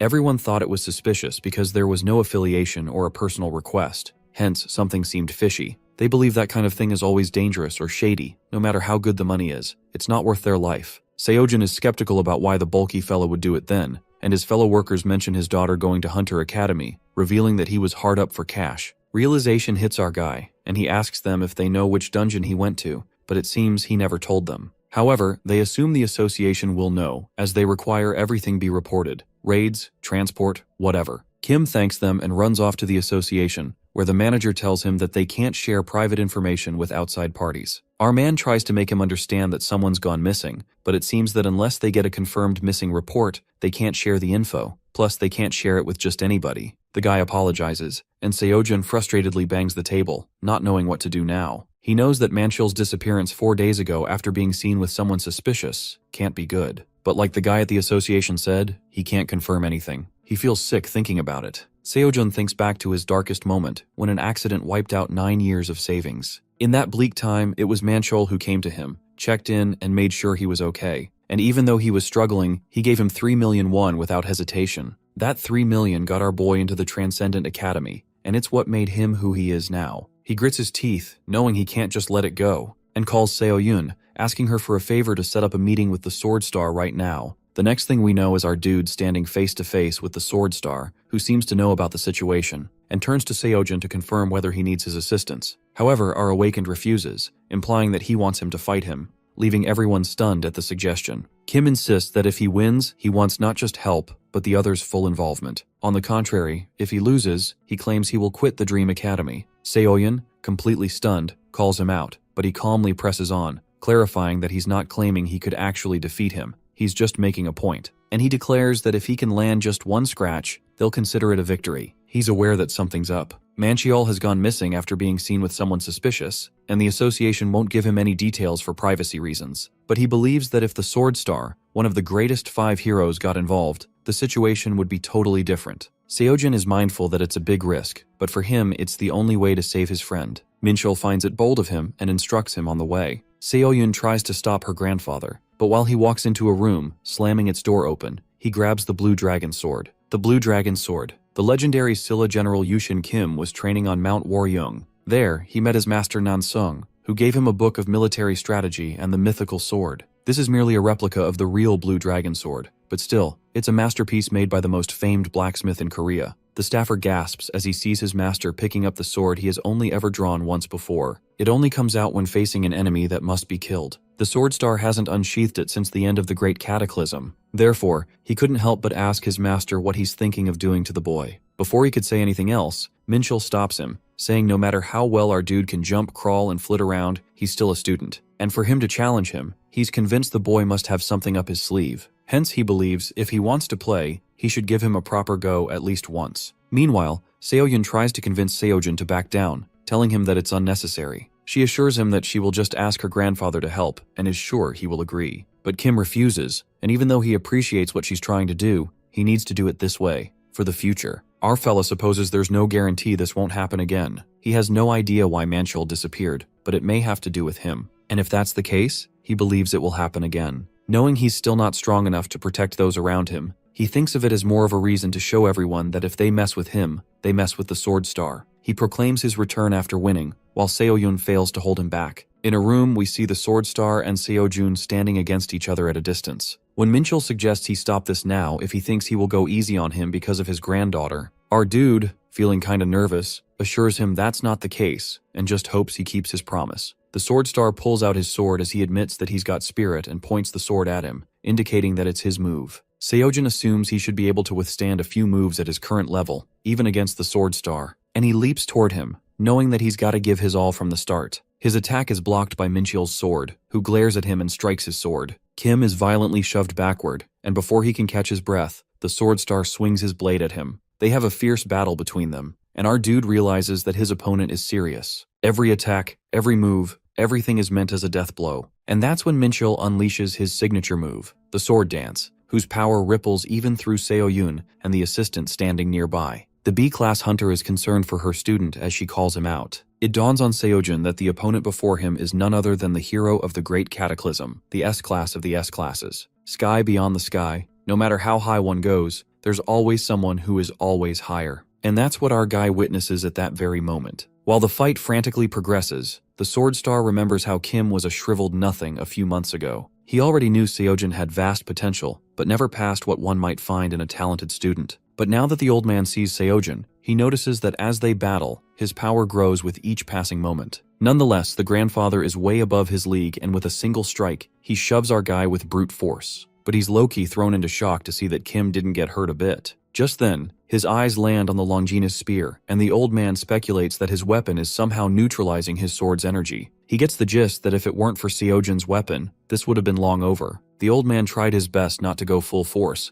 but he's triggered by Kim's strength, which makes him even more determined to crush him. The Sword Star mutters that they should get serious now, when abruptly the old man's dragon sword bursts forth a destructive energy that shakes Seojin to the core. Our fella is hurt badly and realizes that he was being cocky. He trembles but still manages to get back on his feet. Meanwhile, the Sword Star is convinced that Seojin is no different from other students. Even the strongest of them were no match for him, thinking that challenging him was a damn foolish thought. He reckons that at the end of the day, students have yet to face the real world. The old man approaches Seojin while our guy is on his knees, unaware how far this is going to stretch. What's worse is that this isn't even the old man's full power. Suddenly, the Sword Star strikes his sword, but in that split second, Seojin evades and leaps away. It was a close call, or else our guy would have been severely wounded. Their weapons clang against each other, and while our guy clearly struggles to keep up with his strength, he has to admit that the Sword Star's confidence is admirable, something no one around him can even touch. And what our guy really wants from the Sword Star is to become him. He deeply desires to be like him since his respect for the old man's strength is not just the power itself, but the process he went through to attain it. Seojin reflects on his actions, knowing that he was arrogant and fooling himself that he was transcendent,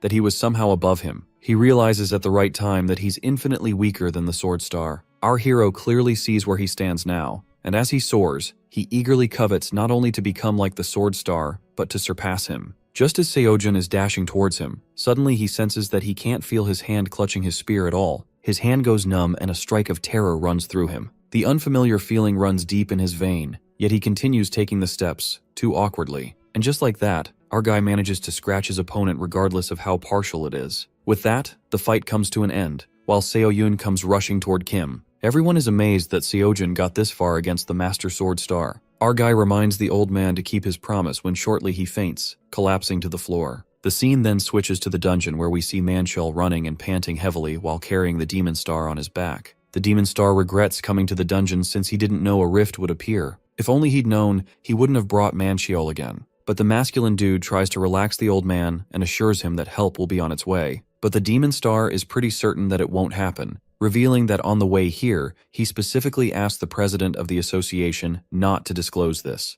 They were meant to deal with it in secret, not knowing that now they've shot themselves in the foot. The old man gets doubtful that they'll live through this horror. However, Manchel smiles and assumes that punk will come to save them. He's damn sure that there's one real fool who would come to their help. Later, Seojin jerks awake and is thrown into panic when he asks Seo-yun how long he's been unconscious. Our boy freaks out since there's no point in resting right now. In the meantime, the Sword Star arrives in his room, scowling at him. But what happens next leaves everyone in utter disbelief. The Sword Star hands the blue dragon sword to Seojin, making our guy question why the hell he would give him that. The Sword Star tells our guy not to make a big deal out of it since he's just fulfilling the promise. He elaborates that this dragon sword has his insignia on it, so if Kim shows it to everyone, they will know that he's acting in his name. The old man assumes that it's better for him to move freely, rather than have him running around guessing his needs. He permits our guy to use the sword as he pleases, and to give it back when he's done. It is then revealed to us that the Professional Hunters Association is a government agency that oversees hunters that's also a for-profit organization established by pro-hunters to protect their interests. The first person Seojin shows the sword to is Taebyum Lee,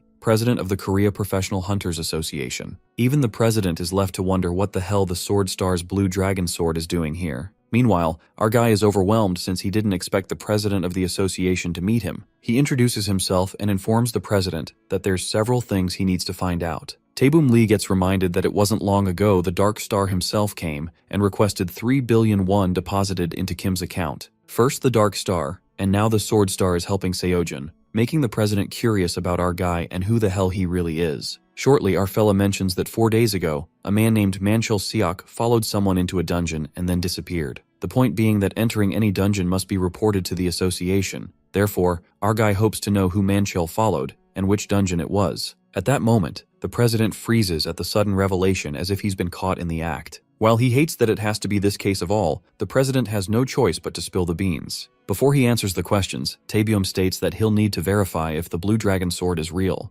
Our guy tells him to do whatever he wants because he wants a quick answer. Taebyum informs Seojin that authenticity questions take precedence, but Kim can't risk any more delays since he's worried something might go wrong in the dungeon. Just then, the president checks the dragon sword and learns that it's real. He can't avoid Seojin's question now since the Sword Star is in between. Soon after, our hero gets to know that the Dark Star was the one who took Manchel into the dungeon, and Taebyum elucidates that the Dark Star had been investigating the 10-star dungeon rift at his request. And to keep this whole thing quiet, the dungeon investigation was done secretly. While it may look like this guy is telling the truth, Seojin gets suspicious, given the Dark Star mentioned that the 10-star dungeon rift was the Order of Truth's doing. Our guy snaps since he's convinced that something is definitely off. He gets up and asks the president if he can use the blue sword as collateral for the loan. Later, Kim receives a call from Suyeon who asks him if he's heard from Manchel. Our guy lets her know that he knows where he went. While poor Suyeon is worried sick about her father, Seojin presumes that in the dungeon Manchel went into, something must have gone wrong.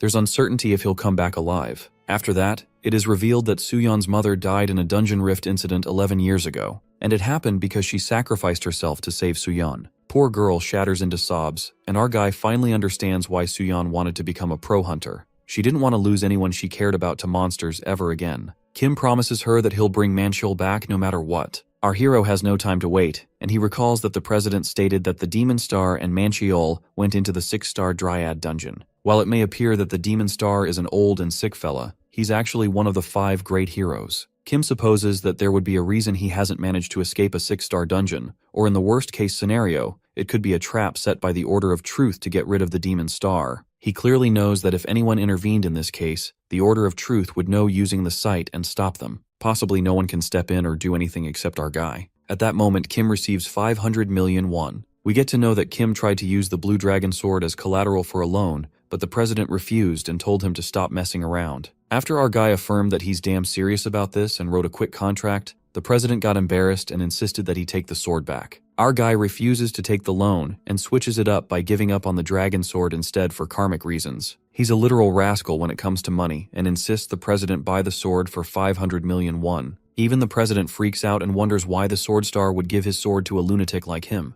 even though it's a fraction of the value of the blue dragon sword he got from Taebeom. For Seojun, it's enough to buy something from the Transcendent marketplace. He believes that whatever the Demon Star is facing might be tough, so he better be prepared. In the meantime, Kim purchases an iconic Gungnir from the marketplace for 500 million. With that, he arrives at the dungeon and is overwhelmed by the number of trees there, sensing trouble already. The Dryad dungeon is a 6-star monster indistinguishable from a tree and thus difficult to detect. Our guy gets more cautious since it's dangerous to walk carelessly. Plus, he can't just get stabbed by a tree. Seojun thinks of sensing the 6-star tree monster and gets hit by a subtle but distinct sense of dizziness. He knows it'll be difficult to spot it since it looks like any other tree. Our guy decides to test how the new gear feels and tosses the spear at the monster tree. Just as it hits the tree, it shrieks frantically and dodges the weapon. The Gungnir takes a 360 turn to hit the monster again, and this time it shreds it into pieces, leaving our guy astonished. The weapon Gungnir is the spear used by Odin to tear apart the body of the first giant, Ymir, to form the 9 realms. Knowing that it'd be powerful, our guy figures out that this replica has limits. He's convinced that this spear was definitely made by a Transcendent, that even the spear of Longinus looks ordinary. Gungnir completely destroys the monster tree. According to myth,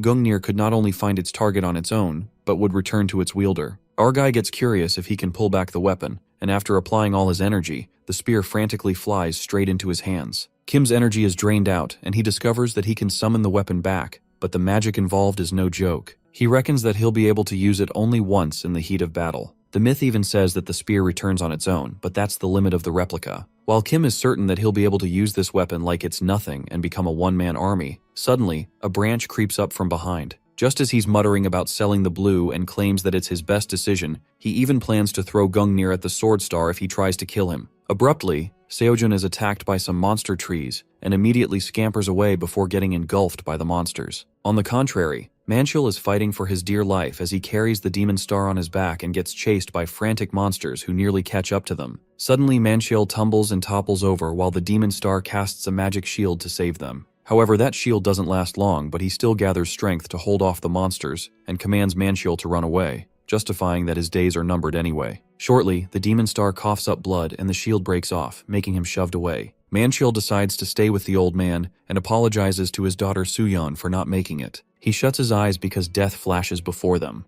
That's when Kim Seojun comes to the rescue with his lustrous spear and tells Manchil that his daughter is worried sick about him. Manchil cries out of joy while our guy draws the monster's attention and commands him to take the demon star and run away. Kim focuses on attacking the monster's trunk. However, no matter how many times he slashes them, they keep growing. Seojun dashes away since it'll be hard to get close this way and plans to use Gungnir to target the trunks one by one. While the monsters chase him relentlessly, our guy realizes that his spear is gone and looks back only to find it on the ground. As he feels the urgent need to get it back this instant, Seojun notices that Manchil and the old man are still in danger. As the monsters are about to get Manchil, our guy halts the monsters with the Longinus spear, but he feels like he's going to be torn apart at any moment. The pressure is way too much for Kim to handle, and he keeps up with it until Manchil and the Demon Star are out of the danger zone. Shortly after that, our guy leaps at the monsters as they gang up on him like clingy bastards. That's when he iconically summons the Gungnir. While the tree monsters appear terrified by the overwhelming power of Gungnir, a few hits in and now they've learned that the weapon is dangerous, trying to sneak away. Our hero smirks and the tree monsters surround Seojun so that he can't summon Gungnir. The branches were the hard part to deal with, and now it's time that he shreds these trees into pieces. Since Gungnir isn't the only legendary weapon at his disposal. With that, he summons the Spear of Longinus to end this once and for all. Later, our guy reunites with Manchiol and the Demon Star. Manchiol calls him a slowpoke, and Seojin has to say the same to him since he disappeared like that, exposing Manchiol that he came here so he could send off Suyeon to a hunter academy. Our boy scolds him and makes poor Manchiol turn red with embarrassment, telling him to mind his own business. Seojin then asks about the Demon Star's condition, and Manchiol lets out that the old man is not in a good condition, since he was already in a bad state, and overdid it trying to protect him back there. Our fella perceives that the old man is worse than bad, and uses the emergency potion he carries around. Though it's only a temporary measure, it'll help the old man speak at least. After the Demon Star gulps down the potion, he looks at Seojun and asks Manchiol if this is the jerk from the Hunter Academy he was talking about. The old man bombards him with questions and asks Kim how he even found them and came to save them. The Demon Star then asks him what happened to the Dryads. Our guy then questions the Demon Star why he brought Manchiol to a place like this. The old man reasons that they needed someone to transport the monster corpses for study. He needed to do it alone, but with his age and diminishing strength, it was impossible to do by himself. Seojin wonders why the old man didn't use a company, and the old man thought calling a company would draw too much attention. Since they had to move in secret, he needed the minimum number of people so no one would notice. That's when our fella speculates that the Demon Star had been moving discreetly, because he was afraid of being found out by the Order of Truth. As the old man freezes, since this is the info he kept from the president, suddenly, the place begins to tremble vigorously as if it's been hit by an earthquake. A strike of terror runs through Manchiol because he realizes it's the monster that put the Demon Star in his condition. The shriek instills fear into them, and they conjecture that even if the Order of Truth set a trap, they wonder what would be able to keep the Demon Star in this dungeon. The question lingers that what really lurks in this dungeon that even the Demon Star can't handle. At that moment, they witness a beast even bigger than the mountains approaching them. While Seojin guesses it's a monster from an anomaly, he wonders if that's even a monster. The old man confesses that he's never seen something like that, and it's even mutated somehow. Our guy does agree that it's mutated, but just in size. Otherwise, it doesn't seem any different from other Dryads. Fortunately, the good news is that the humongous motherfucker didn't see them. Seojin immediately commands the Demon Star to stay out of sight and get out of the dungeon. But the old man lets him know of his attempted failure to escape the dungeon. And the reason behind it is even crazier. Every time they tried to get out, it could sense them and come running toward them. That's how the Demon Star ended up like this. The old man evaluates that it isn't a simple mutation, and the outer shell is so strong that his magic won't penetrate. Even if it does succeed, it just regenerates. Simply put, the Demon Star couldn't handle it with his magic. It's as if it's evolved specifically to get rid of a Dryad's weaknesses and magnify the strengths. He admits that he's not what he used to be. He's old and sick, waiting to die. He thinks it's embarrassing to be even called the Demon Star, although he's capable of using magic to weaken the outer shell and suppress the regeneration. If only he were 5 years younger, it might have been possible to defeat it. Upon hearing this, Seojin is rather exhilarated since the old man just needs one strong blow, and if he can weaken the monster, Kim can deliver the finishing blow. Our guy delightfully flaunts his Gungnir, but old man Min Cheol gives him a reality check, saying that he can make the monster weaker and not powerless. And if they fail, they won't get another chance. Deep down, Min Cheol is aware that he's able to talk thanks to the potion, but he's as good as dead. The old man suggests that it's better he distract the monster while the two of them escape. The old man gets curious about the weapon, while Seojin reveals that it's what he'll use to deliver the finishing blow. Seojin warns the Demon Star to be careful because if the weapon thinks he's trying to take him, it'll reject him. Just as the old man touches the Gungnir, he's thrown into a frenzy after feeling the intense magnetic field coexisting without getting twisted. He screams and questions what on earth this kind of magic field is. Manchiol is amused to see the old man talk too much while our guy gets reminded of Jimin Jung, who's also a maniac like the old man. He notices the uncanny resemblance and how their otaku mode is on when they see unique items. The Demon Star is totally obsessed with the spear and reveals that with Gungnir, they don't even need his magic. Min's eyes sparkle, and he asks Seojin where the hell he bought it. Our guy responds that the Sword Star bought it for him, and the old man is left in disbelief since he's surprised since that arrogant old man isn't so generous. Seojin, freaking inside, thinks it'll be okay if the Sword Star finds out he saved the Demon Star by selling the Blue Dragon Sword. After that, they all head to face the level boss. Later, they settle down for a strategy meeting. Our guy plans that the Demon Star will weaken the monster and he will use the spear to deliver the finishing blow. Seojin then asks Min Cheol to show him the spell he'll be using, but even if it wears away his life force, he'll do what's needed. But our guy thinks it won't be necessary, and tells the old man to make sure he's prepared to cast the spell. So the final plan is, Kim Seojin will buy time distracting the monster, In the meantime, Minchiel will prepare the strongest spell he can muster. When the Demon Star unleashes the spell to weaken the monster, our guy will throw Gungnir to destroy its core. However, our guy reckons that there are two main things that could go wrong. The first risk is him getting killed while trying to lure the monster, and the second risk is when the Demon Star unleashes the spell, the monster might notice and attack him instead of Seojin. While our boy could control the first variable, the second could be trouble since the Demon Star will be helpless while casting the spell. Kim assures Manchiol that he'll do his best to keep the monster distracted, but they can't know for certain how things will play out. If worst comes to worst, it'll be up to Manchiol, who assures Kim that he's not planning on dying and leaving Suyeon behind.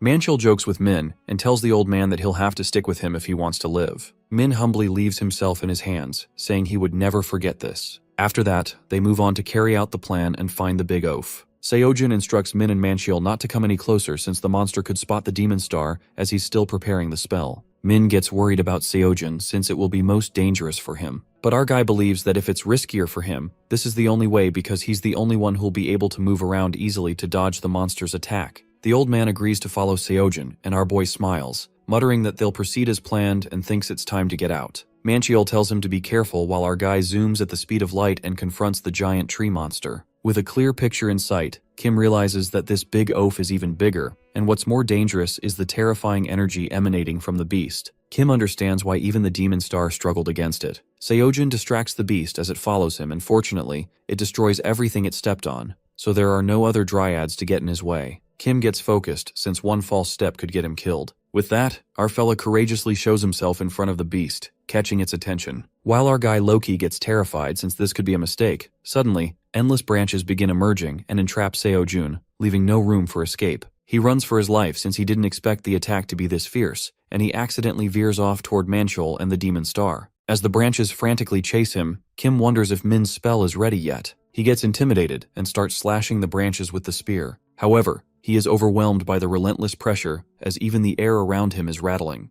At this rate, our guy was hoping to keep avoiding him, but he seems to have no choice now. Suddenly, a bright light radiates and Seojin gets the signal that the spell is ready. The Demon Star, along with Manchiol, arrives at the perfect time and Kim grabs the attention of that big lump. Kim distracts the monster by keeping him on his tail and dodges its attack as he sprints away. The massive monster lets out a piercing shriek as it lunges ferociously at him, while Seojin guides him toward the spot they had planned. As it reaches the spot, the Demon Star's spell traps it in chains, preventing him from moving any further. Our guy witnesses his plan working and notices how it has slowed down while its energy's dropping. It seems that the Demon Star's spell hit the mark, and now all that Kim has to do is destroy its core. The monster groans in pain, and our fella is concerned if it sensed where the spell was coming from. He knows the Demon Star's magic will be drained and Manchiol is just a regular guy, not even an awakened. And with the old man on his back, he assumes he will barely be able to dodge a couple of times max. Seojin aims the Gungnir at its core, supposing it's now or never. He focuses all his strength into it.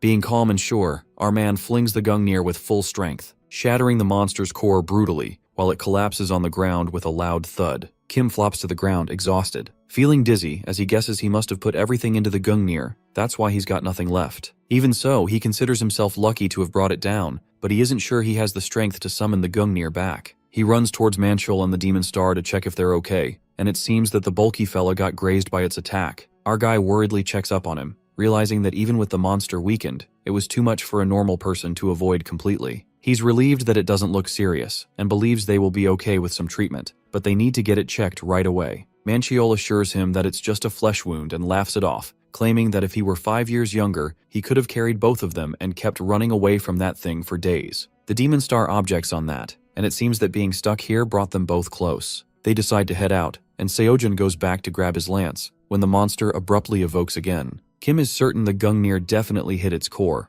baffled if the core wasn't destroyed. Shocked, he finds it impossible for it to arise again, and that's when it hits our guy as he realizes that its core, it must be two of them. The monster outrageously roars as it attacks them, while Seojin and the others are clueless as to what to do now. The Demon Star steps in and casts a spell on the monster even though he's in a bad condition. Kim knows he's completely spent and can't hold on much longer, so he has no choice but to destroy the second core. He looks around for the Gungnir, but the tangled roots in the way make it impossible to find. He can't help but wonder if it understands the significance of Gungnir and is purposely hiding it. Although he still has the Spear of Longinus and believes if he can just land a direct strike, it will still be possible to destroy the core. Seojin asks the demon star if he can perform the weakening spell again, and it seems that he's ready to do whatever he can. Our guy decides to distract it, despite the old man's worried protests, and since there's no time to argue, he just pushes ahead with whatever they can do. With that, he dashes towards the beast, avoiding its attack carefully, being mindful that one hit, and he's dead. Kim can't help but think about the demon star, who's held up against all this at his age, and even he's hit his limit. He's convinced everything depends on him now, and he cuts through the branches blocking his path as he closes in on the core. To get the core with the Spear of Longinus, he will need to get right up to him, but it seems he can't get any closer. Our awakened realizes that it's totally different from just luring it somewhere. Just then, his leg is caught up in a branch, and as he's about to get attacked, the demon star's spell stops it. Seeing this as his chance, Seojin springs towards its core. Glancing at the chains of the demon star's spell, he notices them being way smaller and much thinner than before, and realizes his magic is too weak after last time. Hence, he understands the spell won't be the same.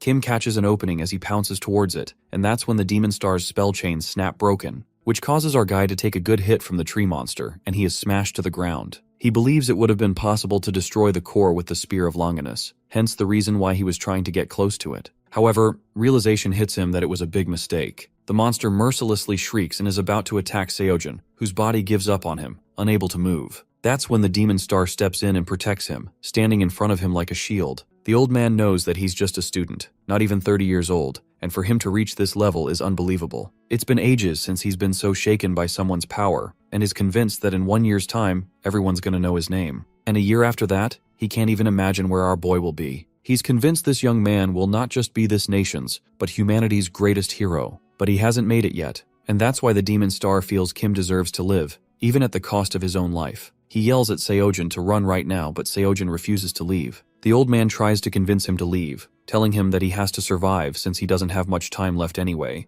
and advises him not to be naive and just accept this. Kim can't help but question why he didn't flee at the time, or why he didn't leave them behind. He could have if he wanted to. That's why our guy is curious why, even in this moment, the old man tries to sacrifice himself. Seojin manages to stand up while his body throbs with pain but flops back to the ground, having no energy left. He knows the demon star is right, and that it'd be better for him to run, leaving him behind, grabbing Manchiol, and getting out of here. And it's a terrible idea to stay and fight like this, but he's already made up his mind. He doesn't know what to do and doesn't want to run away either. That's when he suddenly remembers what Hercules said in his first lecture. Hercules, the greatest hero of Greek and Roman myth, asked his students in the first lesson about what they think strength is. He emphasized the importance of muscle strength, but that's not the strength he was talking about. Hercules was so legendary across the world, his name has become synonymous with the very word hero. He mentioned that strength is thought of as merely physical, but if that's not the strength he's talking about, he believes that his students must be thinking about which strength he's referring to.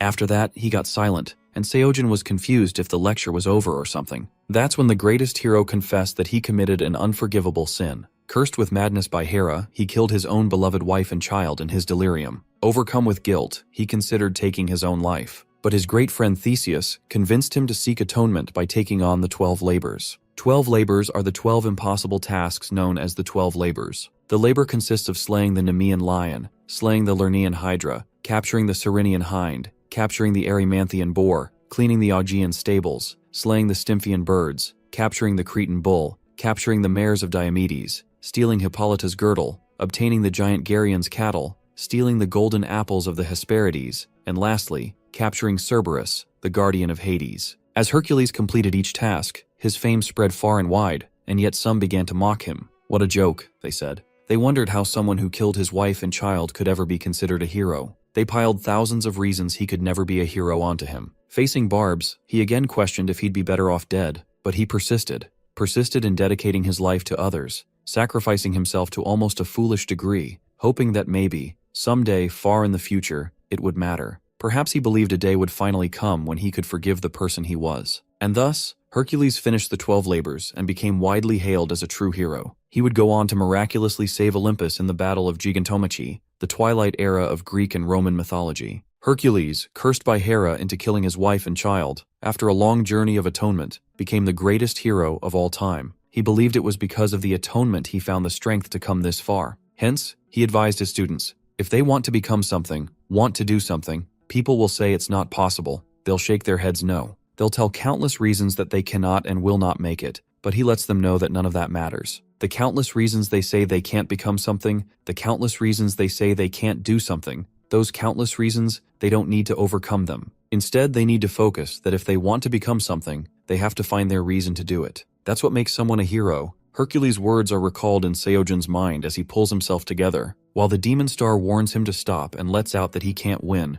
and he knows it. Not at his level, because he can't handle that monster, and he's aware of it better than anyone else. And Kim doesn't deny it. He can't. He knows better than anyone that he can't win. He feels the fear clinging onto him and hesitation whispering in his ear, while in the background, he hears the demon star protest, and yet Hercules' voice cuts through them all. There are countless reasons he can't win, countless reasons to run away. The demon star's lived so many lifetimes, while our guy is just 28, and believes what he's doing will seem like foolish bravado. But what may only be 28 years for the demon star is a lifetime for our awakened. Everything he's lived for, he decides he won't abandon it in a moment of hesitation. An immense power flows through his body as he walks towards the beast, an overwhelming strength that crushes everything. Kim cuts off the branches as he moves forward, and the tremendous power affects the surroundings. The demon star witnesses the scene with pure shock on his face when he notices our guy suddenly falling unconscious. Using his magic spell, he manages to bring them away from the place, where they meet Manhwa. The bulky fella gets worried as he sees Seojin unconscious, and the old man indicates that his wounds are serious, but doesn't think they're life-threatening. He reveals that our dude tapped into such an overwhelming amount of power it knocked him out. It makes sense to Manhwa from what they just saw, while the demon star confesses he was afraid.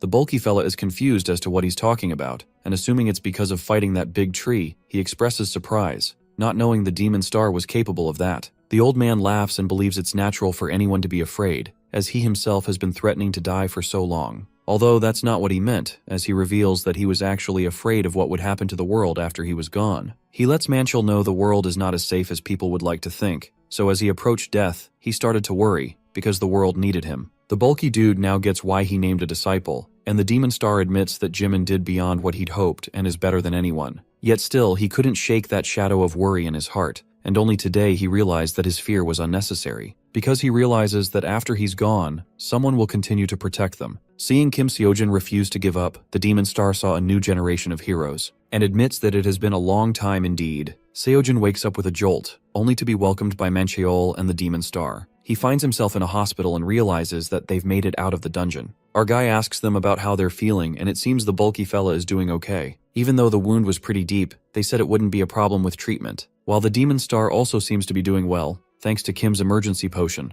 All he needs is some rest. Our dude is concerned for the old man when Manhwa asks him if he's okay, since he's been out for half a day. He's left shocked to find that out and wonders if he's called Suyeon. The bulky man, feeling kinda shy, admits that he did, and Kim couldn't be more relieved to find out that's resolved at least. Manhwa reveals that he's called Seoyun as well because she was really worried about him. Now that Seojin thinks about it, he told her he was off to look for Manhwa and then disappeared, with her grandfather's sword to boot. The demon star remembers Seok mentioning his daughter, and now he knows her name is Suyeon. Manhwa confesses that he was trying to make money to send her to Hunter Academy, and then all this happened. Hence, he reminds the old man that he promised 4 times the going rate, and makes sure that he's not thinking of reneging. The demon star assures him to pay, but suggests if it's okay that he teaches his daughter. Both men are left utterly stunned, while Manhwa can't help but question whether he's going senile. The old man believes that he may be close to death, but he's still got his wits about him. The bulky fellow wonders if he had a head injury perhaps, but he refuses to admit that as well. He's confused by this sudden offer, asking the demon star if he's not busy with things, like he said. Admitting that he did, the old fella doesn't think it'll be necessary anymore, as he believes it's time to give the young ones a chance out there. He might have 1 year left to live but won't have much to do.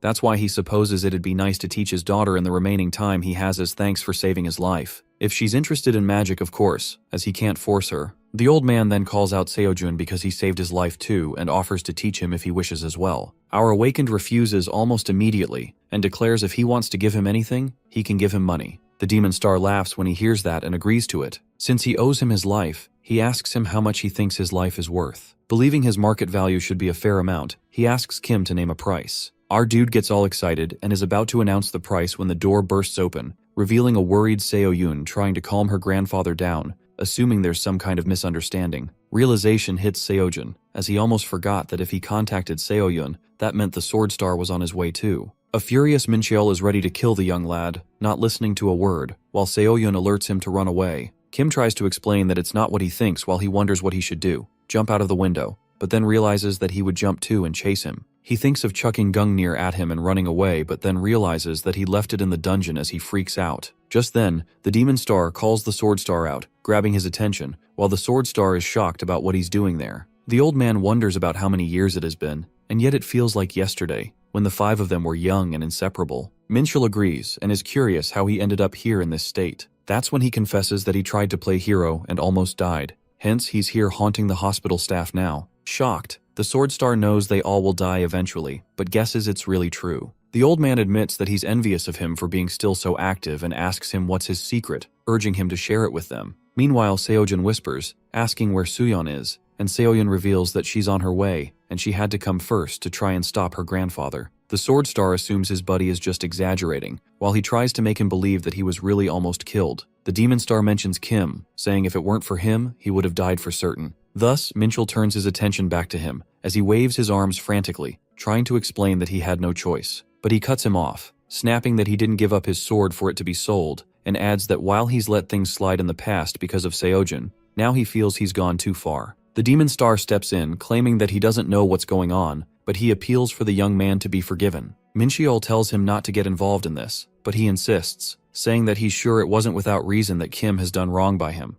There must have been no choice. The Sword Star finds it odd for him to be so forgiving, and he refers to a quote, saying as much as time takes away from them, it gives them as well. Seeing that this wasn't enough to convince the short-tempered man, the Demon Star is curious what the hell the young man did to make him so upset. That's when it's revealed that Seojin sold his blue dragon sword. As much as this shocks the Demon Star, he still asks our guy what he said about Mincheol buying him a weapon, and wonders if that's not true. That was the moment Kim realized that he's doomed, and when he witnesses the Sword Star blowing up, he lets him know that he didn't sell it but left it as collateral. He ensures him that they can get it back as it wasn't even that much, and believes if they go to the association right now, they'll get it. Minchel, suppressing his anger, asks the Demon Star if he would still forgive him after this, and he tells him just not to kill him. Since he didn't sell the blue sword and the old man is vouching for him, the Sword Star declares to let him live, but that's it. He's still gonna smack him. He warns him to just dodge, block, or die for all he cares, and even though it's one hit, it looks like he's gonna finish our boy in one blow. Seojin tries to stop him,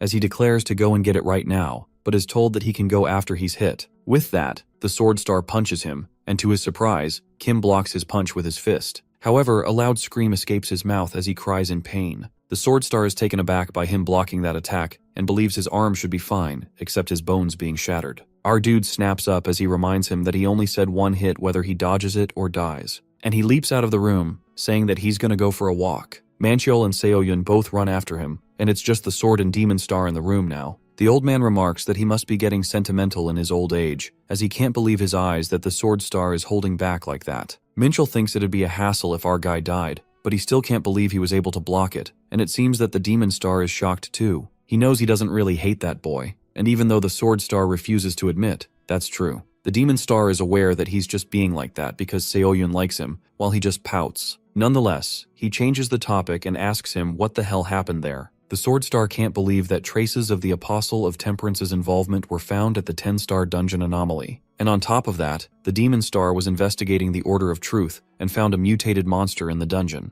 And that worthless bum, aka Seojin, saved the day. The Demon Star lets out that he should have seen it himself, while Minchel is convinced that the boy he faced just a few days ago wasn't at that level. It's true that he refuses to acknowledge what our guy is capable of, but no matter what the old man says, he finds it hard to believe. The Demon Star thinks it's because he just doesn't trust pro-hunters. In Minchel's perspective, they're all worthless, even the ones running around claiming to be S-class hunters, and the old man agrees with him. In fact, any of the heroes from the Great Cataclysm would agree with them. The times changed, and so did the very idea of pro-hunters. Now it's just a job. A lucrative one at that. Everyone's happy that it's been peaceful, but the Sword Star believes the world is not as safe as everyone thinks. When all the heroes are gone and the real threats manifest, he wonders if the world will be able to fight back. He guesses maybe that's the true purpose of the Order of Truth. However, the Demon Star calls him out and lets him know that those they expect nothing from turn out to do what no one expected. Their time is passing, or it may be already over. Minchel wonders what he means, while he just laughs, realizing it has been a long time.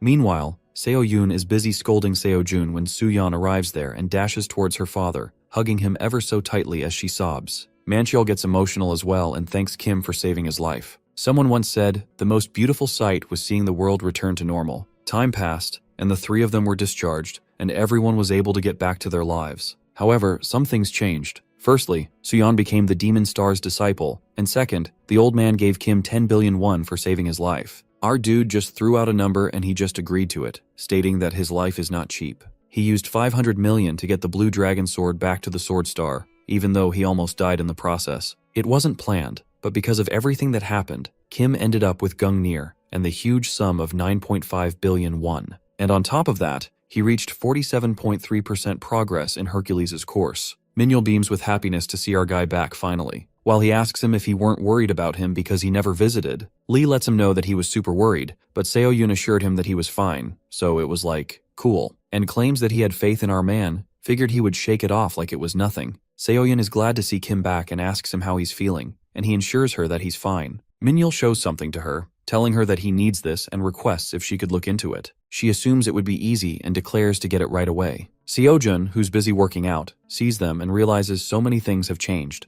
but the Dream Academy manages to stay the same. Now it feels like home. Later, we see our awakened listening to Hercules' lecture, who talked about the strength of the gods in his last lecture. He assumes some of them may have realized what that truly is, difficult as it may be. Every once in a while, a few students are able to get there. And referring to those of them who did, he believes they're probably surprised by the spike in the course progress. He tells them not to be surprised, as this is the strength of the gods' course after all. Simply put, they're understanding what he's trying to teach them, thus the progress. But he warns them not to assume that this means they're through with this class. Rather, it's the complete opposite. He declares that the strength of the gods is the source of all strength, and to tap into that infinite strength, they need a strong vessel to contain it. Hence, if they haven't trained to the ultimate limit, they won't be able to withstand it. That's why he emphasizes muscles so much in this course, to help turn their body into a vessel that can hold the strength of the gods. To summarize it, Seo-jun supposes that he can tap into the strength of the gods, but his body can't handle it. Now that his course progress has increased, he's able to get through the daily assignments faster, leaving him more time.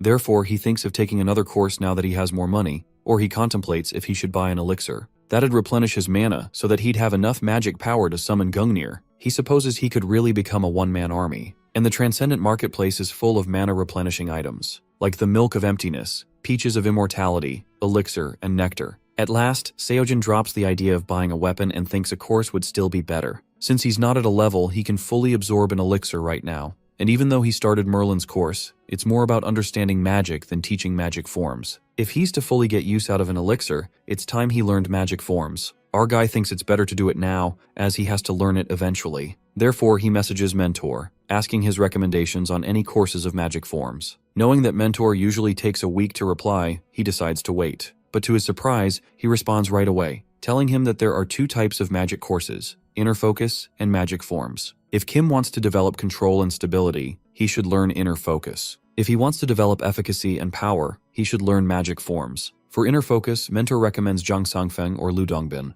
while for the Magic Forms, he'd suggest Arthur or Siegfried. Kim realizes it all changes depending on whether he's going for control or efficacy. He decides to check out their cost, sure that he'll be able to afford something. Afterwards, we see Seo-yoon coldly asking our dude if he needs money yet again, and if he wants her to look into competitions that are coming up. Seo-jun, totally defeated, agrees, and that's when the B-rank hunter loses it. She lashes out at him, questioning where he's spending all his money because money is all he talks about. She wonders if he's some sort of goblin that feeds on money, curious where it even goes. Our poor fella sighs, recalling that every course is 10 billion won, but he's 500 million won short no matter what. He admits that he doesn't want to live like this either. At that moment, Seo-yoon informs him about a competition coming up. On top of that, the winner gets to win 3 billion won. Kim couldn't get happier, but the joy is short-lived when he learns that it's a team competition. The disappointment is apparent on Kim's face, and he's convinced that he's always meant to grind for money. There must be 3 kids from each academy, and the problem is that the Dream Academy only has 2 students at the moment, Kim Seo-jun and Minhyul Lee. Minhyul can pull his own weight, but since they require 3 students, it's not possible for them to enter the competition. Our guy hopefully asks Seo-yoon if anyone is willing to join the academy, but her face tells it all. Seo-jun is aware that even if they try to persuade anyone to join them, no one is going to trust them. He thinks hard to find someone they could depend on in competition that isn't already registered with another hunter academy. Unfortunately, he couldn't even come up with a single person who'd join them,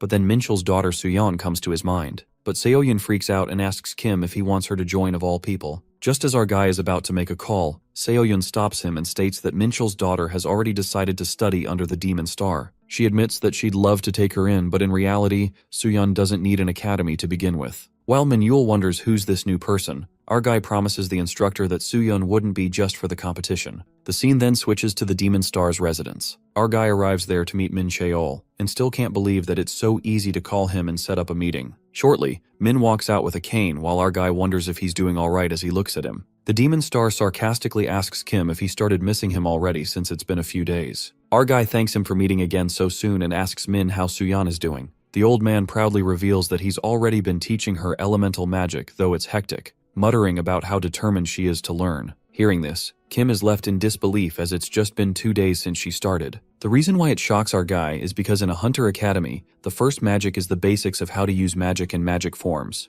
And just the basic use of magic takes 2 to 3 weeks minimum. Even the old man admits that he was shocked too, and almost fell over when he saw Sooyeon figuring out how to use magic in less than a day. While Seojin is left slack-jawed, Min brags about how even Jimin took an entire day to get the hang of elemental magic. He wonders where Sooyeon was hiding all this time and never knew it would be this fun to teach her. Meanwhile, our fellow looks totally done. The Demon Star finally asked him the reason he's here. Kim freaks out as he couldn't bring himself to broach the subject. Our boy mentions to Min Cheol that the Dark Star has a disciple, Min-yul Lee, and he's a student at Seoyun's academy. The old man finds it hard to believe, and Seojin reveals that the Dark Star is avoiding contact with his disciple to keep the Order of Truth from using the sight on him. Seojin also warns the Demon Star that the Order of Truth is already using the sight on him, which also makes Sooyeon a target. Plus, it's not just her. It's still not certain when the Order of Truth will go after the old man again. Therefore, our guy implies that since they can't use the sight on him, they can take advantage of that so that it won't be easy for the Order of Truth to target them. Old man Min sighs and concludes that Kim wants Sooyeon to join the same academy and make moves together. Seojin nods and states that the time he'll get to teach Sooyeon will be reduced, but for Demon Star and Sooyeon's safety, they'll have to consider it.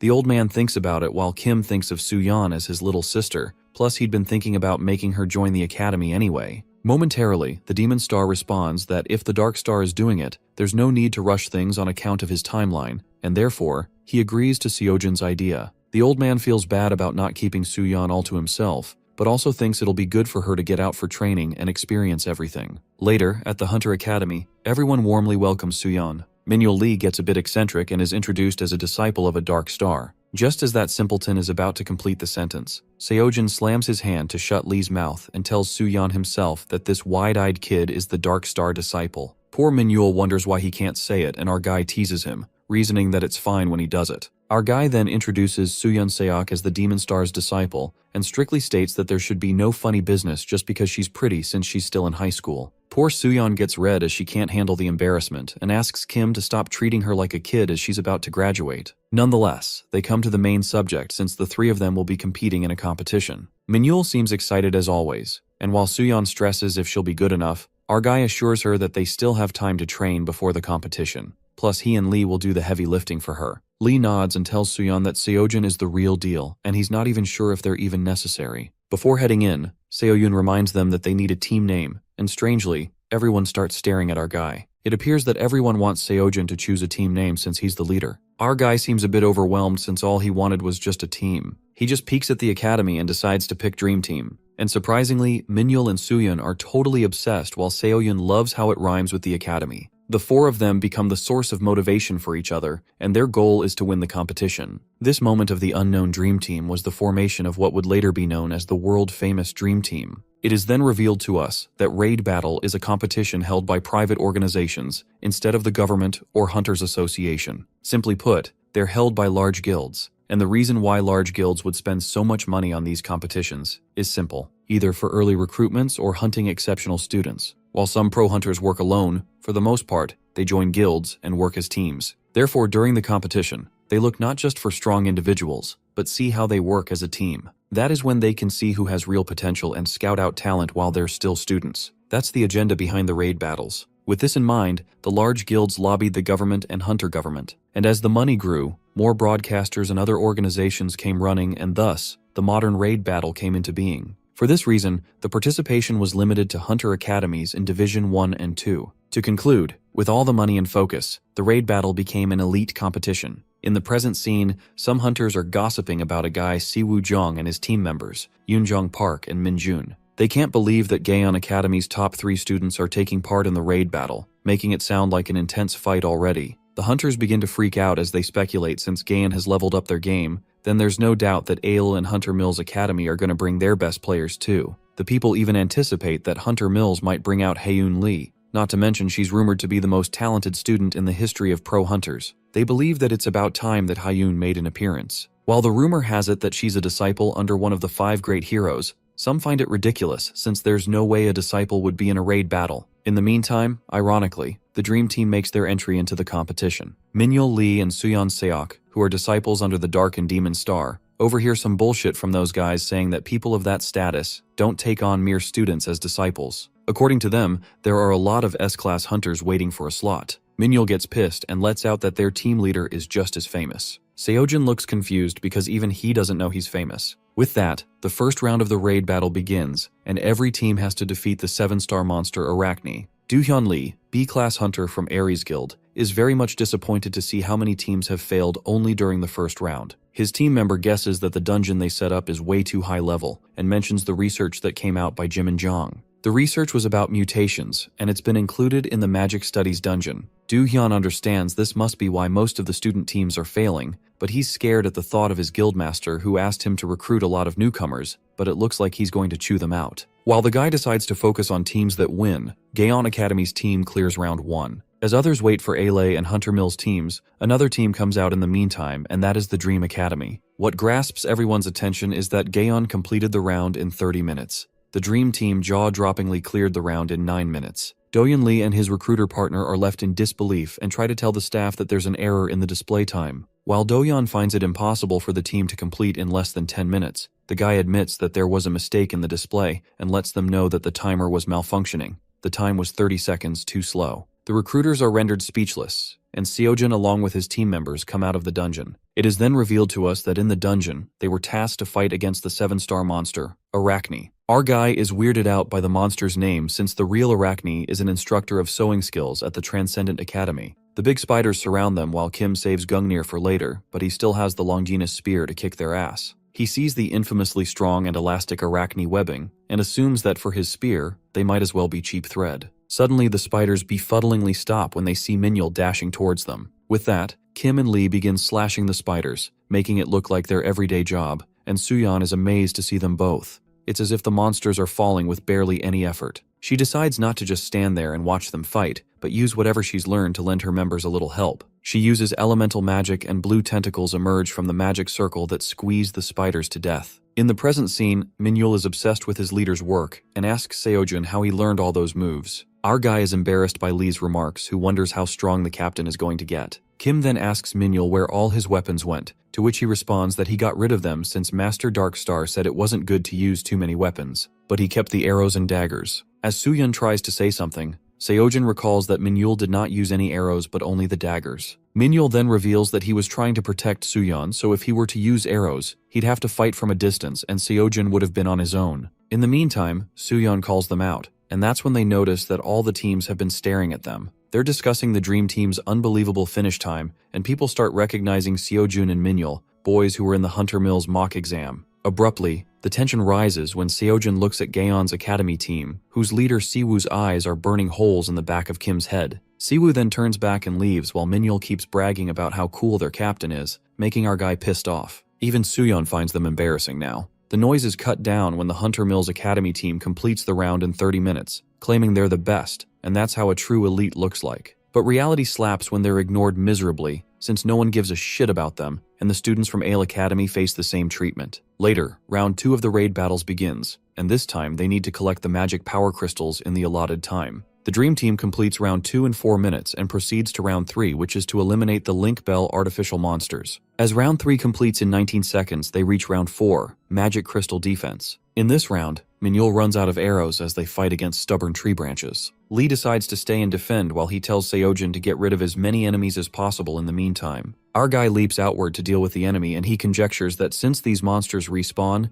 it's impossible to completely clear them. Just as Seojin is done slashing as many dryads as he could, he witnesses a luminous orb in the air like a full moon. He couldn't see it, but he could definitely feel it through Kiran's magic. Since he senses a tremendous amount of magic force, Seojin assumes that this orb could be the core of the entire dungeon, or the thing that's respawning the monsters. Our guy slashes the monster behind him and summons Gungnir. To see if his assumptions are correct, he aims Gungnir right at the core, and surprisingly, the weapon goes right through it. This makes him deduce that there's no core. Our guy freaks out and wonders if he was mistaken that there was anything to begin with. While our guy is hell-bent that he did feel something, he thinks of the Spear of Longinus and its unknown powers. He's convinced that the spear could have powers as impressive as Gungnir, but he just hasn't figured it out. Smirking, Seojin decides to find it now and dashes to make a leap where the core is to strike the spear. The scene then switches to Gaeon's team, who are struggling to fight the giant tree monsters. Siwoo asks Minjin to take the lead, and eventually, they complete the round in 44 minutes. While the members are happy with the outcome, Siwoo ponders that they made the right calls and 0 mistakes, and since Hunter Mills and Ale both lasted 20 minutes, they went twice as long. So in his point of view, they did as well as anyone possibly could. The Dream Team also makes it before Gaeon did, and Minyul intimidatingly says that he's not even going to try guessing the captain's power anymore. Gaon team members look at Seojin's team as they went in at the same time but came out first. Just then, they're distracted by the noise, and when they look up to the scoreboard, they're left wide-eyed. Even the crowd is thrown into a frenzy when they witness Dream Team's score to be immeasurable, which is ridiculously impossible. They assume that their team somehow was able to get to the core of the dungeon. The recruiters in the crowd go absolutely crazy. Do-yeon Lee stares shockingly at the scoreboard, recalling that the Hunter Mills exam was just a month ago. He wonders how Seojin got so powerful in such a short time span. Lee reckons that their entire world will change completely, so they have to recruit the Dream Team no matter what. On the other hand, the recruiters hysterically start calling their guild masters. The scene then flips to Kim Seojin, who's on the moon after discovering the powers of the Spear of Longinus. He assumed that the spear was immune to magic shields, but Gungnir can do that too. He figured that there was something else to the spear. In the dungeon, where Gungnir just passed through the core, the Spear of Longinus detected the core and destroyed it. Kim wonders if the spear affects existence itself, and thinks that he'll have to compare them again. During that time, Minyul is narrating the Dryad dungeon story to Suyeon. Suddenly, someone calls out Seojin's team and suspiciously questions what kind of trick they pulled. It turns out to be angry Siwoo Jong, who accuses them while his own team members appear shocked. Our guy realizes that Siwoo must be acting alone and asks the matter. Siwoo asks Kim if this is how he's gonna play it, which makes Minyul pissed off. Kim assumes that Jong is accusing him of cheating. Deep down, Siwoo admits that Seojin is indubitably an incredible guy, given how he did in the Hunter Mills exam, but he believes that what Seojin did in round 4 is simply not possible, making him speculate if it was Haeun Lee. Siwoo shakes that thought and walks away without saying a word. Minyul lashes out at him for accusing them while Jong ponders that he might not be thinking straight. He thinks he's dumb for comparing Haeun and Seojun since she's on a totally different level from them. Meanwhile, Minyul keeps grumbling, and Suyeon tells him to stop since round 5 is about to begin. Suyeon thinks that they're guaranteed to win now, and our boy agrees because they took first place in every round. While he finds it disappointing that it was this easy, someone calls out the Dream Team. A guy approaches them and proposes to make an offer. The guy from the organization states that if they accept it,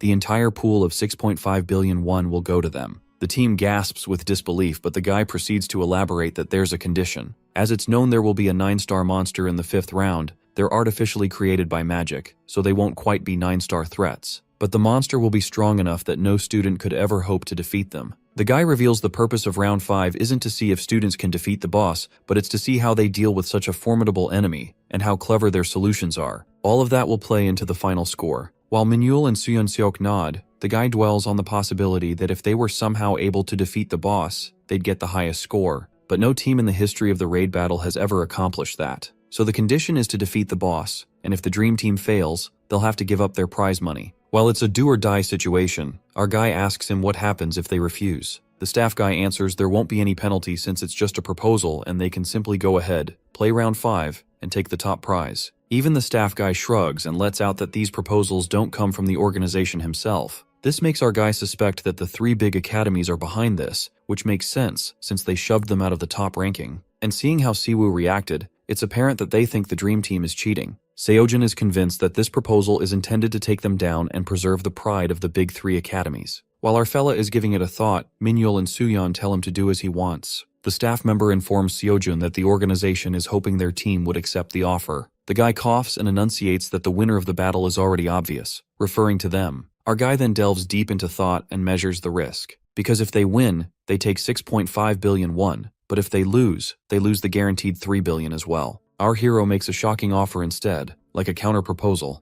and suggests sweetening the prize money and making it an even 10 billion. Seojin does not even hesitate while Minyul and Suyeon are left astounded with their jaws dropped. As the staff member lets out a dreadful gasp, our guy bluntly says that the current proposal isn't worth it if they consider the risk they're taking. It's like they'll make 3 billion won doing nothing. Seojin reckons that he needs 500 million urgently, but it will be divided into the three of them. He'll only be left with 1.5 billion won, which won't keep up with the rising karma calculation rates. But with a cunning smirk on his face, Kim increases the prize offer to 10 billion so that he'll be able to pay for the magic course and the elixir. And that's definitely worth the risk. The guy who made the offer appears rather traumatized, probably regretting his life decisions. Later, the gossip about the Dream Team's proposal spreads faster than light. The people realize that they understood what exactly was happening and think they have more than just good battle sense. Do-yeon Lee's partner wonders if the Dream Team will be able to pull this off, but Lee thinks that it's possible. The bald recruiter gasps since he hasn't seen Do-yeon this optimistic before and asks what kind of monster they created this time. He thinks it might be a revenant, a 9-star undead monster. The baldy asks Lee's opinion on the final boss monster, but he states that he believes the Dream Team can do it.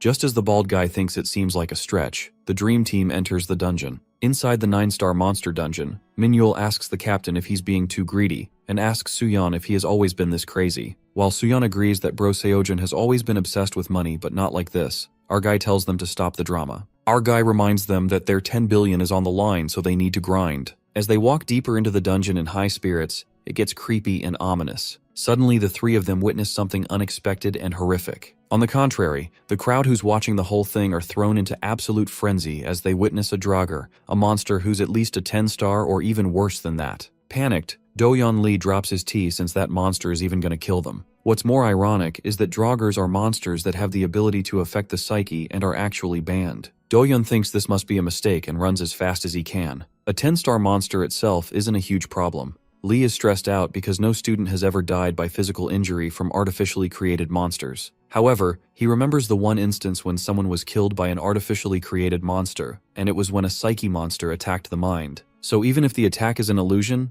the damage to the mind is real. And the current situation is no different, not to mention that this Draugr is a 10-star psyche monster, so there's no freaking way a student could handle it. In the dungeon, Min-yul and Soo-yeon could barely bear the crushing pressure on their minds. Our guy, who's also numb, ponders that at this rate, their team will be slaughtered. In the meantime, Do-yeon Lee bangs open the door of the control room and screams at the operators to do something. They justify that they have already sent someone, but no one is able to get inside the dungeon. Do-yeon tells them to destroy the magic core and turn off the mana supply, but the operators hesitate, thinking about the money they've spent on it. Lee quivers with anger and calls them greedy bastards for letting kids die over a few billions. Lee literally goes on a rampage and wonders what bullshit research Jiminjong is doing. Shortly, they notice something on the screen and a spooky bastard ghost appears in the dungeon. And while Soo-yeon and Min-yul are collapsed to the ground, our guy appears perfectly fine and wonders what's going on. Seojin is baffled as to what a Draugr is doing here. It seems that it tries to attack their psyche, and it works on Soo-yeon and Min-yul. Somehow it doesn't work on our guy,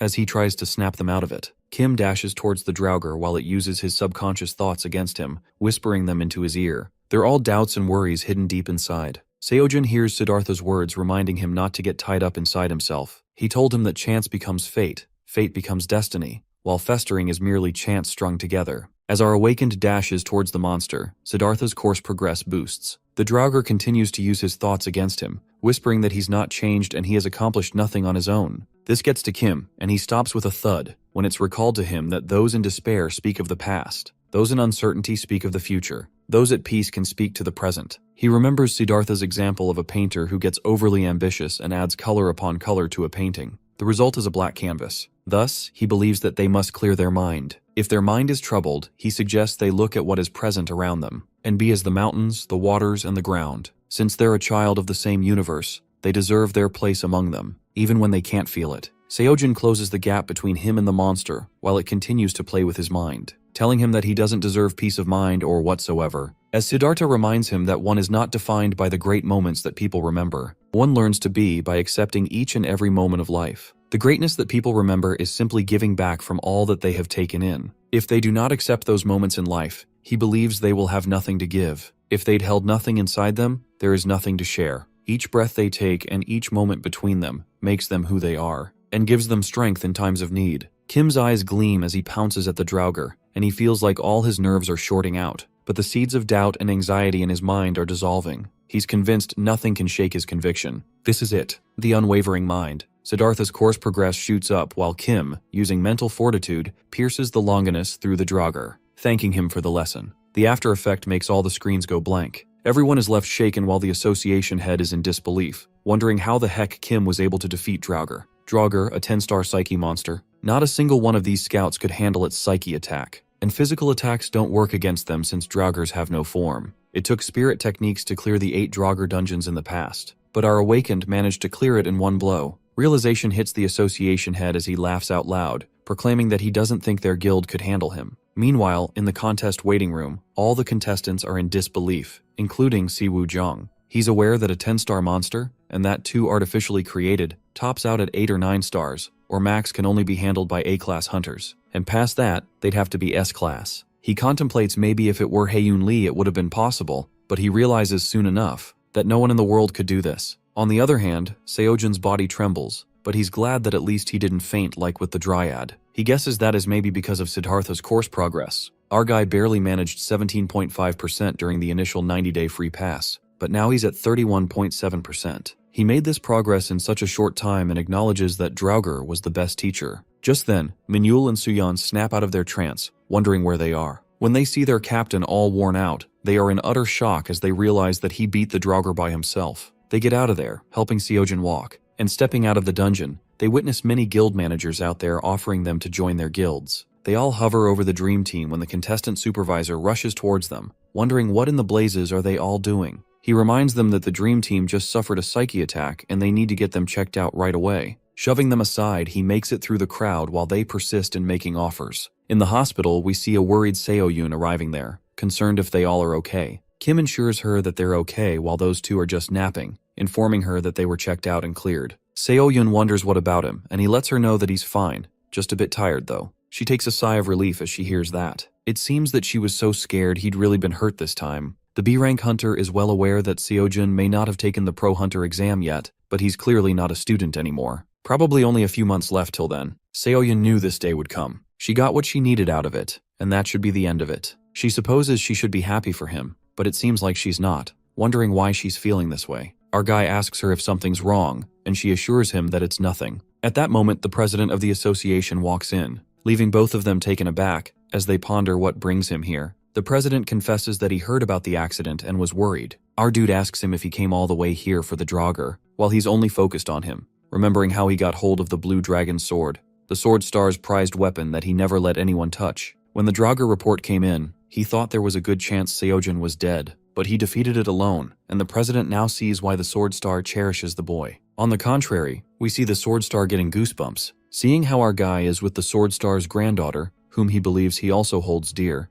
The president is glad he came in person. Seoyun wonders if Kim knows the president of the association, and he fretfully reveals that he lent the Blue Dragon sword to him. The association prez asks him how he's doing, and he believes he is fine but is curious about what the heck happened, wondering where the Draugr came from, and why wasn't a revenant used. It is revealed that the dungeon's magic core was overloaded, as Jim and Jong's mutation research was applied to this competition for the first time. This makes our guy ponder if the anomalies are created in the same way, by overloading the dungeon's magic cores to research mutations. And supposing if the anomalies can be created artificially, he contemplates if that has been the cause of the Great Cataclysm. The president bows apologetically, declaring that he won't ever let this happen again. And assuming that words aren't enough, he asks our fella, who thought they were enough coming from the president, if there's anything he wants, or anything he can do. Seoyun already knows what's going to happen next, and Seojin pulls out 3 fingers, indicating that he wants 3 billion won, and even though the president thinks that seems very reasonable, he verifies that he's really focused on money. That's when our dude breaks it to him that they're talking about 3 billion per person. This catches the prez, who processes what he just heard, as he agrees to it at last. A raid battle for the ages came to an end, and the results turned out to be a display of skills easily surpassing the elite from the big 3 academies. The dramatic defeat of a 9-star monster, Draugr created by overloading a magic core, left everyone shook. Everyone from the guilds to the general public was clamoring to find out more about the Dream Team, the Dream Academy, and Kim Seojin. The guilds are willing to do anything to get a hold of the Dream Team, offering them whatever they can. And those at the center of all that attention are busy splitting and arguing over the prize money. Suyeon, after a lot of convincing, is ready to accept 3 million, and Minhyul as well. She objects that our guy and Lee did everything in the raid battle while she was just there to fill the head count, as she feels bad even taking this much. And Minhyul adds that he didn't do much while he took care of the last round alone, and if it weren't for him, they'd be dead. Seojin thinks of them as little angels hugging them. They weren't paying any attention to what was going on outside. Later, we see Kim calculating the original first prize of 3 billion, plus winning the proposal that gave them second, third, and fourth prizes, which is 3.5 billion,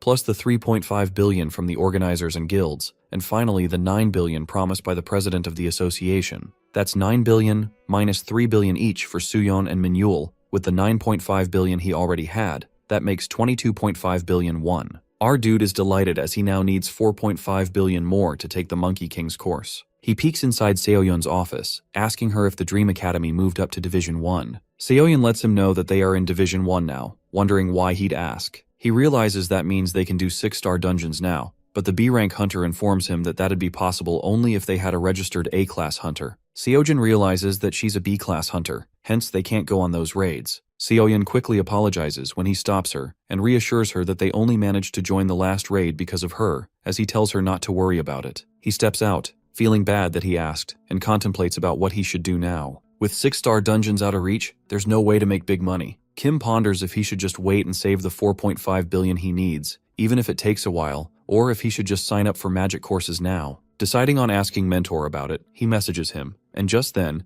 Mentor pops out of the phone, scaring the living crap out of him. Our guy holds his chest while Mentor is confused as to why he's so surprised. Kim wonders if he always has to pop out like that, and he thinks it's more fun this way. Nonetheless, the little assistant asks him why he'd contact him, and it is brought to light that he's not sure what to take next. Mentor thinks hard and wonders if he's good enough yet, and when Seojin asks him what he means, he reveals that if he gets a karmic discount, he could get both courses. It seems that a karmic discount is a discount on his karma. It's a special deal that allows him to get a discount on the karma calculation assigned to him. Our guy is in utter disbelief to discover that the Transcendent had sales all this time. Mentor lets him know that the sales are rare though, and it turns out that he can get up to 100% off. Kim gets all worked up as he learns that he could take the Monkey King's 27 billion won course for free and decides to claim the discount right away. But the little dude flicks his fingers on his forehead, breaking it to him that they don't just give the discounts away. Seojin is confused as to how he gets the discount then, and it's announced that the Transcendent Academy does have a special promotion right now. It's a promotion for outstanding students. Our dude guesses it's like a scholarship for good students, and Mentor lets him know that it's based on the student's score in the mock exam. Getting to know that, all the energy in him deflates as he realizes that his discount is based on the mock Transcendent exam,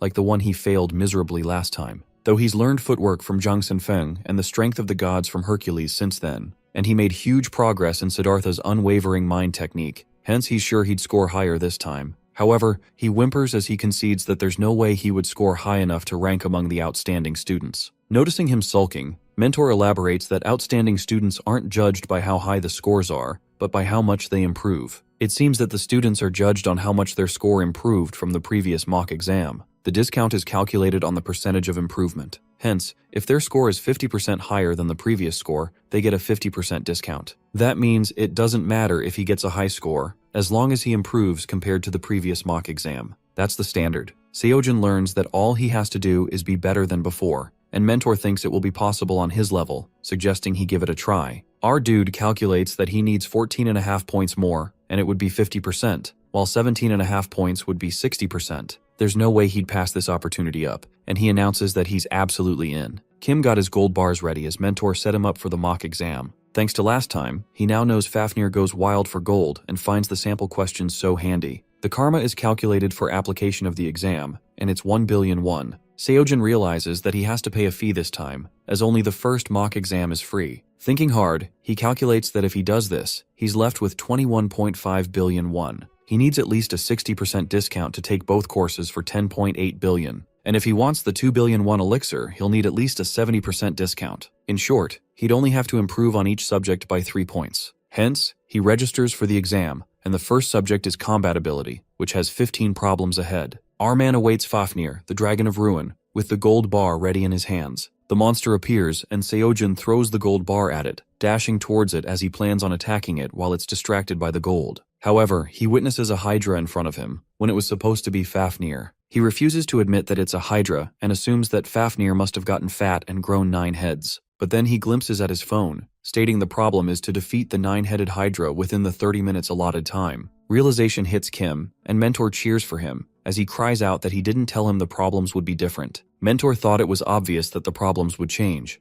Otherwise, everyone would just memorize the answers, and wonders if that's why Seojin brought gold bars. Our dude complains that he should have said something when the Hydra directs its attack towards him. He fortunately dodges it and decides not to be greedy, as he just needs exactly 3 points more. Using the Stairway to Heaven and the Way Beyond Emptiness technique, he manages to dodge its attack pretty smoothly. And Mentor is delighted to see the footwork, amazed because he only recommended the course a little while ago. So far, all Kim is able to do is dodge, and as he tries to avoid the Hydra's flames, it grazes him a little. But the pain that is caused is beyond what he can ever imagine. His body throbs with pain as a painful scream escapes his mouth, making him wonder what's going on. The pain is too much to handle for Seojin that he prefers to die, and with that, level 1 fails. Our boy lies on the floor, bawling his eyes out, when Mentor reveals to him that the Hydra has one of the strongest magical poisons. He says it must be pretty painful, but Seojin corrects him, saying it goes far beyond pain. And now that he thinks about it, when Kiran was poisoned by the Hydra, the pain was so bad he begged to be killed, saying he had no need for immortality. Kim mutters that death really would be better,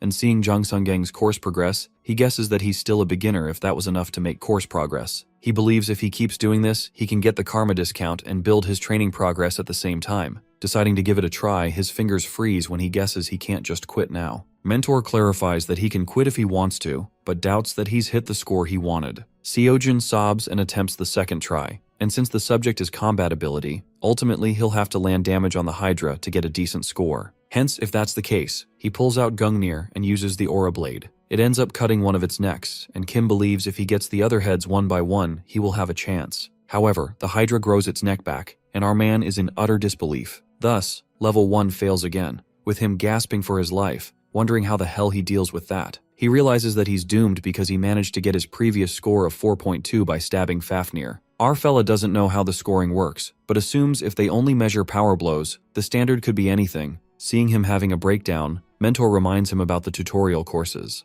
And as Seojin sees a beam of hope, the little dude breaks it to him that taking the tutorial course deducts from their final score. However, he believes if the tutorial courses allow him to get a high score, it would offset the penalty. Our awakened sobs again. With that, he attempts it again and again and again. Mentor hoots, cheering for him while he cries, saying he hates him. The last attempt fails again, and subject 1 of the combat ability is complete. The score being calculated turns out to be 8.8 points. That is 4.6 points more than the last. Kim couldn't be any happier about it while Mentor finds it amazing, as he remarks that he's a different person every time he sees him. He wonders if he learned the footwork and the strength of God techniques and compliments him, saying that his rate of progress is the best he's ever seen in a student. Seojin is on cloud 9 when Mentor comments that he's still by far the lowest skill level he's seen. He lets him know that he didn't have to say that last part, and the little fella admits that it's true. So true. Our dude wonders what the hell kind of backhanded compliment that was. Nonetheless, he believes he can do this and decides to keep this up. A few days later, we see him flop to the ground, defeated, as he admits he can't do this.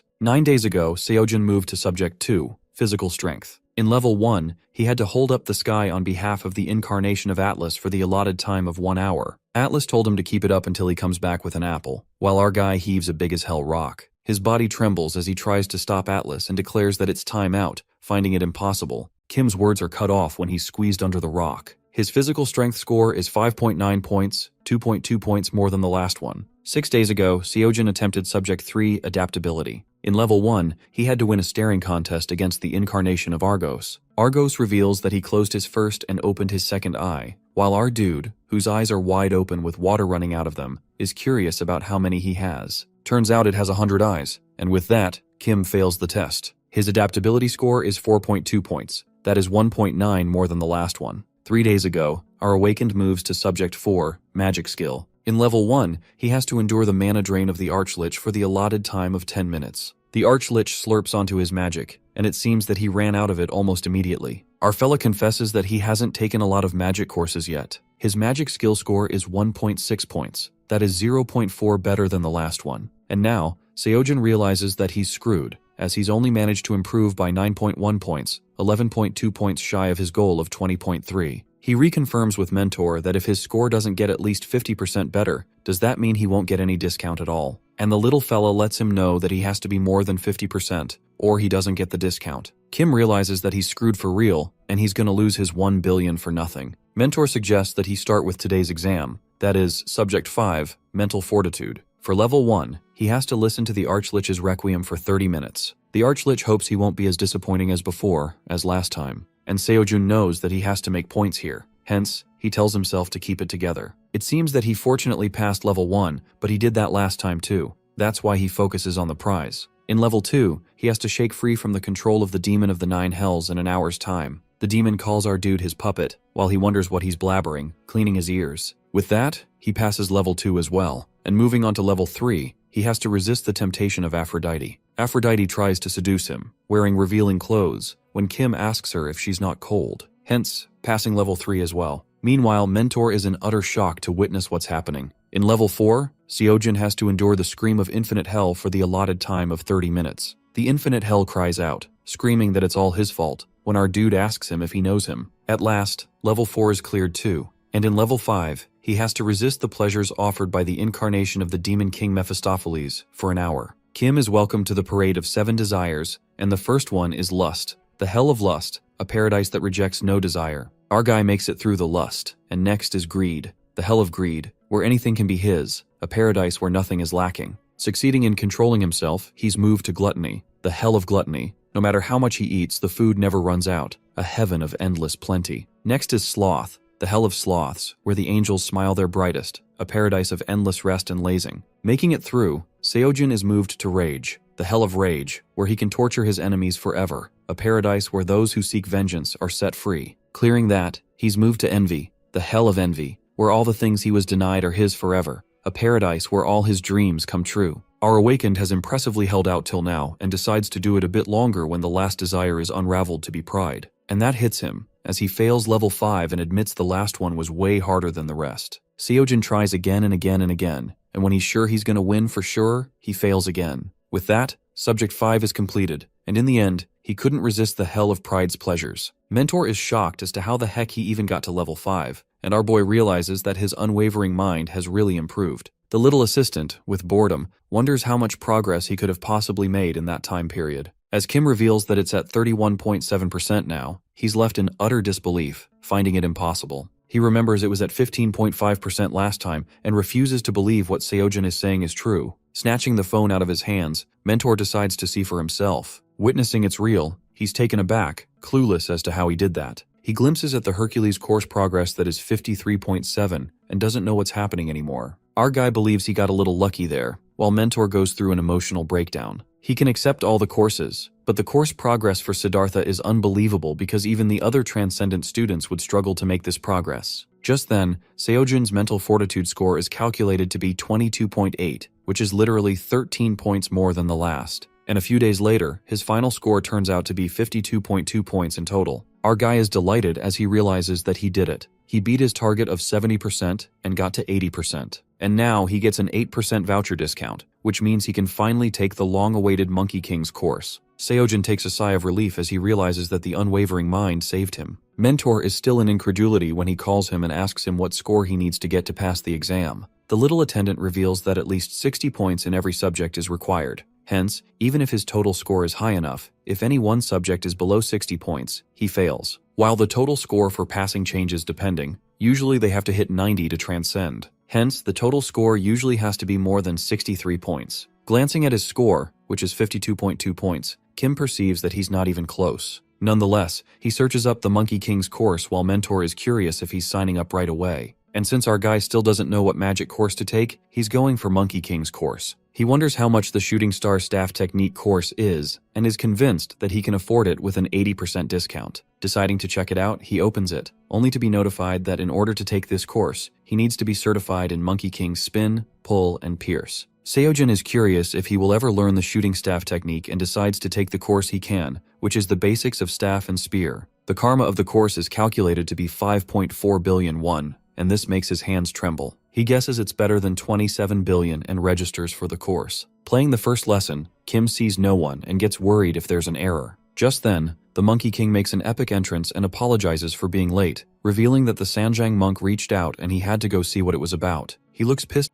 saying that he can't do anything by himself and is such a child. Meanwhile, Seojin is still in shock to see it's the Monkey King for real and that he's finally taking his course. The instructor claims to teach the fundamentals of staff and spear, what they call spin, pull, and pierce in this course. He believes he explained spin, pull, and pierce in the orientation, and clarifies that they're the 3 forms used in staff and spear arts. Hence, they're the foundation of every staff and spear technique. Assuming that some of them have forgotten about it, he decides to give them a quick demonstration since he was late anyway. Advising his students to watch carefully, he first demonstrates spin, the movement spinning away from the body. As he spins his spear, the surroundings are annihilated in a single spin, indicating how powerful it is. Next, there's pull, where they twist the staff back close to the body. And finally, there's pierce, focusing everything into a single point and piercing it. That is the very essence of staff and spear: spin, pull, and pierce. The Monkey King declares that only once they truly absorb these will they be able to learn the shooting star staff technique later. And not just the shooting star staff technique. These 3 concepts are essential for all staff and spear arts. Hence, keeping that in mind, he instructs them to practice spin, just as he showed them, until the next lecture. With that,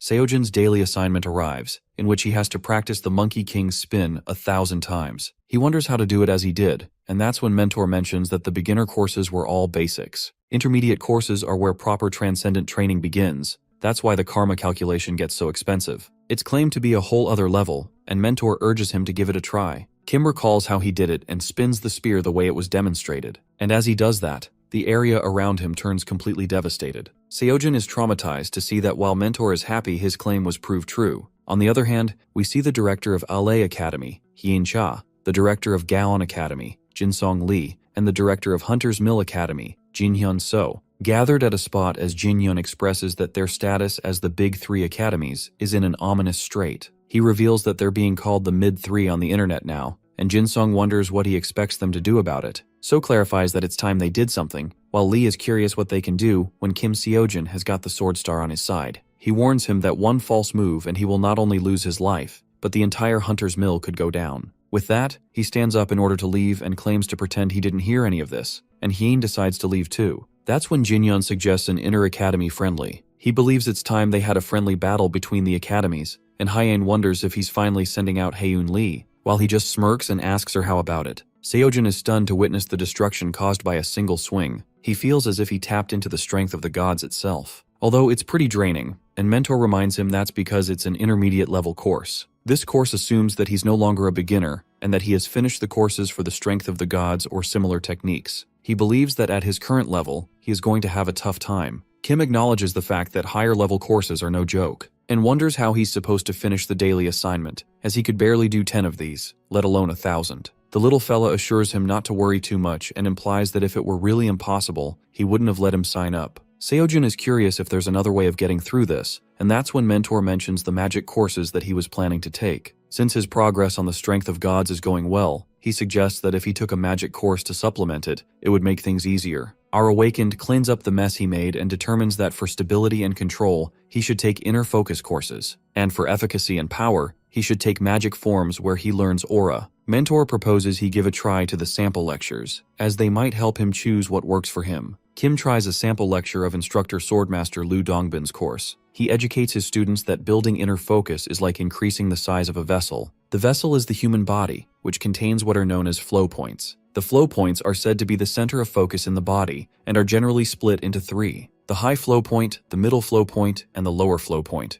The high flow point in immediate practice is considered the path to a higher state of consciousness. Ultimately, it's the gateway to the transcendent world. It's the point where spirit returns to nothingness, and is sometimes also called the third eye, the palace of nirvana, or the brain. Of the flow points, it's often considered the most important, but unfortunately, the high flow point is beyond the scope of this course. Seojin is confused about what that means, but he thinks he gets the general feeling, guessing that Merlin's course helped after all. Assuming the high flow point is controlled by the brain, he believes it falls within the realm of the mind. The high flow point is the brain, the middle flow point is the heart, and the lower flow point is the stomach. Hence, if Lu's lecture is summarized about inner focus, the high flow point can't use inner focus as well as the middle flow point, but it's easier to build it up there. Therefore, inner focus is to be learned for control, or magic forms for power. Kim feels that something's off, and seeing a sample video of Siegfried's course, The Raging Strength of a Dragon, he finds it weird. Mentor wonders what's the problem, and he reveals that he's curious about why he can't take both of these courses. Because according to Master Lu, the high flow point is within the realm of the mind, so it means it plays a role in Siddhartha's unwavering mind. And if the unwavering mind is an essential course for the Transcendent process,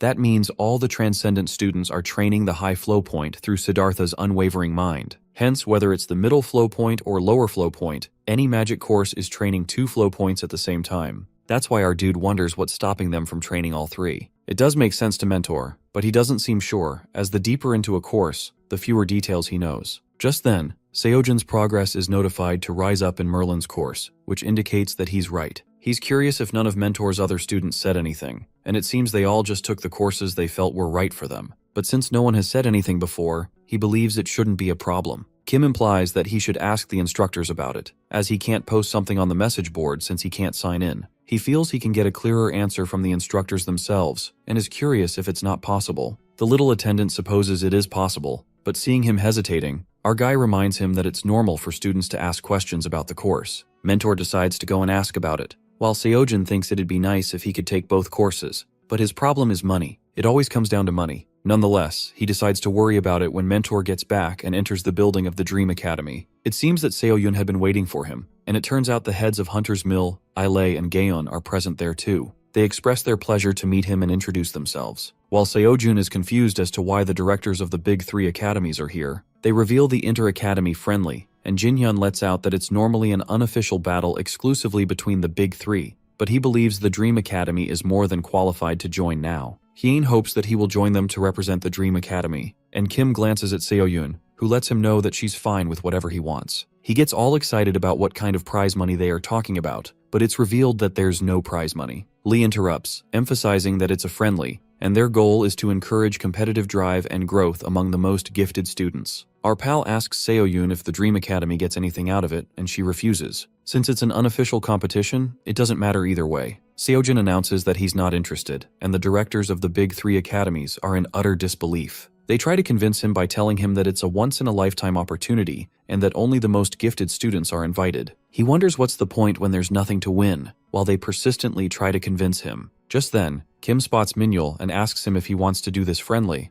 and he is confused about why he's not doing it. Our fella declares that he doesn't really have time for it, and Minyul guesses that he's free. He contemplates if he should take part, and thinks he could test out the new skills he's been practicing. The directors are dumbfounded as they witness the sight in front of them, while Seojin bids them by, showing zero interest in it. They all are left calling him out and trying to stop him as he continues to walk away. The directors debate what to do because a moment ago, they asked Seojin his demand in order to get him to participate. He announced a 6 billion won prize, and that's what made them have a discussion in private. Hien highlights the 6 billion on the line, while Jinsung finds no point in holding the friendly if Kim doesn't participate. Since they're only doing it to take him down, Cha argues that prize money for a friendly is unheard of. Minyul is baffled as to what his captain needs so much money for, while he just sheds tears, admitting that it's killing him too. After a while, Jinhyun grabs their attention, and Seojin wonders if everything's settled, as it looked like it was getting heated. The director of Hunter's Mill admits that they wanted Kim specifically to participate in the friendly, because they think it's important their students go up against him to check their pride and drive them to improve. And since he won't participate without the prize money, they are ready to offer a prize. But he reveals that there are some conditions. Later, we see Suyeon and Minyul having an intense training session when Seojin walks in on them, seeing how hard they're working. It seems that the prize money was initially set at 6 billion won,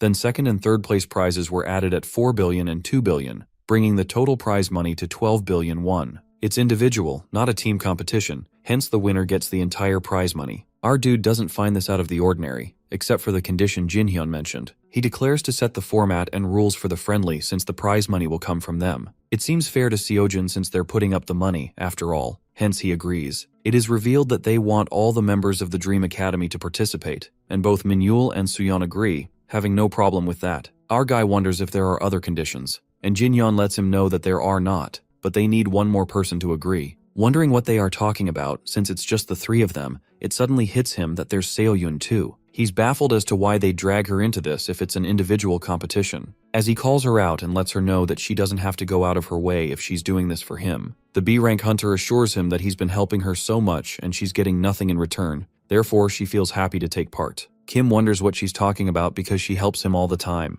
Seoyun shoves him away, saying that she's fine and ensures him not to worry about her and to focus on himself. While our guy didn't get the chance to protest, he guesses he should also prepare for the friendly. He's busy pondering about Mentor, and just then, his phone rings. It seems to be a message from him, telling him to hold off on the magic courses for now, as he finds it too complicated to explain here, and informs Seojin that he has asked the director for clarity and will get back to him as soon as he hears from him. Our Awakened decides to focus on his other courses for the time being. A few days later, the morning of the Inter-Academy friendly arrives. Kim thought it was unofficial, but seeing the luxury building, it looks like a raid battle to him. Seoyun remarks that this isn't any friendly, and admits that they're called the Big Three for a reason. They spot some reporters gathered at a spot and believe they are just looking to get an official story out. It's revealed that the first event of the friendly will be a one-on-one tournament, and this catches both Minhyul and Suyeon by surprise. Lee prays that he doesn't have to face the captain, aka Seojin, until the end and hopes to be set up with Suyeon instead. Words slip out of Suyeon's mouth too, as she states that she doesn't want to face either of them, but then stops midway. Minhyul goes on about witnessing our fella training yesterday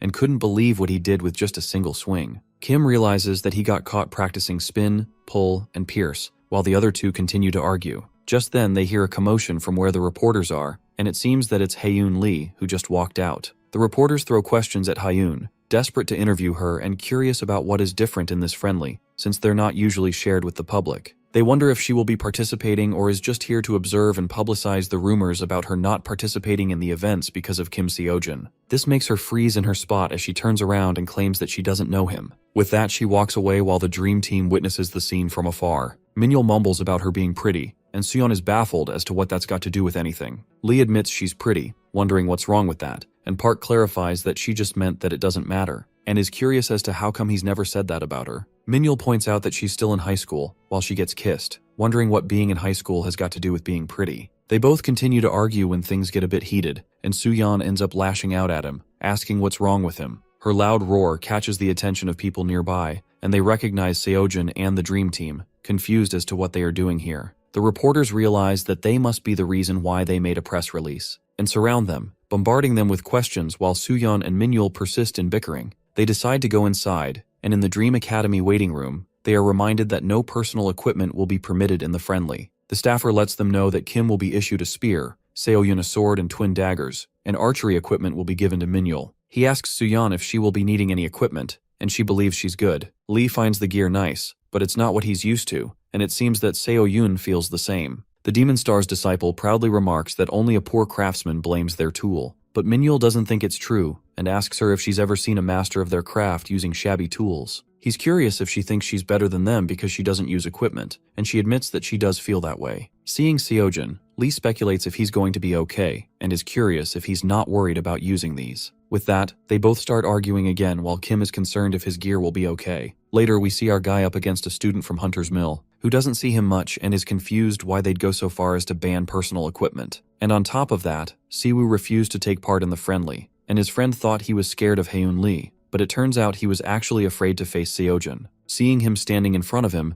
the guy thinks of his friend as a coward, wondering why he was scared of a guy like this. Nonetheless, he sees this as a chance to show everyone who the real rookie is. The fight begins with Kim instantly leaping at his opponent, who didn't even see him move. He's taken aback when he's attacked, as his body trembles because of the tremendous power he's facing. Seojin forces him backward with relentless pressure, giving him no chance to recover, and in an instant, he's already in front of him, spear tip hovering dangerously close to his face. The tension causes his opponent's weapon to slip out of his hands and his spear to crack, leaving everyone stunned. It's no surprise that our dude is the winner, and it seems that he already knew his spear wasn't strong enough. It felt weak to him. He calls out to the faculty, requesting any sturdier spears while his foe flops to the ground, defeated. Seojin observes the new spear provided to him, and comes to the conclusion that these things really can't handle much. He was worried the moment they handed it to him, and sure enough, 3 swirls later, it broke. He's busy wondering if he's going to have to replace his spear every match when he finds Suyeon and Minhyul gazing at him, starry-eyed. They're absolutely impressed by their captain, and reveal that everyone is going wild about him right now. Seoyun shows that they're already posting articles, and Kim discovers that they really are writing about him versus Haeun. He admits he wasn't expecting this response, and she lets him know that it's even trending, and that the big guilds are now asking to sponsor the entire friendly in exchange for access to the event. Seojin guesses it's all because of Haeun Lee and assumes that she must really be something, but he's informed that it's him. This all is for him, and this catches him by surprise. Seoyun tells him that Haeun Lee is considered untouchable, both physically and mentally, but thanks to him, cracks are forming in that reputation as people are obviously responding. Meanwhile, Suyeon conveys that they're saying our dude is the new standard for untouchable. Minhyul confesses that if he had to face him or Hyun, he'd choose her in a blink of an eye. And Park proudly admits that she would choose him, and their quarrel starts yet again. Meanwhile, Jin-young is curious about Hyun's remarks upon witnessing Kim's match. It seems that she catches what the fuss is all about. The director asks her if she thinks she can beat him, and before her response, he adds that she doesn't have to worry even if she loses. Lee cuts him off, and even though she acknowledges the fact that Kim may be good, even exceptional, she states that he's still just a student. So, the director agrees with her, clarifying that he was only expressing his concern. After she leaves, he glances at the screen,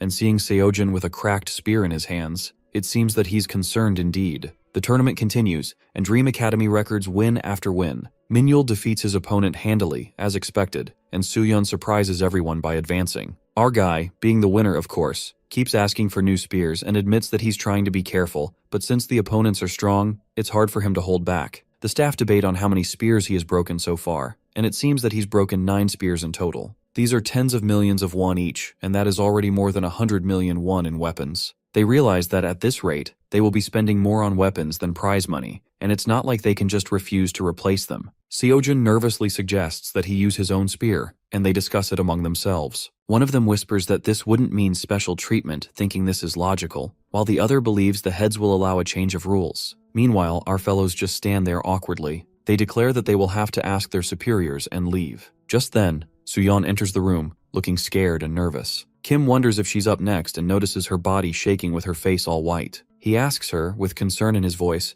"What's wrong?" And that's when she tells him she's facing Hyun Lee. There's no wonder she's scared. She's only just started training with the Demon Star, which makes her a huge, unlikely winner. She asks him if he thinks it'll be okay, and Seojin assures her that it's not a dungeon raid or anything. He tells her if she wins, and if she loses, and she shouldn't make a big deal out of it. But Suyeon is still unsure, as she remembers that she barely did anything in that raid battle. It felt good to her to do something together. They got recognition, and it felt good using the abilities she'd been working on. She loved all of that, but she realizes that both her team members are so far beyond her level. Thus, Park sees this as an opportunity to show them that she can do it too, that she can stand shoulder to shoulder with them. And just then, her name is announced, instructing her to proceed to the tournament area. Our dude wishes her luck while she's determined to prove that she deserves her place on the team. Suyeon enters the arena where Hyun already awaits her and feels intimidated by her presence. The combat begins with Lee standing unbothered while she instructs her to come at her with everything she's got. Suyeon doesn't understand what she's saying,